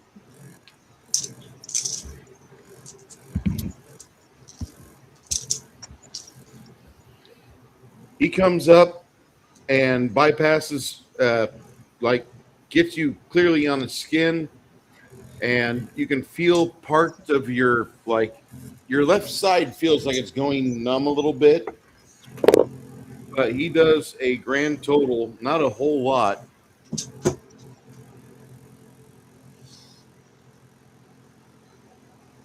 Does 16 damage to you.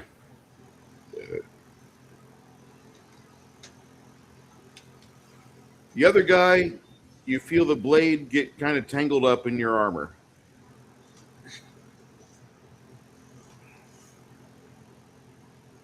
On 31, Detect Magic goes off. The only character glowing purple to you, Mongoose, is this character right here.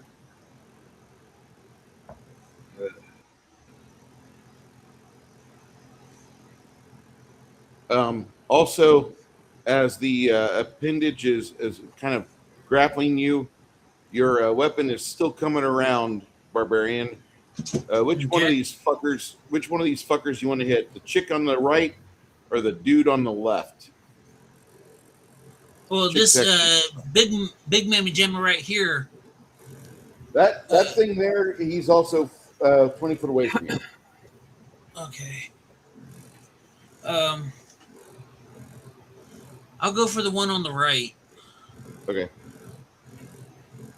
I'll go for the one on the right. Let me get Mr.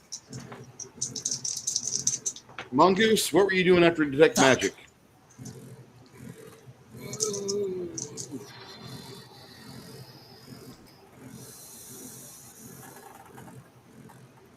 Yeah, I'm not at an angle to see the female mushroom or anything like that. So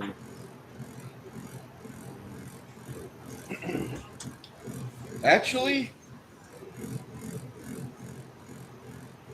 you do have a line of sight on her.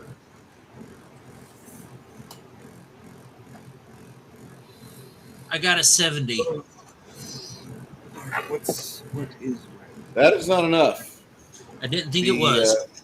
the woman dances out of the way of your weapon.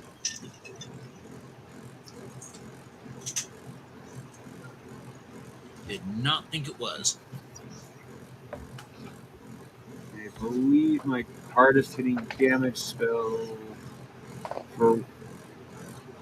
Is she standing by herself? No, Grombo's right next to her.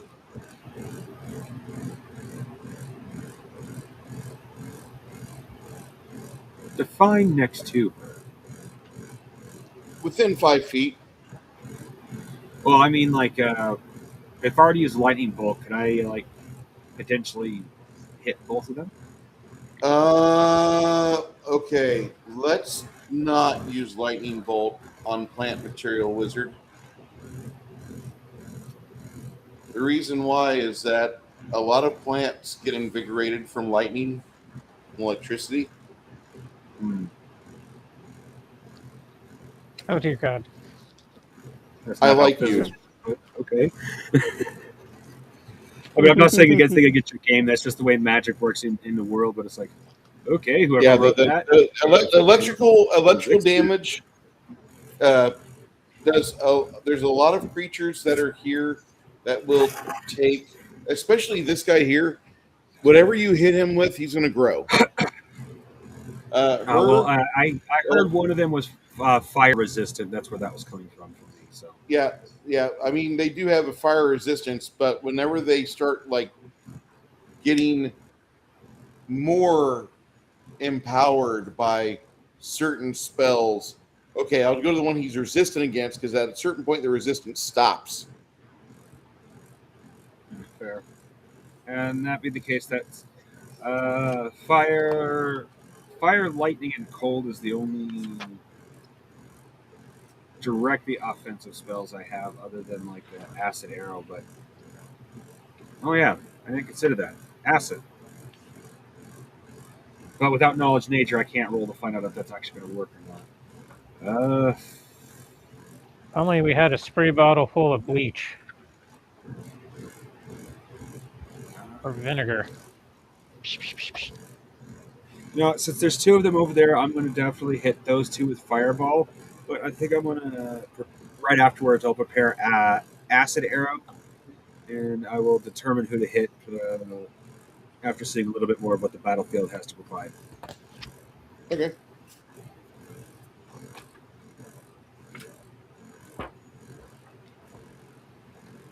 So you're going to go with fireball. That's a casting time of 10. That puts you at 41. I'm going to check you. Fireball. That's 9 seconds for me. Don't forget I have the feat that takes. That puts you on off. 40. Okay. Janet. Yes. My turn. Yeah. You're up. I was going through my stuff. Where am I standing at right there on the board? Right here off camera. Okay. All right. Where is William and where is our barbarian? Barbarian's here. How William's far here. can I move to get close enough to where I could do cure critical wounds mass? Well, you're able to move 30 foot as a move action, so you can cover all the way to Wilhelm. Wilhelm looks kind of fucked up. That Okay, well, I'm not going to use mass then because I'm wasting that. I'll just lay on of hands then with him. Okay. Lay on hands cost you 6. That'll happen on 35. Okay. Okay. Let me You didn't really give me instruction after you hoisted up Wilhelm to his feet. What were you doing? Oh yeah, I was contemplating what I was going to do. I'd like to know. It's a tough dilemma. Like, I really want to go after that shambling mound thing, but then like ogre's getting flanked by guys. So I think what I'm going to do is try to do a scout's charge over towards ogre and give him a hand, and hopefully won't get hit in any crossfire of magic going on. So yeah, I'm going to head over to ogre and give him assistance with the scout's charge. All right. As you're making your way over there, this little fucker, laying in wait, tries to ensnare you as you run by. Armor class 87.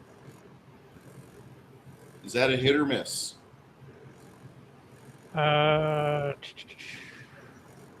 Where is my armor class? Holy crap. No, that's a miss. All right. I have an AC of misses you 90. As Kiss my grits, asshole. go ahead with your scout's charge. All right. Come on, dice. Do not fail.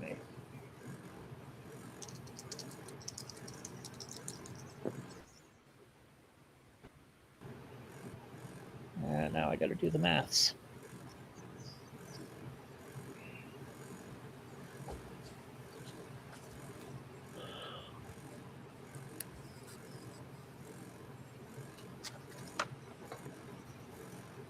So 149 make it?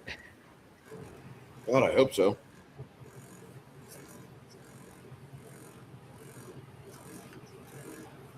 All right.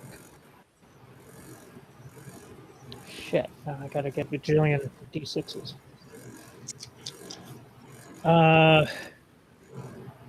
Whoever's closest to me in that melee mess there, I'm going for. No, that'd be one of these harvesters here. Yeah. All right. That's 9,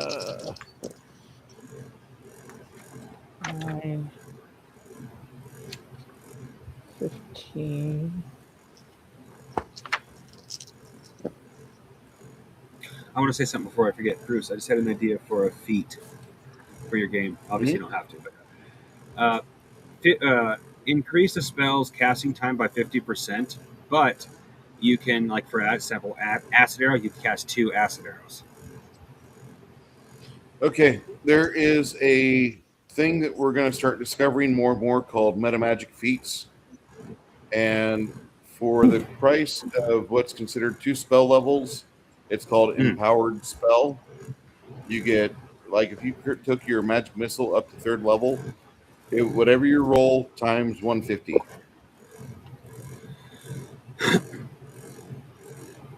Good idea.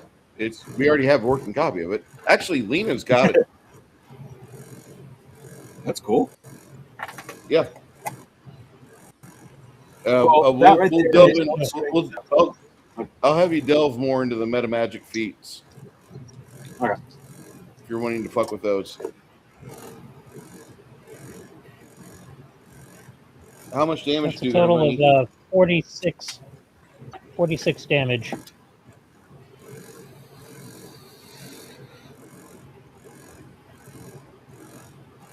You see a spray of blood equal to about 46 points of damage. You don't think he's got any resistances on you. He's doing his best and just not making out very well. Janet, lay on hands on Wilhelm goes off.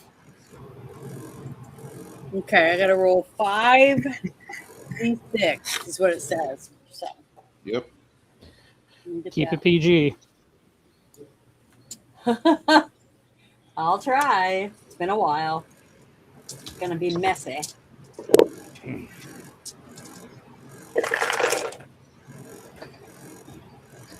It's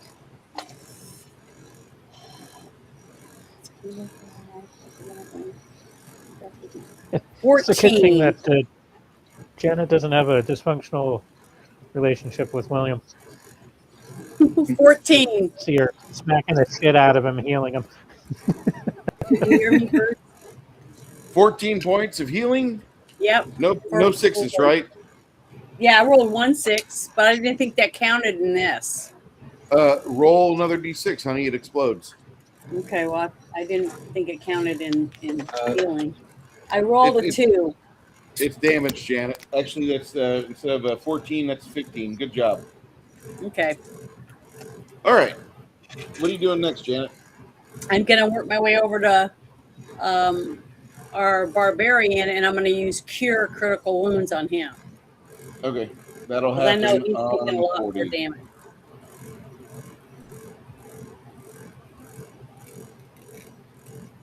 And that's on what? That's on 40. We're on 35 right now. Okay. 40. Yep. Okay, barbarian, your axe comes around. Are you going to hit this this guy for an extra 10% to hit? You're flanking with your friend Lemmy. Ogre.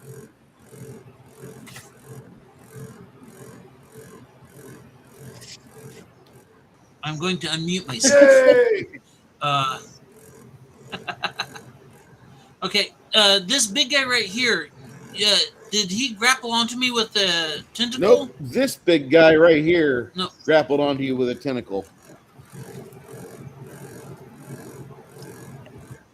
Yeah, okay. Yeah, I'm going to hit the tentacle. I'm going to free myself of that Okay. tentacle. You can. Do you have? Hold on. Do you have cleave? Yeah. I believe so. Okay. Yes. You can do both. You can hit this guy and the tentacle. Power attack. And then, no, I do not have cleave. I do not see cleave on here. Ooh. I thought I had it. You've used it. I knew for a fact you've used it. Okay. I may not have.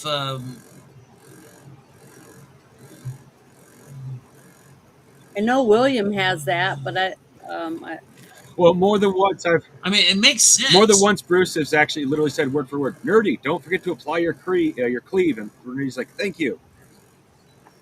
Yeah, go for your attack on your cleave, dude. Okay. Hang on 1 second. I'm making a note of it. I'm putting. I thought we had it on there. Okay.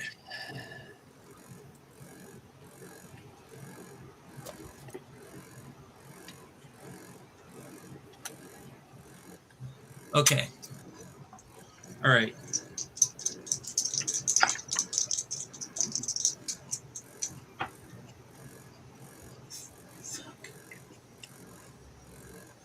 Nope. I ain't get shit. Damn it. Okay. I rolled a 6. Jesus, dude. I know I was doing so good.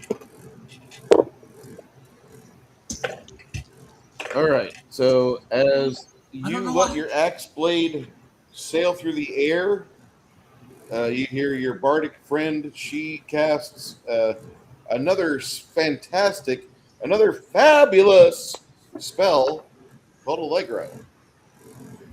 Lena, do you have the ability to talk to us or no? Oh, Lena says bard bonuses. Don't forget about your bard bonuses. And is Lena able to talk to us? I heard her giggle earlier, but she doesn't say anything now. she said she's taking her dogs to the potty. Oh, okay. I thought that was Six Nations. Oh, it was. Never mind. I'm sorry. I got it mixed up. Well, I don't think all the bard bonuses in the world could help a roll that low. I tried. Appreciate the effort, though. I mean, I'm trying. Hey, you can hear her again. Yeah, I'm still having audio issues, but at least I'm trying to get It- back online here. It's not your fault. We've all gone through it at some point. Yeah, Nerdy, It yeah. usually goes in the order of myself, Nerdy, and then Six Nations. Bruce and Janet vary as to which one's worse. Yeah, I Okay. have Starlink, so it depends upon the weather.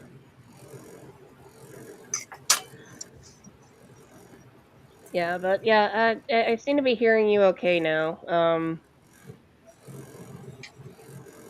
I don't know what's going on, but I'm able to hear now.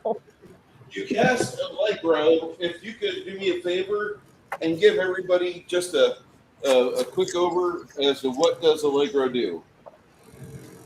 Okay, Allegro is basically casting a bit of haste on myself. Let me get the official wording for it up.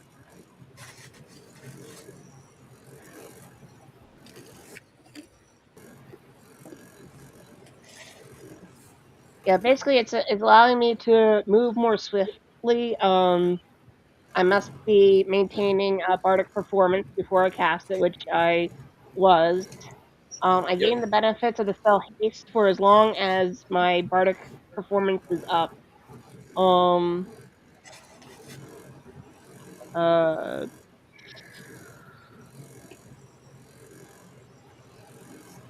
as an immediate action when you are maintaining bardic performance, oh, that's for dismissing. I don't want to dismiss it.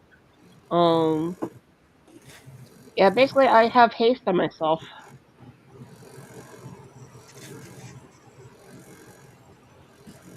Beautiful. Yes. What do you want to do next? Seeing that is that guy in front of me like 10 feet away, you would say? Yeah, he's about 10 foot away. Yeah, I'm gonna take out my whip and take a crack at him.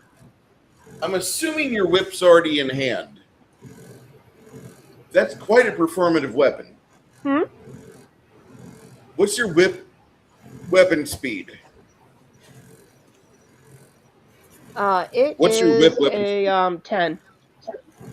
That'll go on 46. All right.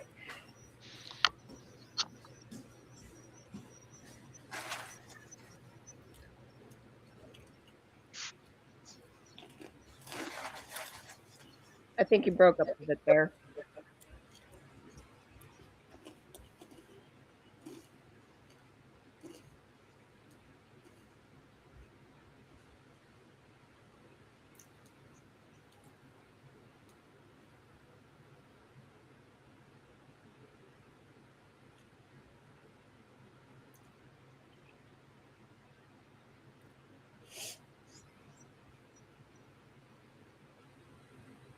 Oh, you broke up a bit if I was supposed to be doing something.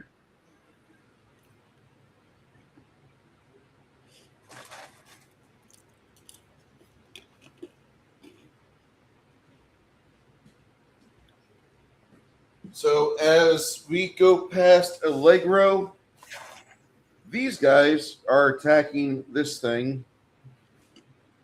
The Psychopomp gets its one attack. David, roll for the Psychopomp. He gets a plus 40 plus 35 to hit.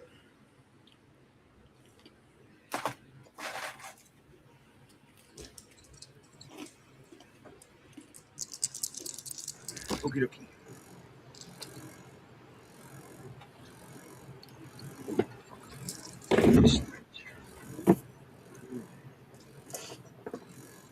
You rolled a.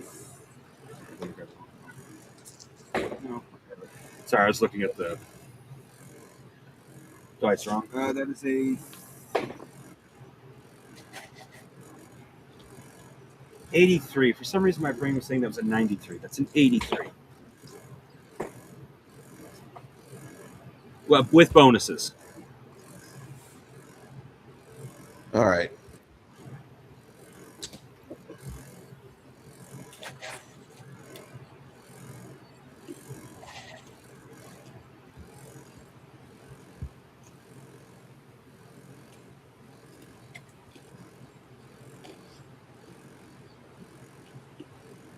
That will not hit. I'm sorry. Actually, 93 or 83. 83. Okay. The Oh, let me bard double check. bonuses only go up to take it up to 93. That's still not enough to hit. I'm sorry.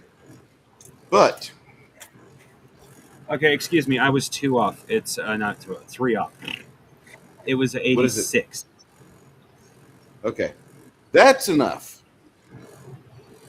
Sorry, for some I reason, need my brain was looking at the two main numbers, and for some reason was shifting to the numbers on the side, not the numbers that was up. And it did it 2 times in a row while trying to calculate. 2 die 4 plus 7.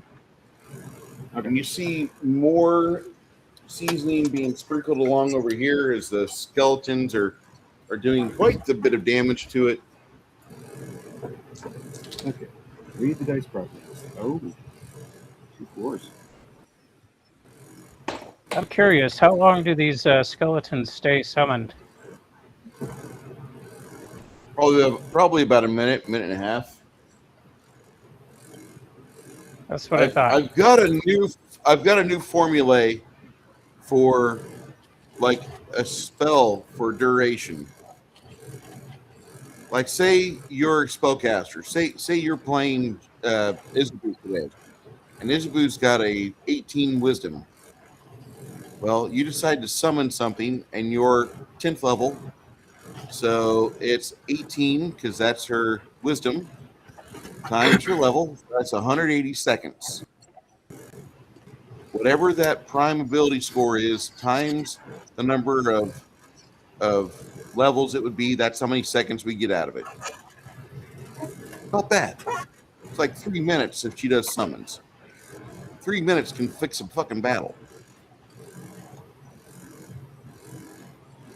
Lena, she's got a wisdom or a charisma of 16. She's still like 8th level, and there's plenty of stuff that she can do between here and 10th level that, like, she'll be able to be on par with you guys pretty soon. She should be equaling out with you guys around 12th, 13th level.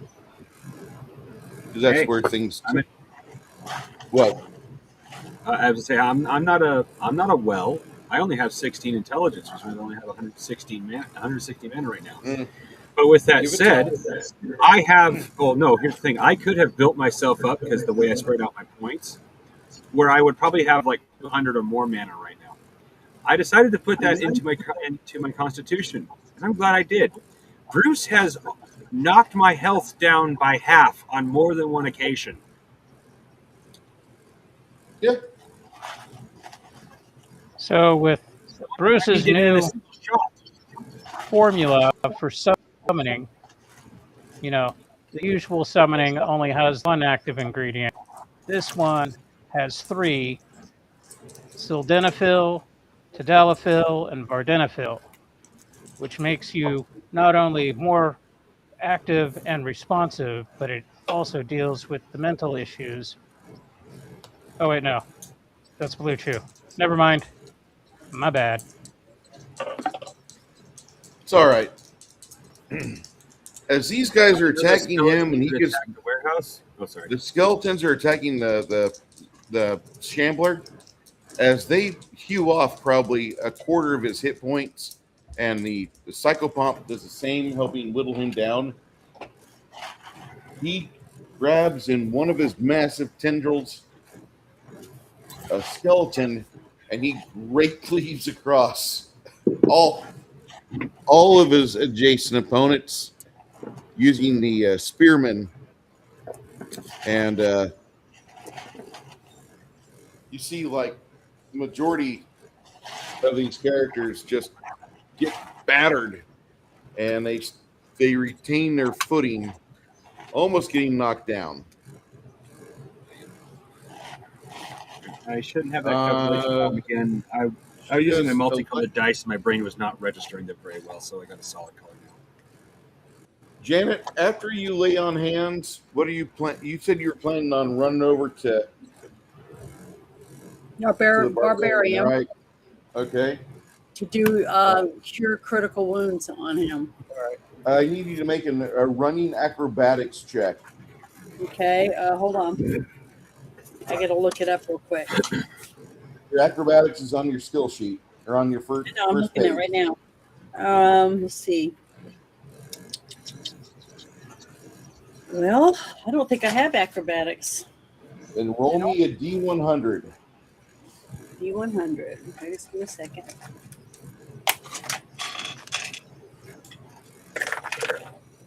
I rolled a double 0 and a 7. And you try going through there, and the dexterous rogue tries to swipe at your throat as you run by, and he misses. You maneuver into position right behind the barbarian. What are you doing next? You're going to do another lay on hands, I assume? No, I'm gonna do cure critical wounds on him because he's way worse off than William was, I think. Because I've heard him taking a lot of hits, so that's why I was gonna try to heal both of them. What's the speed factor of your cure critical wounds? That's level 6, right? It's Level 25 spell. mana. So what is that? Is that a 6? That's To a level 5. 5 Yeah, spell. level 5. So what's your My what? what's your speed factor on that? What do I look for?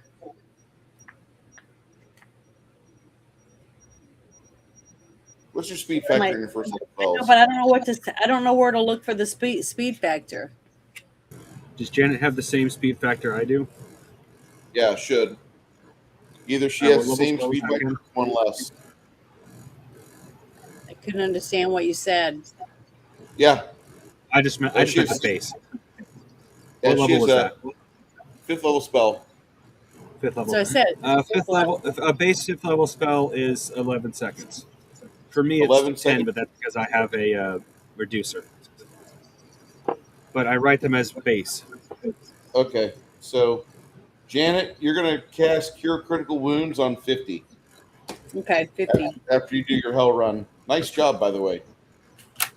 A double 0 I thought was terrible. Oh, that means he rolled worse than you.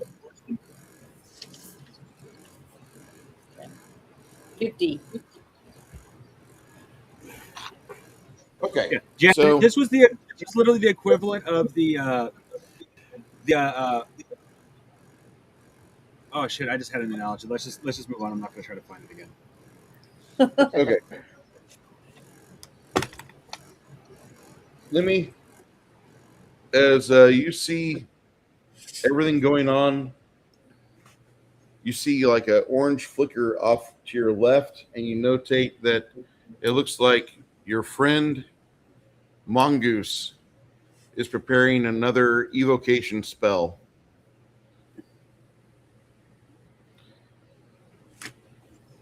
I don't know what you just said, man. I know he's doing some witchy woo woo shit.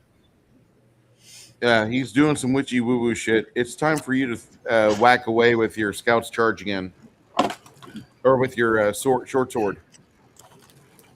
Yeah. Let's go. Lemmy, Kalaru, Flaru, Niktu, and Lemmy knows to. Oh shit! Time to run. Wait, is that grab my socks? Or go with the attack? Ah. All right. Hey, better. Swing. Oh, that's so mundane. So 110. Do I hit? Oh wait, no. That's 125. 125 because you got the bard helping you out. Yeah. Go ahead and let your damage fly. 5 to him. Hey Bruce, where's the usual ticker tape to remind us? I get a plus 15 with my sword, which I tend to get to add. I've got a plus 70 to hit. I rolled a 60. Yeah, I thought it was giving Did I him math 10. that right? You don't have to put it up if you don't want to. This is just so much easier to remember. Is that your 3D printer? Oh shoot! Oh, that is my paint mixer. Oh. All right. So, I find metallic paints to be the most painful paints to mix if you have to mix them by hand. Hmm. I would assume a different consistency with all the metallic flake in it, or whatever the hell it is.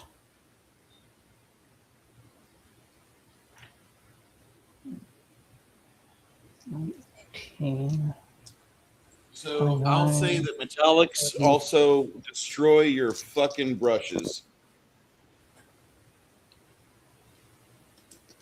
Okay. How much damage That's why I did use you don't do care to there? mix. I mean, Hold on. Trying to maths. Bust out the calculator so I can have a placeholder. C plus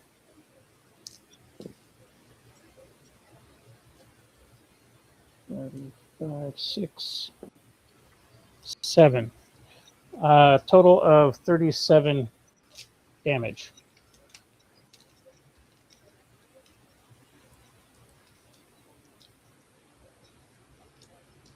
Is that also +2 from my performance? that Oh, is. Then that would be 39. +2 puts him at be 39 and does a great job.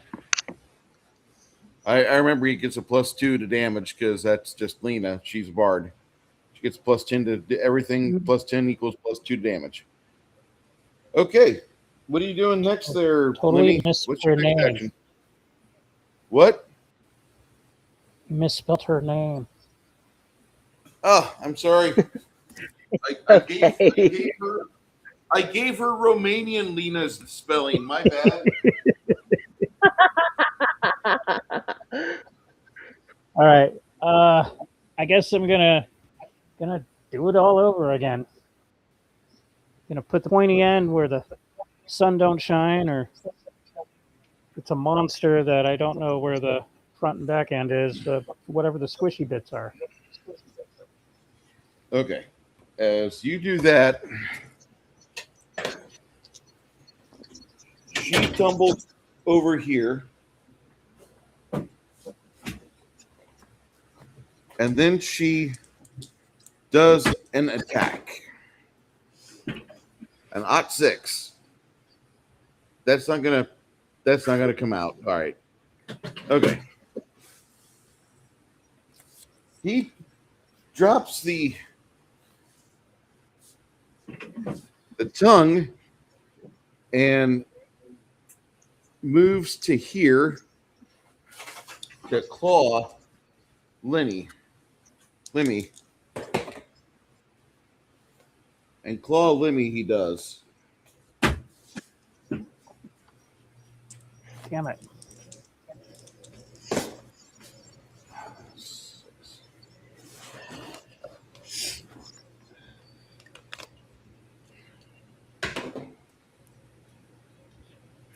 Three, so it gets to 2. Lemmy, you'll take 18 damage from the gigantic plant monstrosity.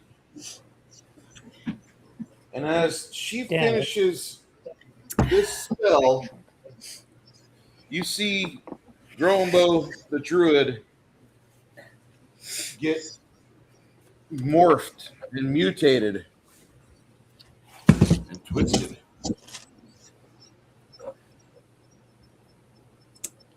He's preparing to charge.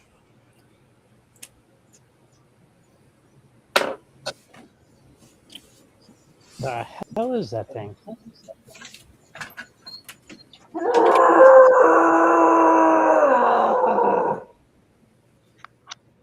That ain't Looks good. like my Uncle Bob, and it sounds like my Uncle Bob.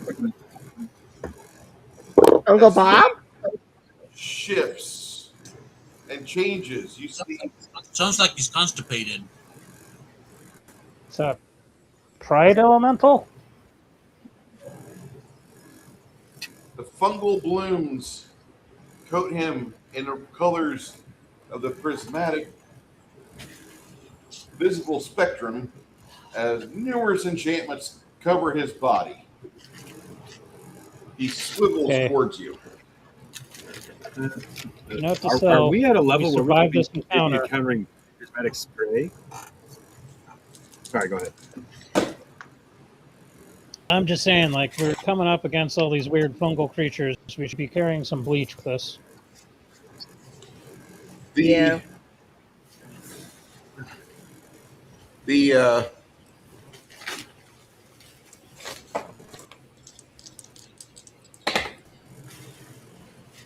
the shambling mound hits all of these creatures. Two of them go sprawling into the pit. The skeleton he's grappling gets pulped into oblivion. The psychopomp takes 11 damage.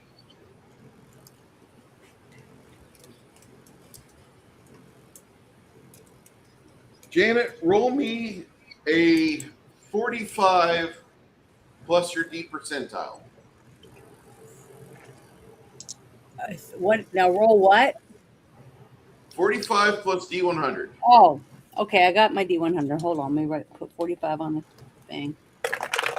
I rolled a 23.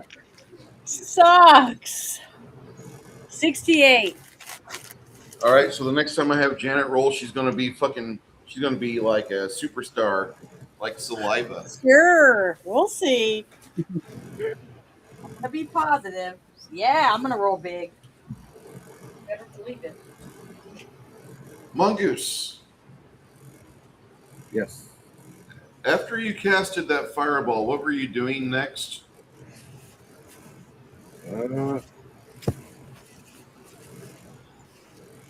How damaging did Fireball appear to be?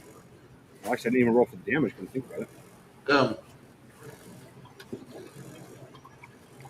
You I know, you rolled need for to the roll building. damage on these guys. Yeah. You catch these two. You know, those are the two I was aiming for. So, depending on how much damage they appear to take, I'm either going to hit them with a fireball or I'm going to launch an acid arrow at them.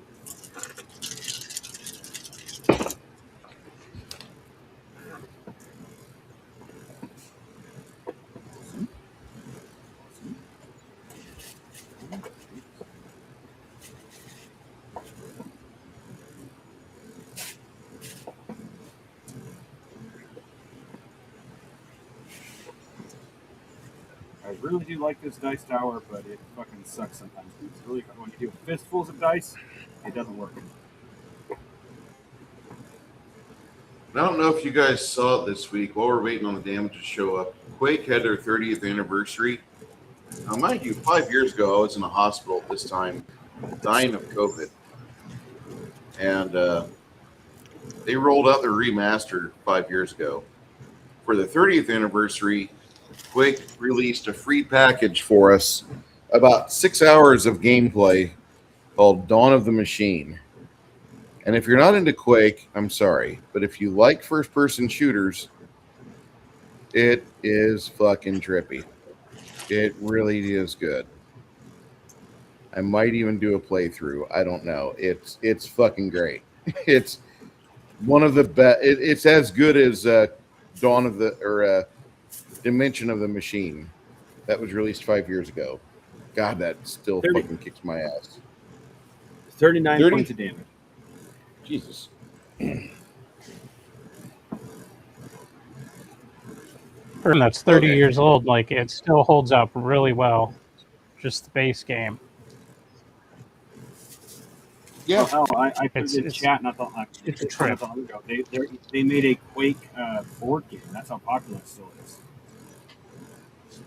No. This is a base Quake game from 1996. They just gave us a free fucking downloadable pack if you already had it on your Steam or Good Old Games or Epic, then they gave you this new DLC at no extra cost. And if you don't have it, it comes to you at no extra cost once you buy it. It's No, fucking what I was amazing. referring to is how popular the game still is in general. Like, Oh my why god! they'd still be pumping out this level of content for it. Well, people still love it. It's good. It says it to me. It's shaped more than fucking Super Mario on the Nintendo. Oh yeah. We already had platformers. We didn't have 3D shooters, not like that.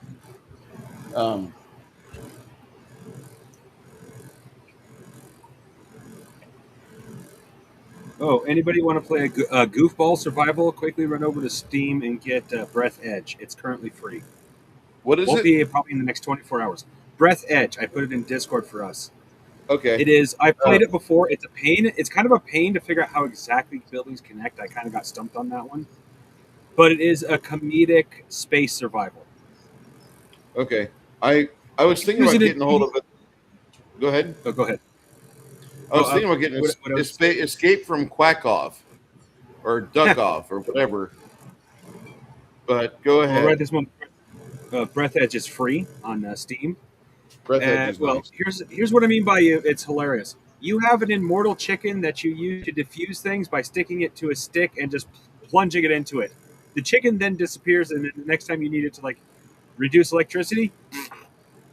And then I also made cow chicken hybrids that looked like aliens, and I sent them down to a planet. And the computer said, "Now you're about to destroy that ecosystem." It's a fun game. Oh, imagine. Okay.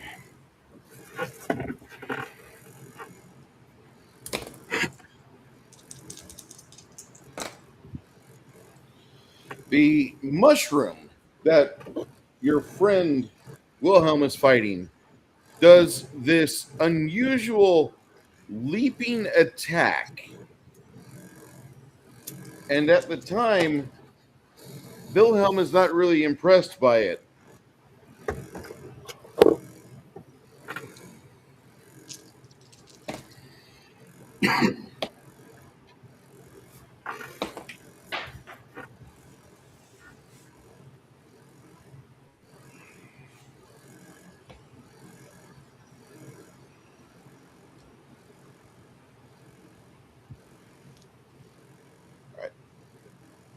As that does this weird acrobatic, tries to smother Wilhelm.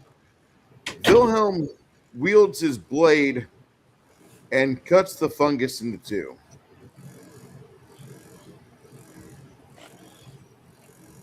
Go back to your shadow. Okay.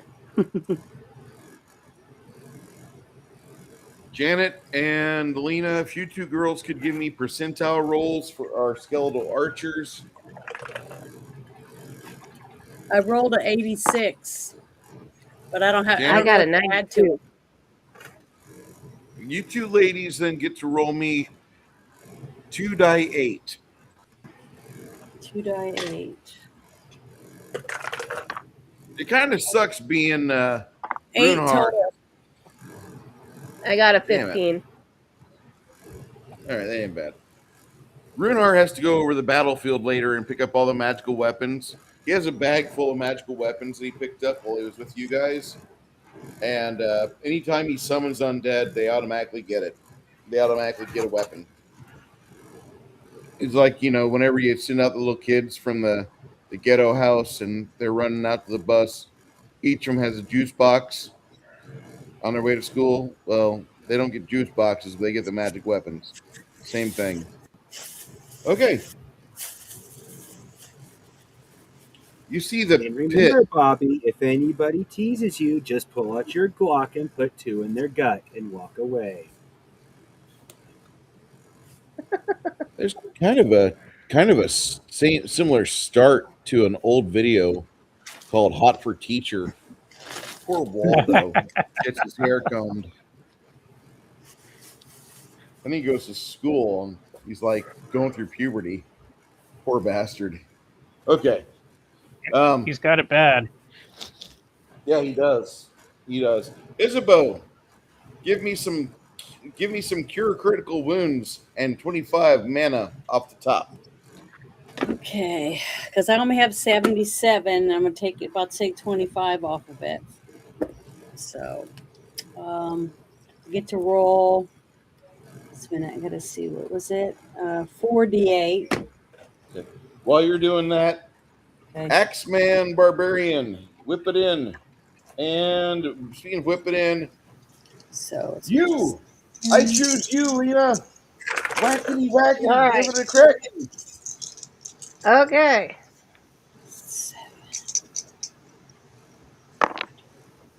7. Well, I got a 27 on my die, Oh. plus 10. I get a plus 10 from my performance. And do I add the 2 hit Yeah, on my weapon? Okay. you had So your 2 let's hit see. from your weapon. Okay. What do you have? I have a 72 from all my stuff. I need you to beat an 80. That Okay, will it not didn't do. cut it. Sorry. Yeah, Okay. I didn't Okay. get it. I rolled 26. So he gets to add 26 points to his healing. Actually, Janet, that turns into a 28 with the spell, with the occasional oratory that you feel is getting added to. Like, what the fuck is even how is she able to do that? She's just there, just chattering away occasionally. It's like she's doing some limerick or some funny post and uh, doing a couple stomps with her feet here and there and whippity crackety and oh, that wasn't as good as I thought. Fuck. But sorry, that's all I So- have right now for you. Was I rolling to hit? For nerdy. Yeah, you are nerdy, and you're also getting some benefit health from your cleric. Your HMO kicked in, sir. Well, I got a total of 86, 96 from the plus 10 of Lena's oratory, and whatever other bonuses are in there. I believe this is where you go giggity giggity giggity goo. Alrighty. So let's see, 3d8, 1d6. Yeah. 8, 6. Damn it. 2, 12, 18 total.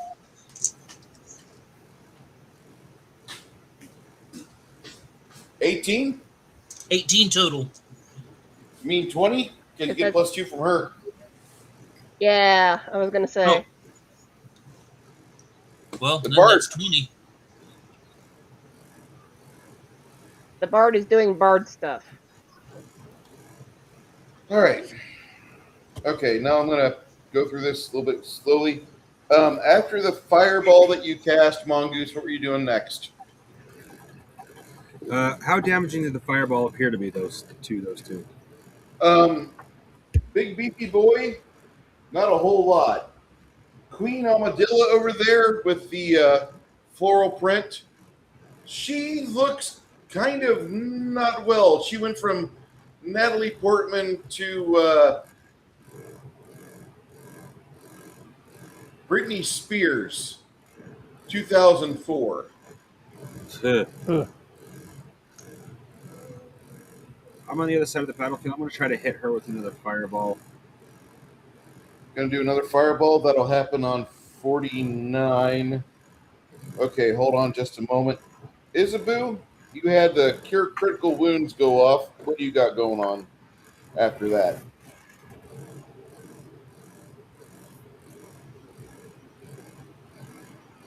Janet, what are you doing after cure critical wounds?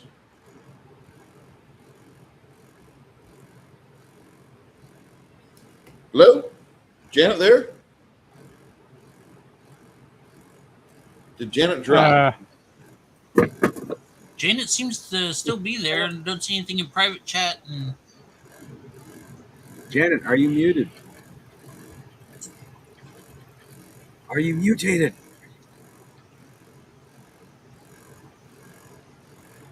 Maybe she went to go powder her nose.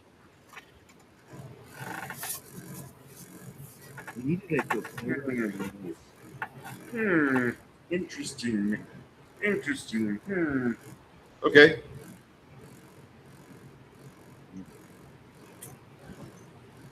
You will kind of slide by. Actually, what Janet will do, Janet's going to cast a 4th level spell called Recitation.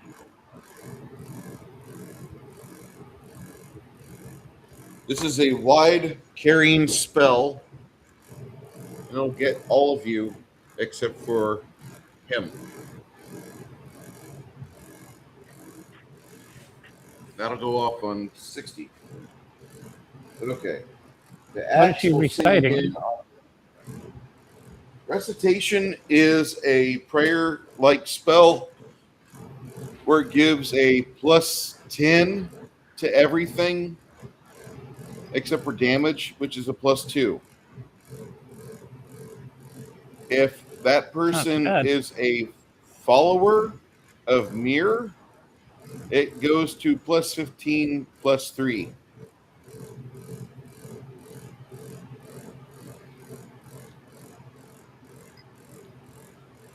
So if you're a card-carrying member, you get a little bit of a bonus. Uh-huh. Actually, no. I'll do prayer first, then recitation. Okay. So that acts, and after you use your whip, Lena, what were you going to do next? I can't really see who is on the other side of Isabu and yeah, This not this Porky, is a but bad yeah. this is a bad girl. Okay. All right. This is a bad. Well, I'm gonna cast a spell on her. Okay. What you gonna do? That's the type of girl you don't take on the I am mother. going to cast unnatural lust on her and make Okay. her attracted to our barbarian friend.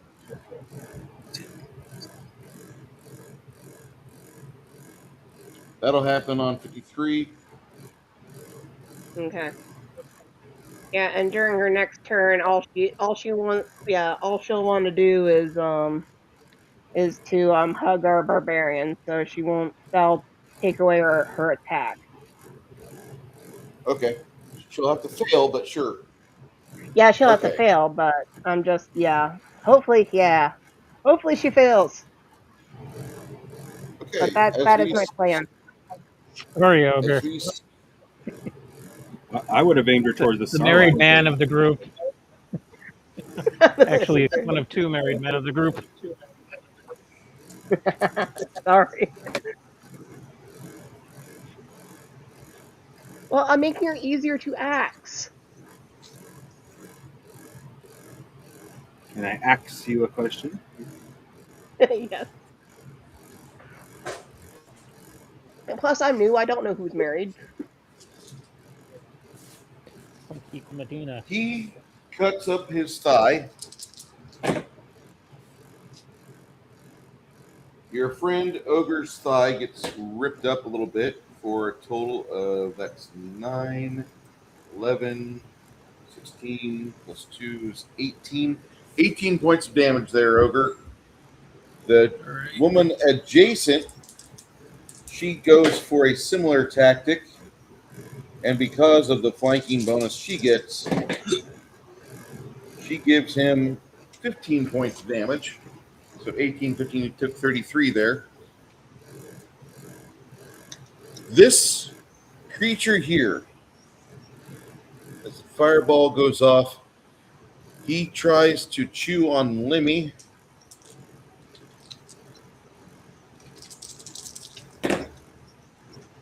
Lemmy, armor class 84.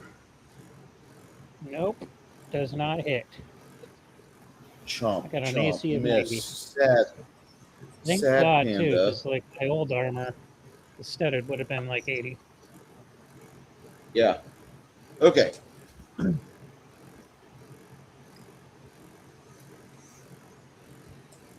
Psychopomp gets to make an attack.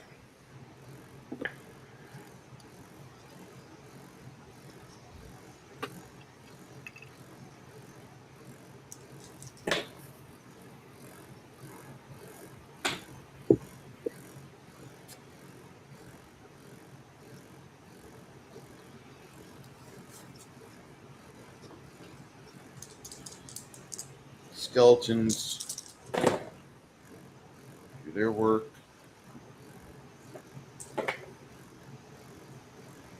Nope, not enough. Okay.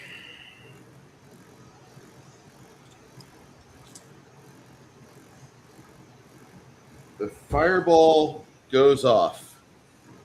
Go ahead and make your roll there.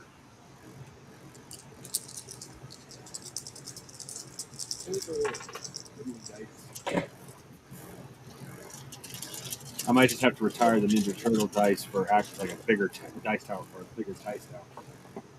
Hmm.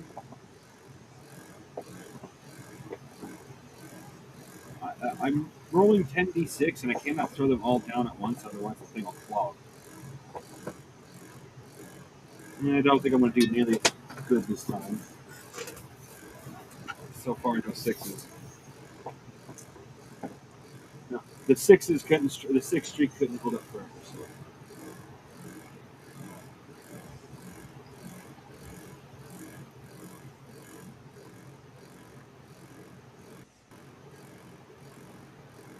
Say again, sir. Oh, I rolled no sixes this time, but I couldn't. I couldn't roll sixes forever. So.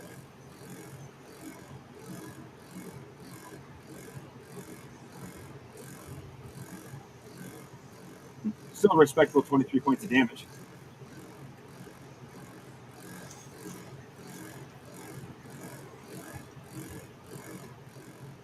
For some odd reason, I have the sun shining, and you just skipped out. I apologize. 23 points of damage. I didn't roll any sixes. Damn it! Oh, I could. I can't roll sixes every time, can I? I mean, You can try. D4s. Once you hit like 10 D4s, you're almost Hmm. guaranteed to roll a 4. 10 D6s, your chances are high, but you're not guaranteed.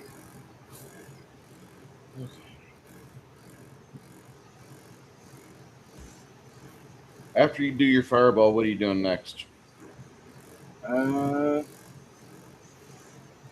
Does she look like she needs another shot to the face?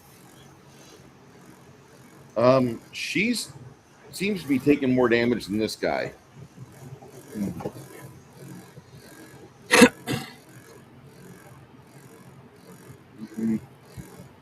Well, then I'm going to do a little test. Hit him with acid arrow, see if acid does some good damage to him.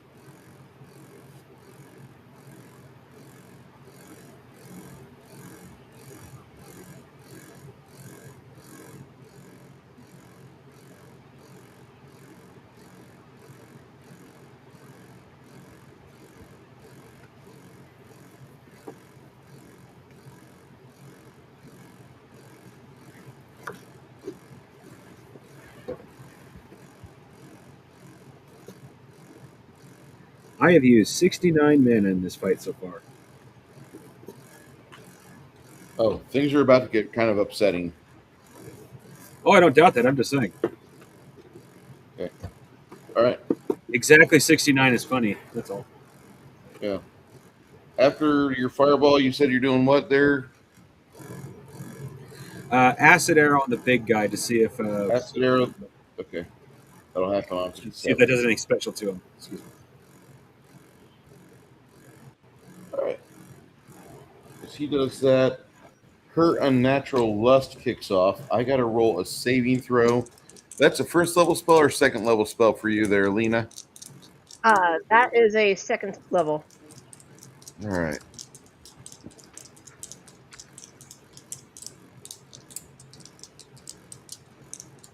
40,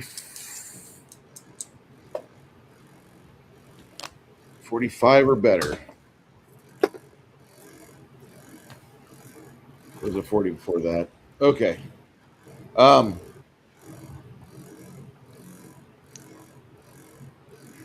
Shit. Your your your spell goes off, and she does not look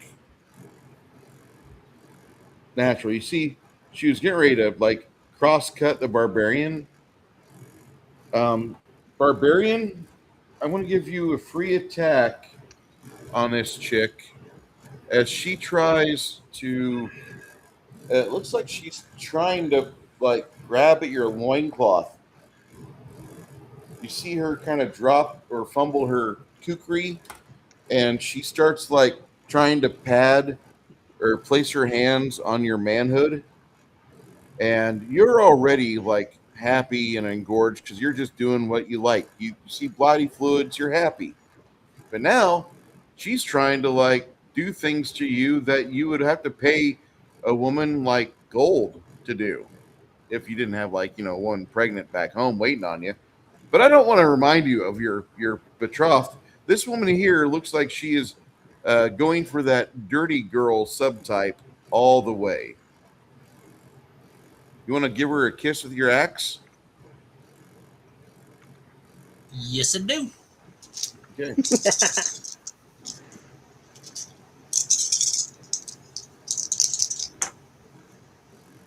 Woohoo! I rolled a 93, and that's without adding anything. Okay. Give me damage. Okay. Smooches. 26.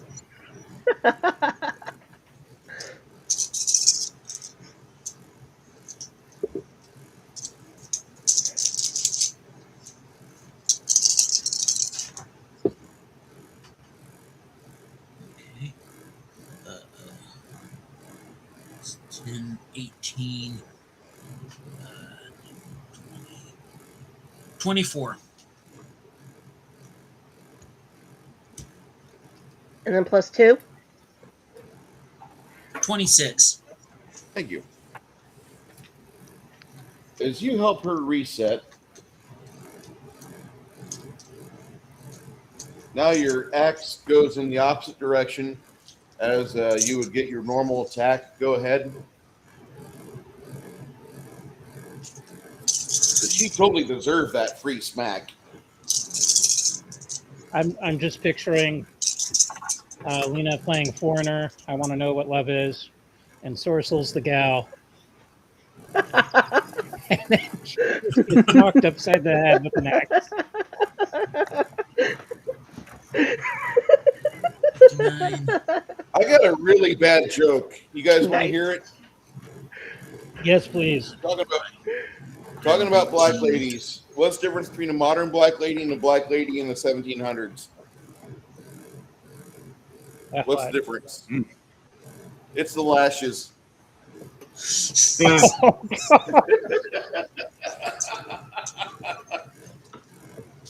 Okay. Jesus. 119 to hit. Jesus. Give me that damage there, bro. Rolling up the damage. All right. 10, 17.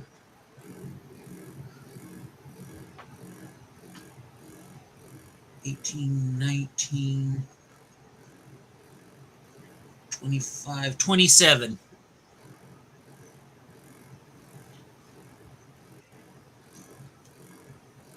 Yeah, you do a factory reset on her. I'm going to give her a chance to re-roll because otherwise unnatural lust is going to be just as bad as like a white woman seeing somebody just have bad ideas. Like, oh my God, don't criticize their ideas.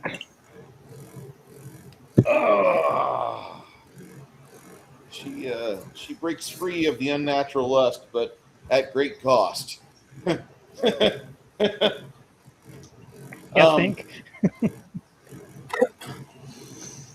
I gotta roll her fucking her. Oh man, could you imagine how horrible that spell would be in like real life? Like somebody gets cleaved in the face with an axe, and they're still clinging on to you, all gaping wounds. Like, ugh, get off me, go away, Yeah. baby, I love you. I can just imagine how Yeah. bad it would be if Sylvia was here. Shit, The shambling mound we'd be smashes digging the a hole last at two 3 a.m. Mm. As the skeletons get mashed to bits by the shambling mound, you see the psychopomp try to attack it. Janet, Yeah, give me a to hit roll. I know, but with what? A D percentile. All right, here we go. Oh, wait, I dropped one of them. You know. I rolled a double 0 and a 1. Ouch. All right. Who's it for? Wilhelm. Oh, Wilhelm gets attacked by the big shambler. mm, He doesn't get grabbed, but he takes a hit. Between him and the psychopomp, they're going to try their best, but the psychopomp is sucking wind too right now. sorry. It's okay. I rolled so bad. You were casting prayer, and that's getting ready to go off here in just a second. After unnatural lust goes off, what are you doing next, Bard extraordinaire? Okay. I'm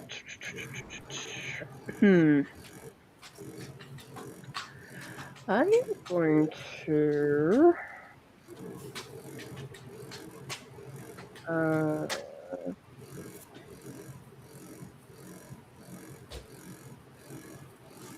right, I'm just trying to look this up.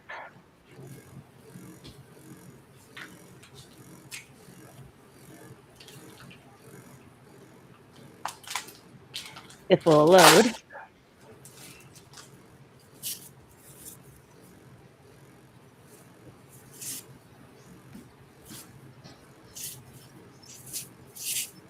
Well, that's not loading at all. Come on.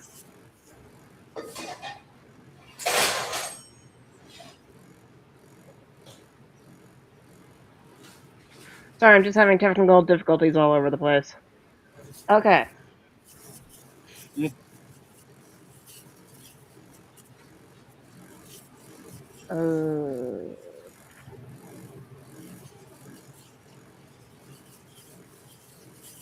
No, that's not gonna work. I am going.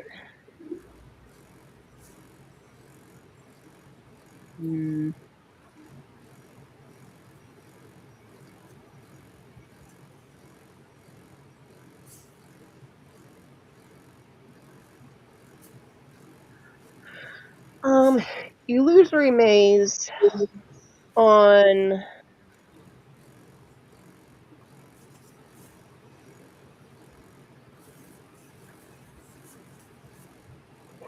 that shambling mound, I believe.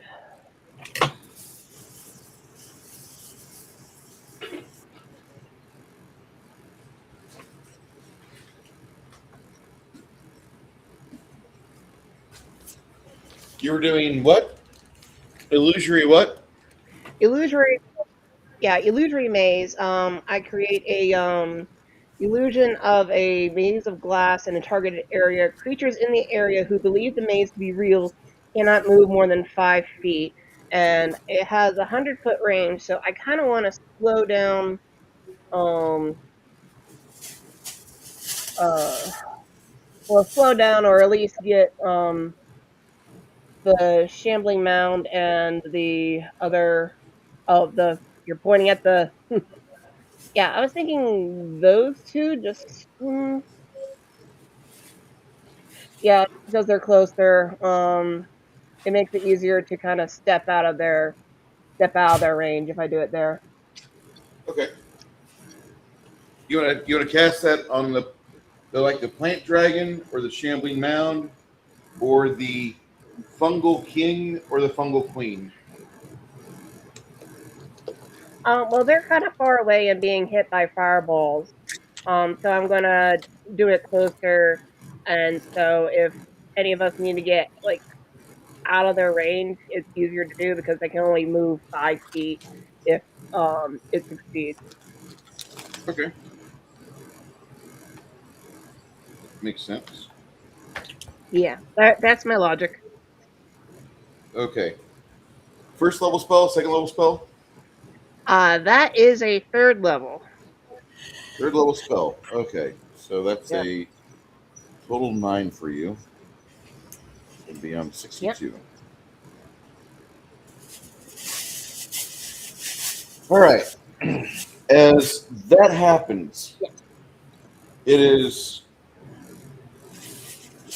he does his axe move. This is where Lemmy, you're gonna cut up on this guy here.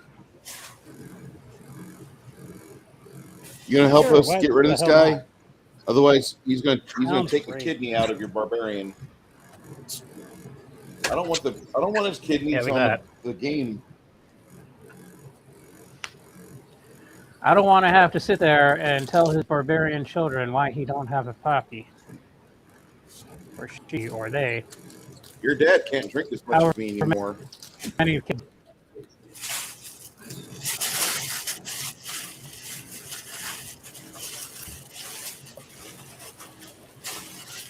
Are you guys enjoying yourselves today? Yeah. No, And I can having a hear horrible. everything. Yeah. Can't stand it. I'm really happy you're having fun, guys. God, I miss this game. I mean, I helped get a woman God, I get could be. axed in the face. Lena's a keeper.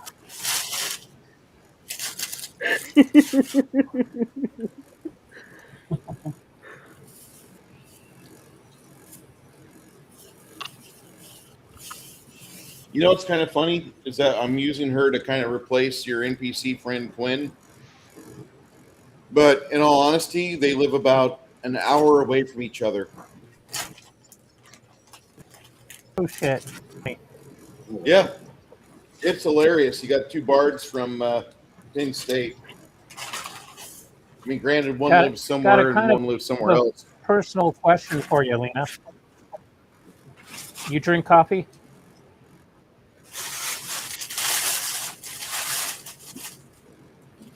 And if so, does your If that coffee question pot was have directed hard at water me, then yes. stains in it?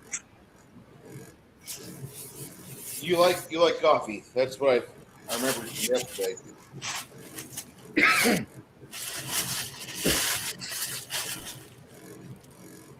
Okay, go ahead there. Let me give us some damage on this other assassin trying to rip apart your friend. All right. No winners. Get that scoot over so I got a full view.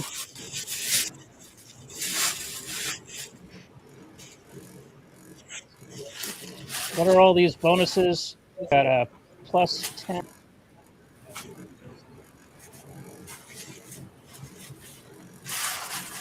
Got a plus 10 to flank, plus 10 from the bard. Don't forget. And then plus 2 damage.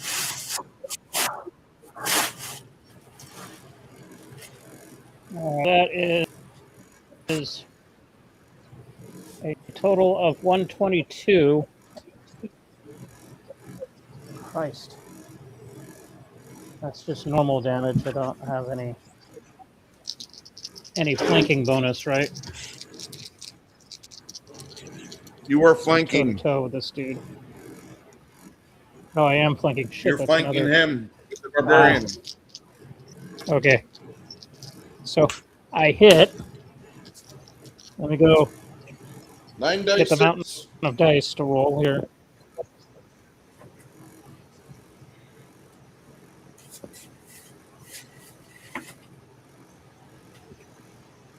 Okay.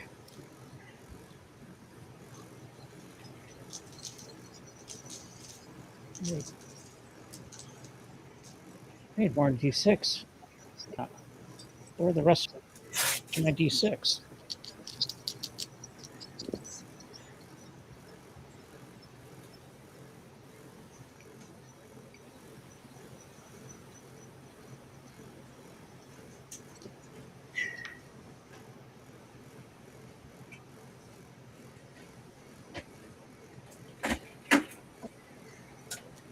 Jesus Christ.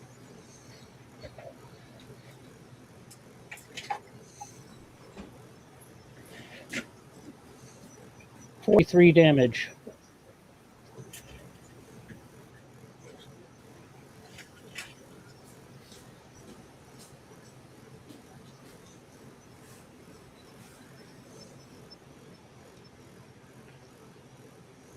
You take his kidney out through his stomach. And then afterwards, as you pull his kidney out, he kind of gives you this funny feeling, this funny look, like you've just pulled over Gary Busey on Memorial Day weekend.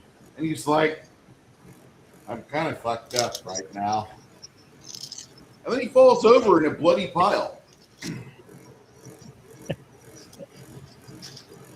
Keep the change, you filthy animal. Who are you going to go after next? The big dragon right next to you? You're going to go after... I would go after the big dragon right next to you, because otherwise it's going to go after your bard. Can I take a 5-minute break, chug a beer, and come back? No? Okay. I guess I'll go after the dragon thing. Okay. Okay. I take out my car keys and jingle them while saying tender victuals to get its attention. Okay.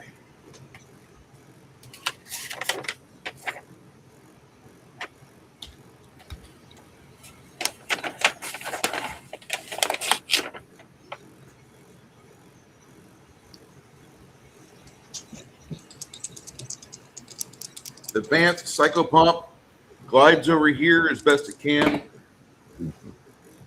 ducking the tendrils. Janet, give me a percentile roll for Wilhelm. I rolled a 91. That's with nothing added to it. Roll me a 46. 4d6.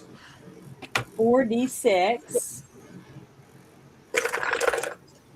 Let's see, 8, 9, 10, 12, 13. Oh,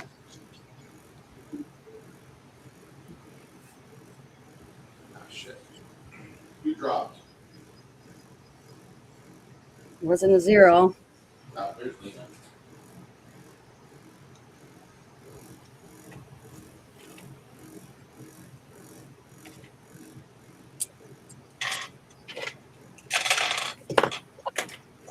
Okay.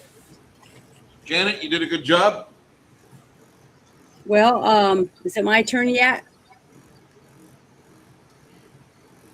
Just about. Okay.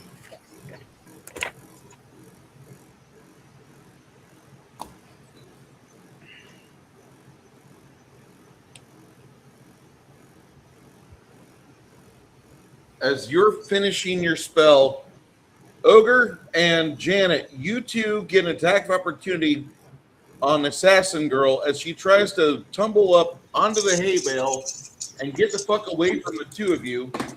Because you guys are deadly as shit. So just a regular sword attack. Yes, ma'am. A bastard sword. Okay. Let me roll. 54, 64. Where? Go back, Lena. Oh, God.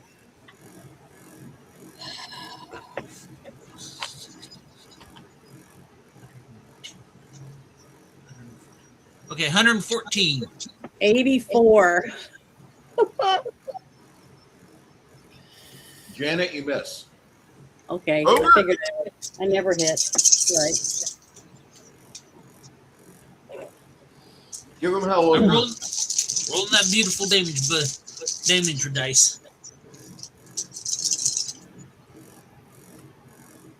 Let's see, that's 10, 17, Janet, I'm going to give you some advice. 3, 25. I'm going Yeah. to be the oddball to your Moriarty.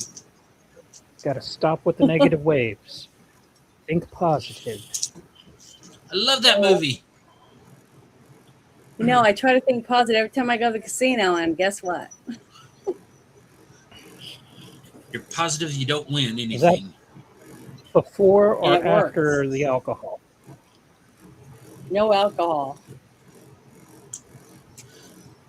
That might be part of the problem, too. Mongoose. It's time for Acid Arrow.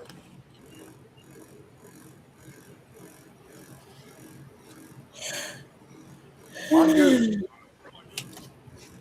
Are you here? Yeah.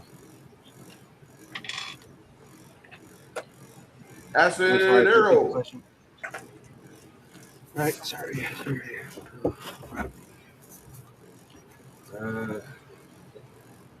You revised it. I forgot how you revised it.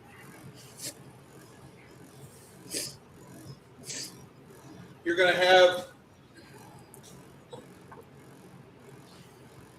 You're going to roll your D100 plus 25 plus.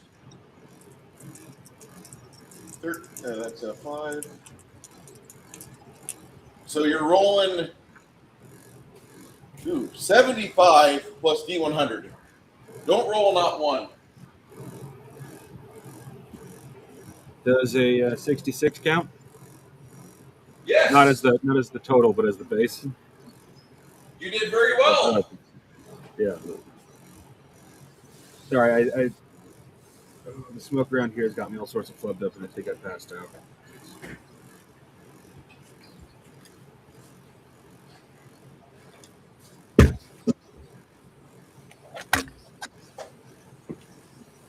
It's 2d4. Yes, sir.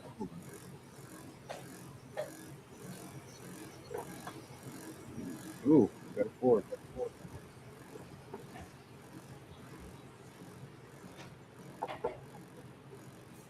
No.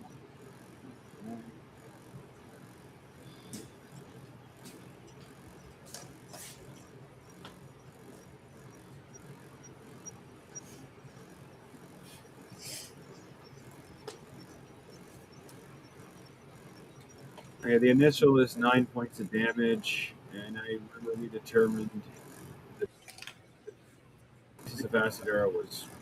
So I don't know where to go from here. You're going to do. He gets a save, but if he fails, then you're going to be doing 3 points of damage for the next 6 seconds. Okay, I rolled a 98, Damn. but still 9 points of damage of acid. That definitely affected him. That hurt. That's good to know.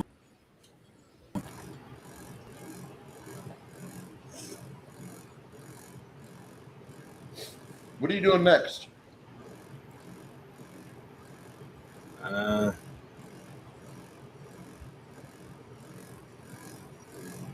Looks like I might want to hit him with another acid arrow before he gets too close to the party, so I can take off as much damage as possible. Because either that guy looks the part, but is actually just a glass cannon, or he is a genuine tank that's going to be hard to kill. You don't want to. You don't want to really find out. You want to get rid of him before he gets within melee. I think. Yeah, that's when. If acid arrow didn't have any resistances, I'm going to try to hit him with that again.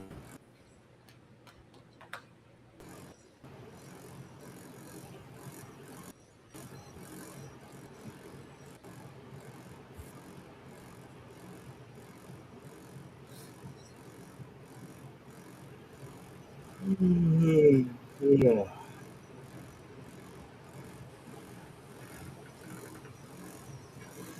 All right. It's at this point that prayer goes off on 65.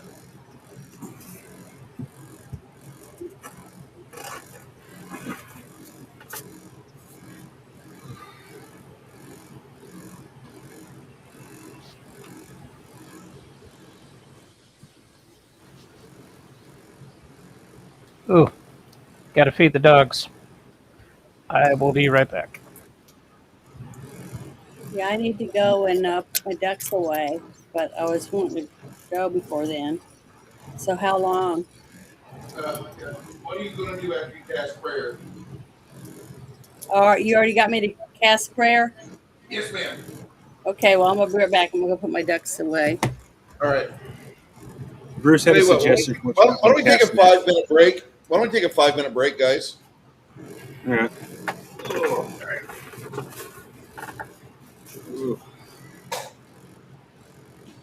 We're getting ready to hit a point where I need you guys to function a little more cohesively. I apologize. I'll give you 5 minutes to talk.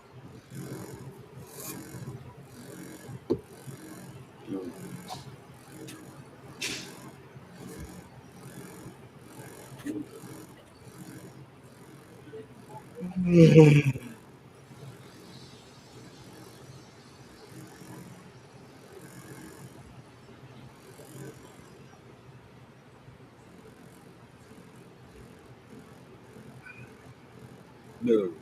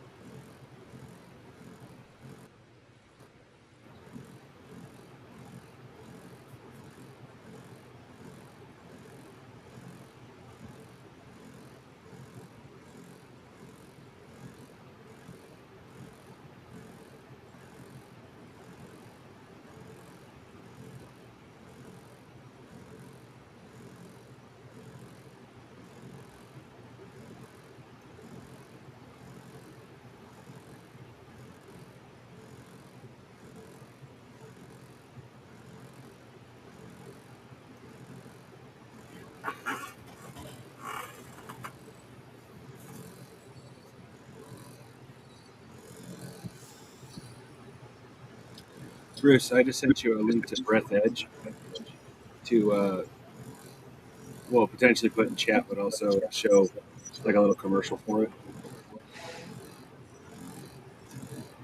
So anybody who likes survival games but doesn't want the outrageous seriousness that most of them are, this is an excellent game. As much as I like Subnautica, and it is technically lighthearted compared to a lot of them, I would definitely call that a very serious survival game overall.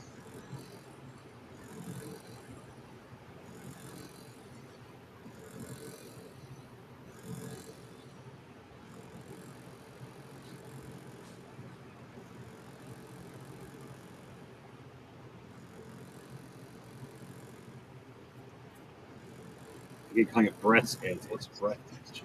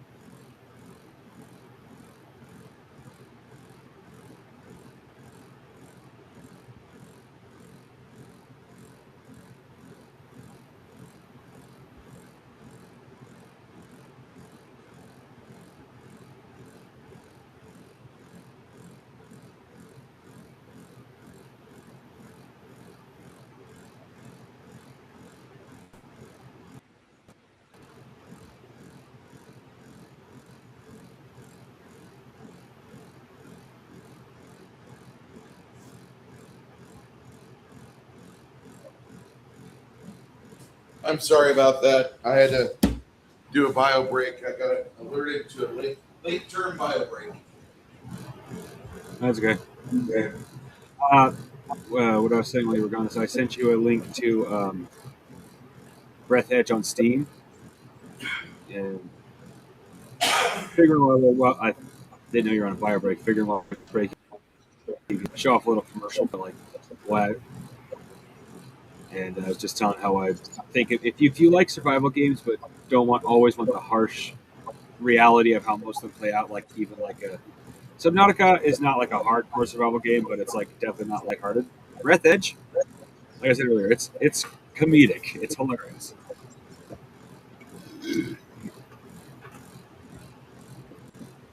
Then I don't have access to chat, so I can't put like a link in the chat because I definitely would. Anybody who enjoys that kind of stuff would love Breath Edge. Breath Edge, I call it Breath Edge. If you want to look over spelling wise, that's what I say. Right. Okay. I am back. Good deal. If you, your case, Lena, if you want to check out the game, there is. I put the link in this off-topic section. In fact, I think it's still visible. Yeah, it does. It does sound like something. Yeah, it does sound like a game that I would be interested in. Oh no, I don't know if you heard it earlier, but it has literally an immortal chicken that you use to defuse like electrical boxes and even bombs just by tying it to a stick and then jabbing its head into it. Chicken's immortal, so.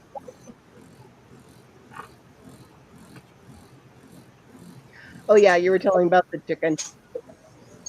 Thank you. So,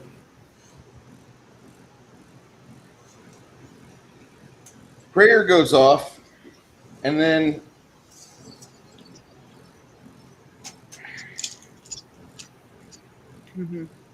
the vamp gets another attack on this damned creature.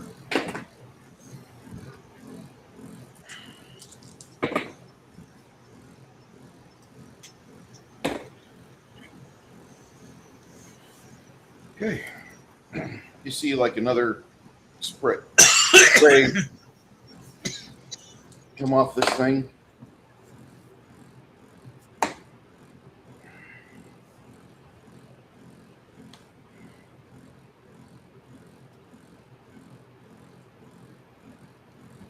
getting pulled apart a little bit. The shambling mound goes to do a slam on your paladin.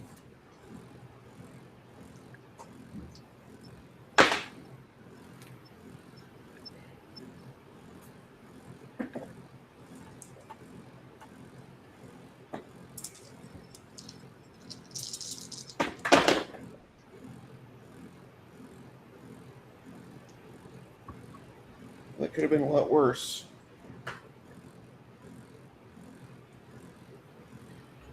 Your paladin kind of gets smushed between the two tendrils. And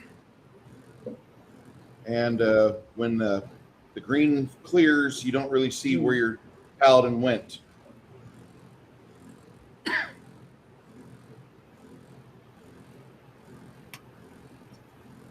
Your short sword, Lemmy, it's your initiative.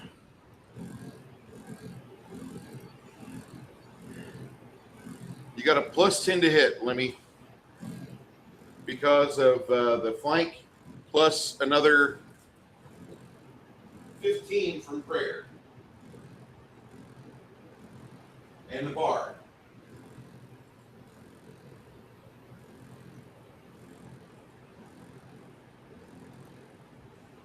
Lemmy, make your attack with a short sword if you hear me.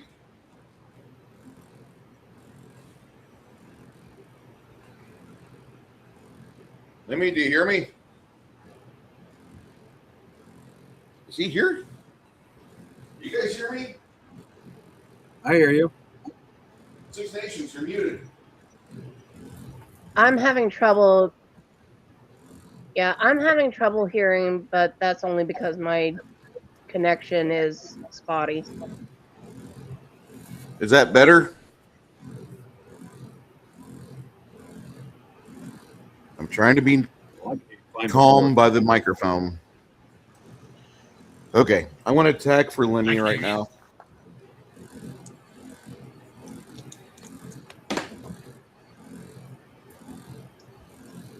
Okay, Lemmy goes for an attack on the fucking dragon thing, and it's not enough. He rolled a 29.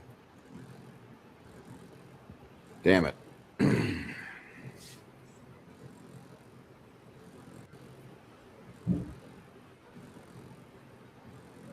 He'll try again. Janet, after prayer, what were you wanting to do?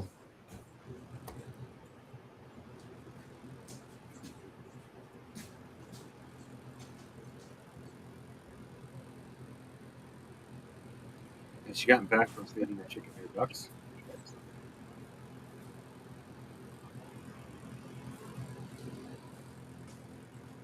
During the time that you used the bio break, Bruce, everybody else boarded a flight and said, fuck this.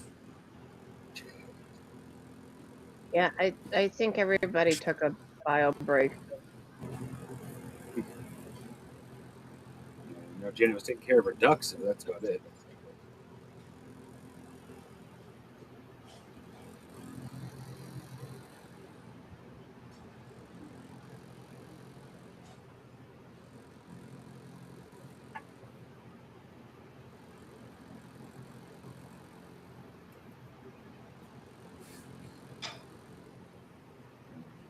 I'm just gonna say this once.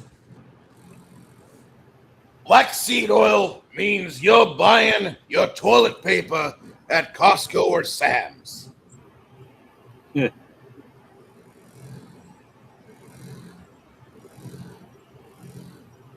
Okay. Janet is going to go for recitation. That's a 4th level spell. That puts her up on 69.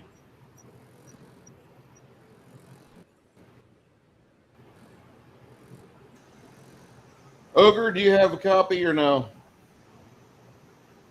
Copy of my character? No. I just want to make sure that you hadn't decided to leave us too. Or Oh, had no, to I'm use here. the fire break. Okay. Before you go, Ogre, her maze kicks off. My bardic friend, who gets the maze?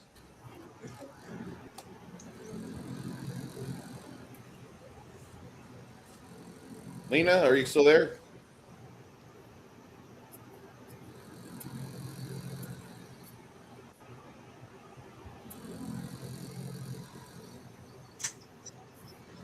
Lena, are you there?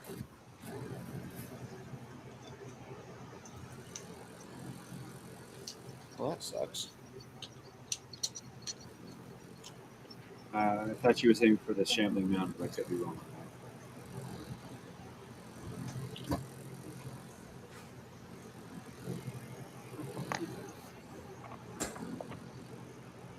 Okay.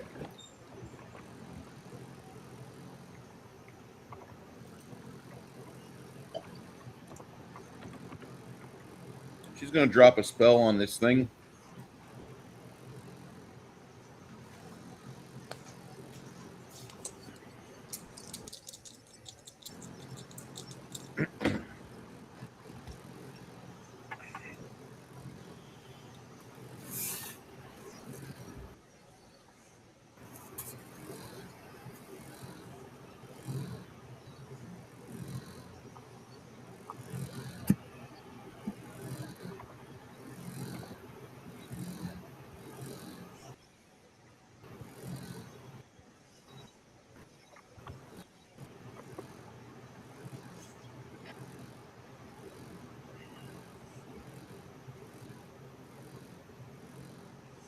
Okay. She manages to break the spell resistance, and now it has to save.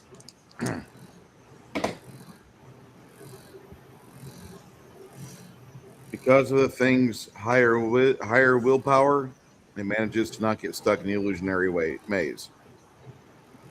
Okay. I don't know what she's going to do next. She's going to continue to play her song, continue her spell. The dragon made it save. She did beat the spell resistance on it. If she comes back, I'll ask her what she wants to do after that. Ogre, it's your initiative. Go ahead and give me an axe.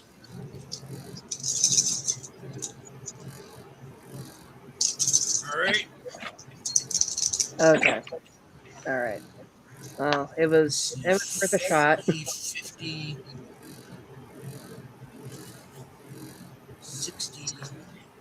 So that's 100, 110, 112. Okay, yeah, that'll hit. All right. And so 3d8.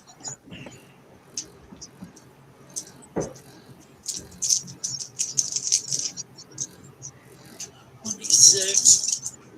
Shake roll them. Hey. 6, that's 10. 13, 15. 15, 21. 21 points of damage. All right. You cut into the dragon.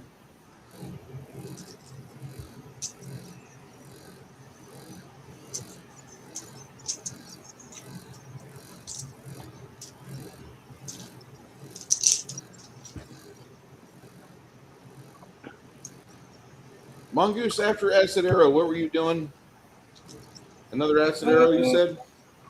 Yep, on the big guy, and hopes to do as much damage to him as possible before he could get to us.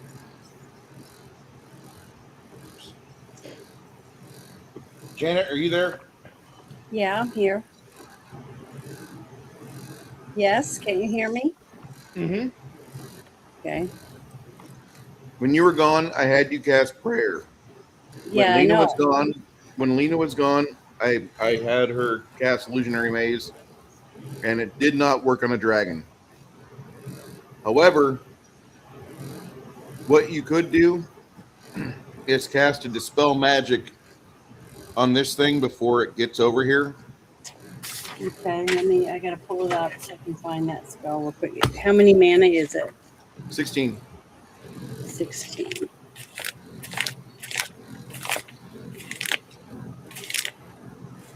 Dispel magic. You're basically just rolling me a D percentile, and for the level of spell you're going against, you need to roll a Don't tell me. 65. No. Well, I'm just Okay, gonna never try mind. to roll and see how I do, because God dang it. I wrote all zeros. All zeros? Yep. You know what that is, right? When you roll 0 on the 10s and a 0 on the 1, that's a critical hit, baby. Okay, That's so I'm a gonna take that's a picture of it real quick. Hold on. I'm gonna get open up my Discord and take a photo. Where do we yeah, put that it? double Die that rolling. that triple aught is a critical hit.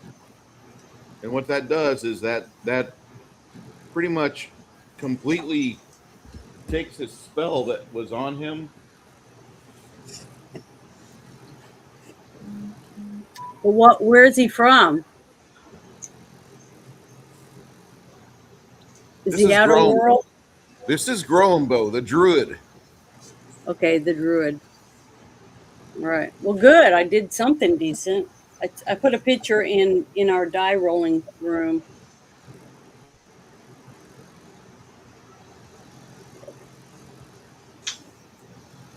I was like, oh, great, all zeros. That's what I was thinking. It's always bad normally, so. So now what do I do?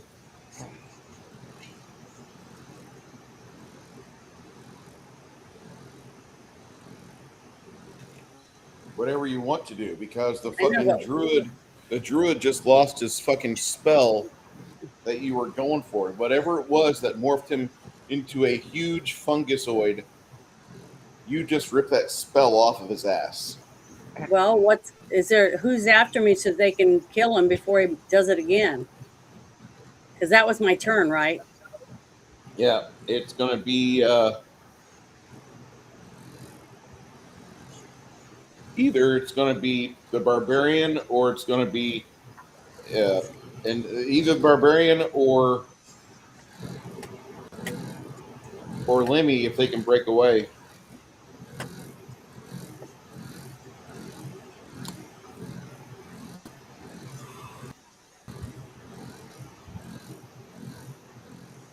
Well, I'm down to 36 mana. So hope nothing big happens because I can't heal people. I can drink a potion on my turn, but it's not going to help much. So now what do we have left besides him and that hole in the ground? And now is there another? Her, you've Yeah. got her to deal with, Hmm. and you've got this fucking shambling mound which just engulfed your paladin. Yeah, but who's after me? The rest of the party basically, but like from what you can tell, it's gonna be Lemmy's after you. Okay, well, Oh, there he is. There he is. everybody can see that I took that spell off of that one guy, so now somebody can kill him, right? I would think so. I hope so. Somebody get rid of that guy before he does it again, before he casts that spell on himself again.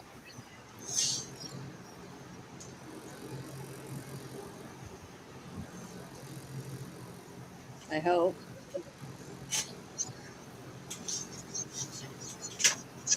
So what I miss? Janet rolled a fucking 100 on a D100. Hot dog. But I didn't know I rolled 100 until Bruce told me. I always forget that 3 zeros is 100.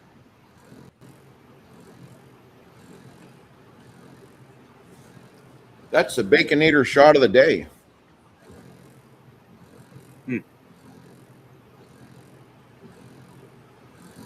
Good job. Her mace spell failed. She's not here right now. I'm just going to puppeteer her character. She will.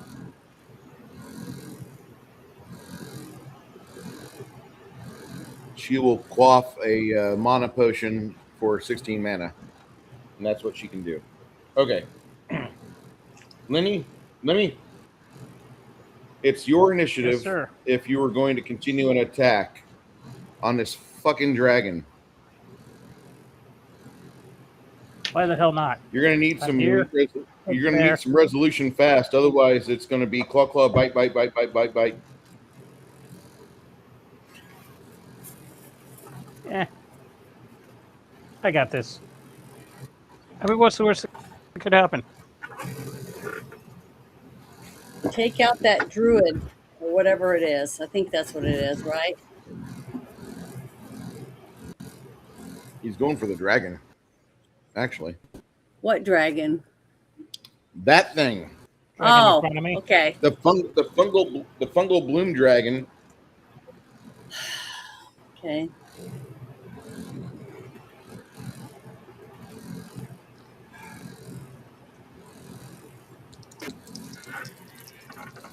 Still got the same bonuses and stuff going on.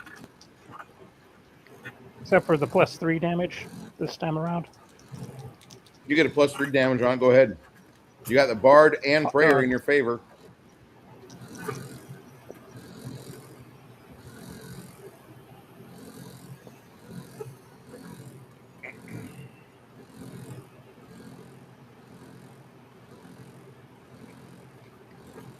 All right, so it's +10.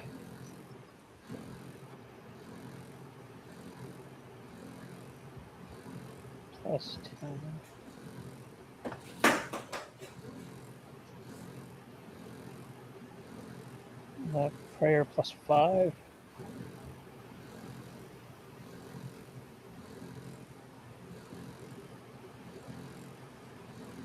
Oh, I don't have my character sheet out.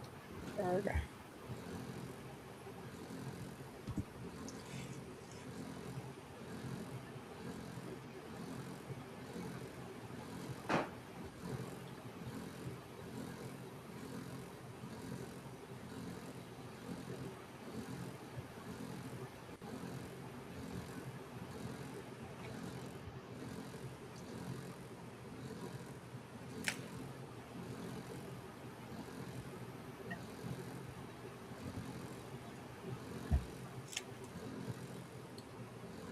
So 105 hit it.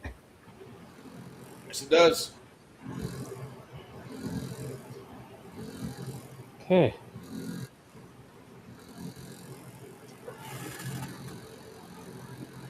That is 46 plus 12 plus 3 plus 2.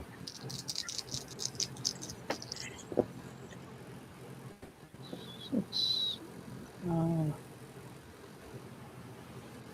16,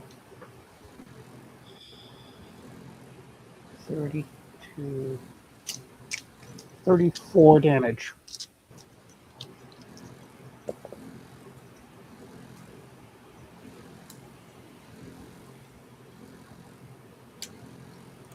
All right. The dragon has to roll a 5 or higher to want to stay in this fight. Because right now, he feels a little picked on.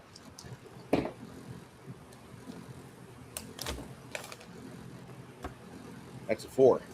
Looks like a 4 to me. Yeah. Shocking. He's going to go out of here. Barbarian, rogue, and psychopomp get an attack opportunity on him. He leaves. Oh, yes! Yes!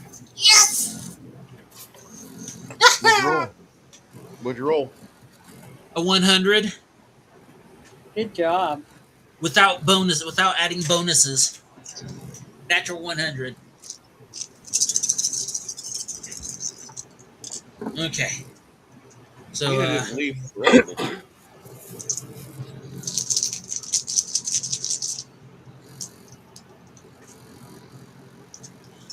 do I roll double the dice or do I multiply my total by 2. Multiply everything by 2. Okay.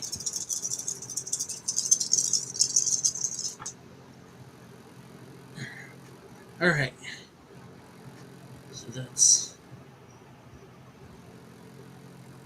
17. Oh, let me bust out the calculator here.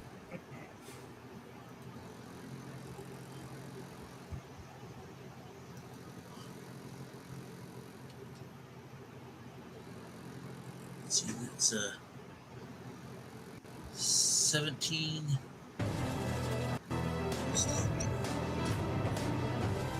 plus 6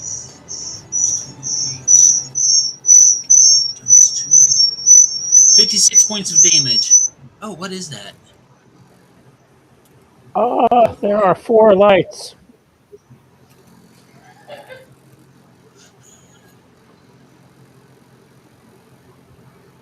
$56 points of damage.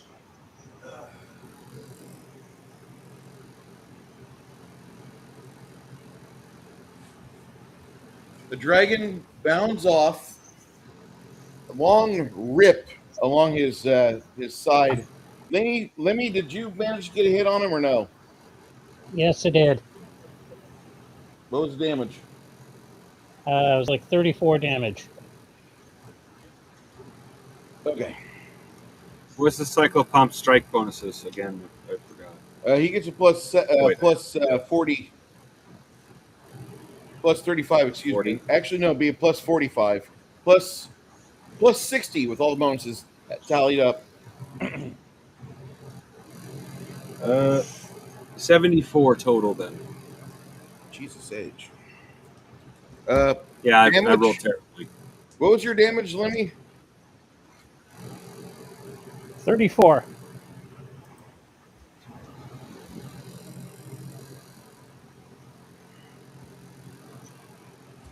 Big hunks of leafy plant matter getting splattered everywhere.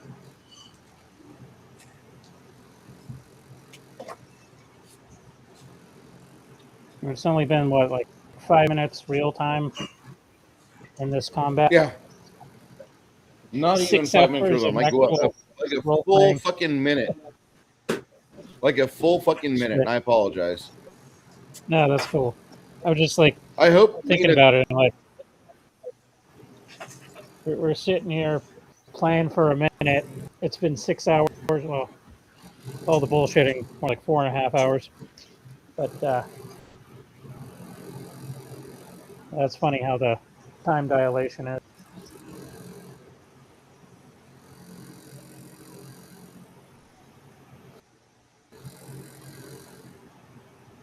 Aside from the weather and the internet issues, I'm hoping Lena's having a great time.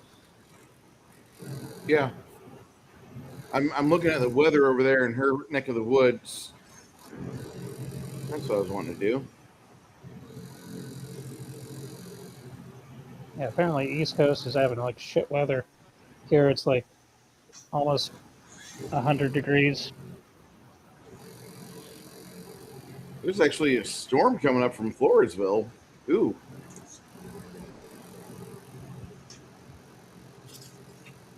And of course, it's on a collision course with me in the next hour. Okay.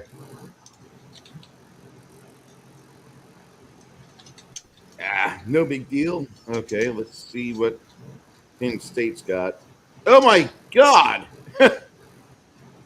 Oh, where she's at, she's getting nailed by everything. And when I state everything, I mean like no, literally everything's. She's got purple, not red, purple. Aye. Jesus. Yeah. God's like, you done fucked up. One of You're y'all going to done be off. fucked up. That's like it's like nature saying, "Hey, that spot right there, fuck you." Yeah, that's exactly how that is working out for Jesus. That's terrible. Okay.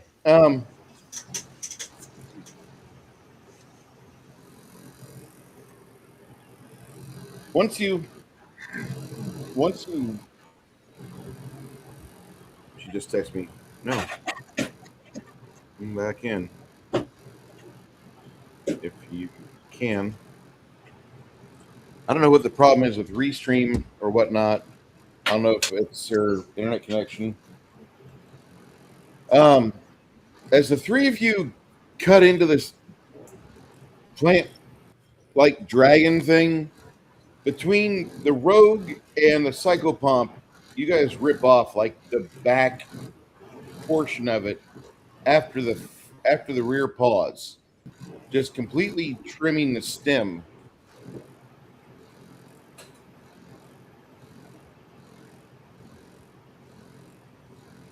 As you guys trim the stem off of the dragon, and it starts to gush blood, gush sap everywhere.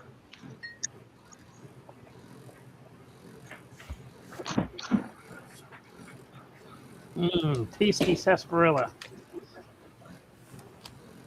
Okay.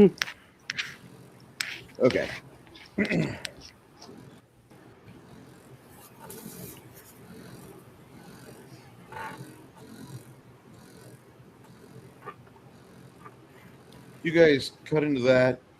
The druid Grombo abandons this place and he steps back into the female plant. And as he does, you see her dress part as he's literally stepping into wood. And then her mushroom cap Mommy issues? collapses. Her mushroom cap collapses and is the only thing left of her. Meanwhile, the rest of you pile over on top of this shambling mound and cut your friend, the paladin, completely out of her. Gross. After you're done turning salad shavings off of this large shambling creature, you find your friend barely alive, but alive, as he weakly looks up at you and says something to the effect of, fuck. I'm so sorry, Miss Isabu. I thought I could take it. Well, I guess I'll have to. Now, is everybody gone? All the bad guys? Yes. Okay, let me see if I have enough mana to do a cure critical for mass. Why are you doing that? Well, because I thought everybody was hurt. We are, but you've got channel positive energy. Okay, oh, that's right, I do, don't I? Let me find out where that is so I can maybe use that. 5 dice 6. Because it says on here. 5 dice 6. I know, but that's lay on hands on this sheet. Is that That's the 5 same? dice 6. Same. The same.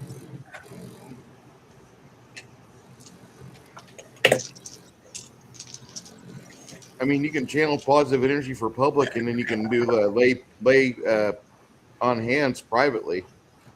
15. 18 for one channel.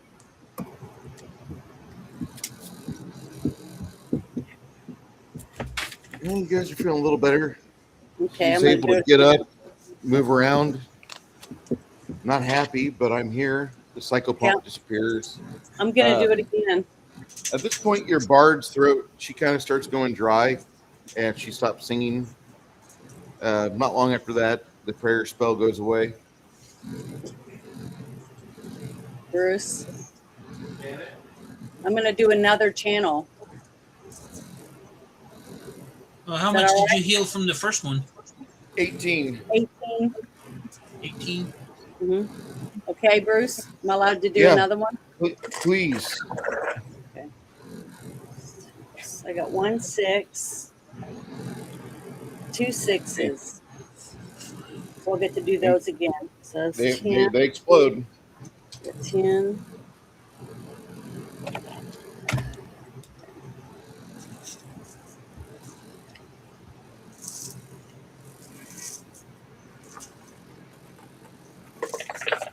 Okay, I rolled a 2, the second one on one of them, and then I'm going to do the other, and I rolled a 1 on it. So I just get one more point. Yes. Okay, it's 23 total for the second one. Does anybody need me to do another one? 21 and 23. 18. 23, 23 and 18. 23 and 18. Actually, instead of 18 and 23, comes out to 21 and 26 because the bard spell and the bard effect and the prayer effect. 21 and 26. Okay. Does anybody need me to do it one more time? Wilhelm raises his hand. Okay, I'm going to do it again.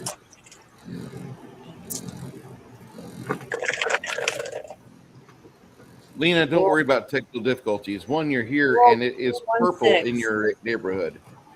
11. According to the weather map, it's purple in your neighborhood. Go ahead, Janet. What'd you say? 26? I said I rolled 1 6, so just give me a second.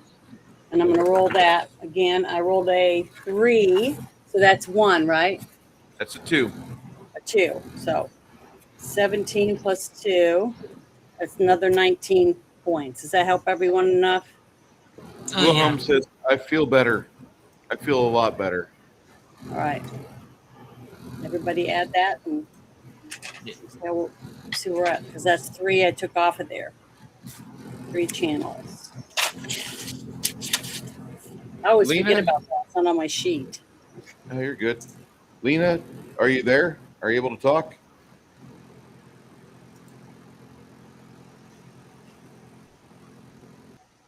She might not be able to. It's really bad storm where she's at. Yeah, I went through that the other night, so it sucks. What we can do, we can stop here and I will award your treasures that you receive from all of this into our Discord for the XP and loot, which I don't use XP with this campaign. I track that myself. I really enjoyed this combat. This was a rough day. I think you guys did really good. One thing that a lot of people forget in a lot of games, a lot of combats, is the morale roll. That was a key component of early days RPGs, because if you roll high enough, we've got a chance to win. We'll fight on. And if not, they're bailing because they are scared they're going to lose their skin in the next round. That's something that I do want to emphasize to the game masters of this system. I think you need to bring back the morale roll. We're going to have it in the rules. The official rules will have it. If there's any questions amongst my players, if you are able to vocalize it, go ahead and get it done now. Any questions? Anybody? Yeah, what's a morale roll? Never heard of that before. Okay, this is an ancient term from the 70s and 60s. Mm-hmm. Back in the Hey, old watch days, it. when guys say, I know, right? Back in the old days, in Napoleonic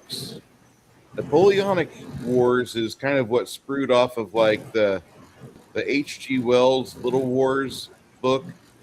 And this is the type of shit that I can't think of the guy's name, but he was on a Death Star in episode 4. And then they computer generated him back in Rogue Squadron, or the Peter Rogue, Cushing. whatever. Peter Cushing was a huge wargamer, Janet. He was a huge wargamer. He would be photographed on his rug at his house, putting all of his figurines in orders and marches and shit. And he played a lot of little wars, a lot of Napoleonics. And the key to that game, with other people, the key to that game, the old Lead games, figurines. lead figurines, like serious lead figurines, like get cancer from this shit. The key to those older games was not having the best dice.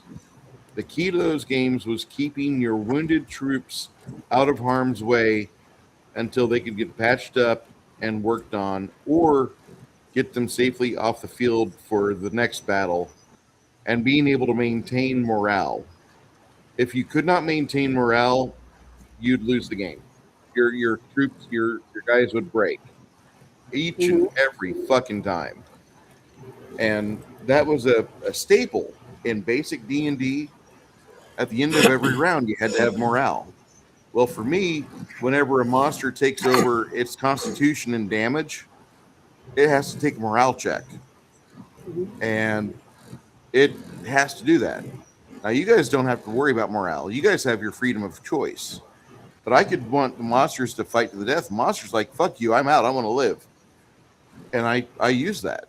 That's one of the things that I think is so fucking valuable in every RPG, but nobody uses that in modern RPGs. Now, in throwbacks or OSR style games, very important. Morale is like the most important thing for the monsters. If they're winning, yeah, they're good. They're not going to break. But if they're starting to take damage, they'll have one morale check. If they lose half their forces, they get another morale check. If they take a chunk of damage, they get a morale check.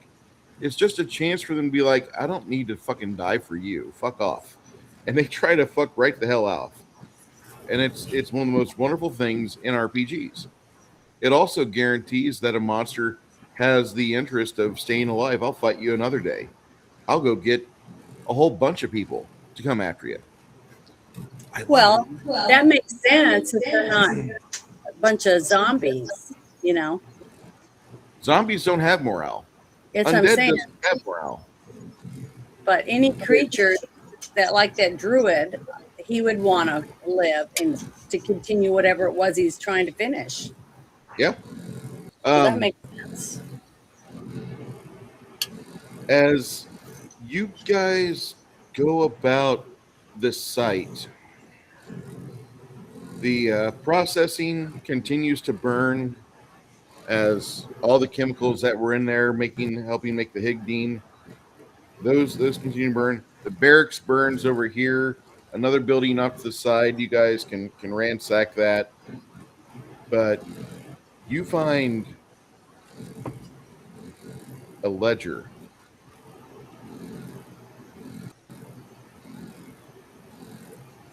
And that's where problems are at.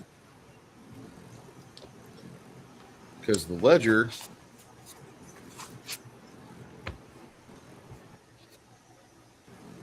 you start flipping through it.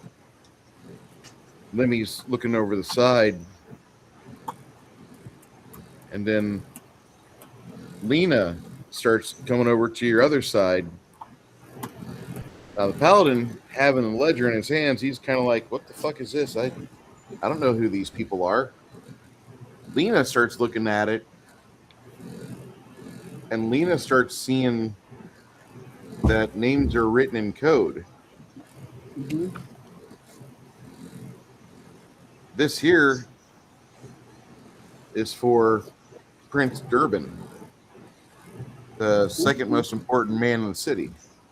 Mm-hmm. This here is for the night shift cleric, and this is the night shift staff sergeant for security. These two men are here because that address ties them to that location.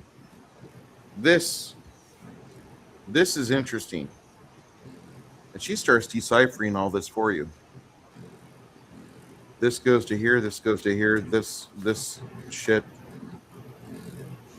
That explains why that Salesforce, that staffing facility over the last 8 months has gone through 200% turnover, because these people are higher than fucking giraffe pussy.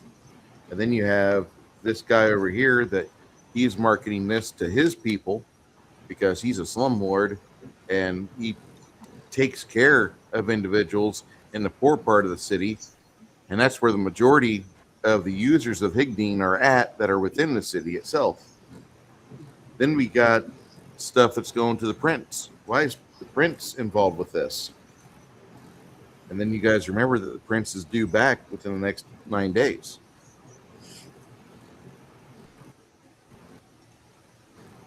Yeah. The spike just deepened. So good luck. I don't know what you want to do next, but I want to let you guys discuss things because I want you to discuss things. Is there any questions from people? Trying to remember. Wasn't he in the city with in the middle of the city with that other woman, and they were attacked, and one of them, somebody died? Yeah. His girlfriend or whatever that was following him around. Yep. He had a girlfriend and he had a strange woman following him around that he was with, but his Yeah. girlfriend was following him around, and they found her body.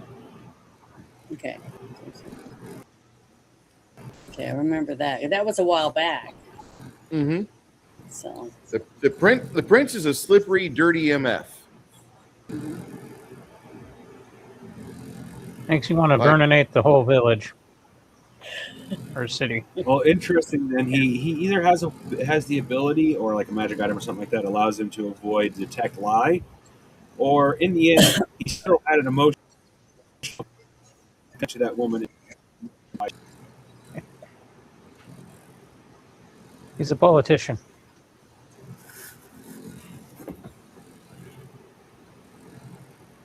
Yeah, but can he beat a magical lie detector? If you're a Clinton, Would he If take he one? rolled high enough on his saving throw, he did. Oh, Joe. I'm just wanting you to understand that. Zone of Truth is great, but you get a saving throw on the checks. yeah, I tried to do something like that, and he rolled good or something. So I didn't roll very well. So I didn't do very well on that one. No, you did well. You laid it down, but the problem is that he's a skilled liar. Secondly, he's able to he's able to be Remember, an eel. cried too. He acted like he Yes. cried, Yes. trying to show remorse. Oh yeah. And then he also is able to act like he's just an imbecile, which it might be. He might really just be an imbecile and doesn't realize how stupid he really is, and everybody's taking advantage of him because he likes poontang or whatever. Yeah, so I don't know.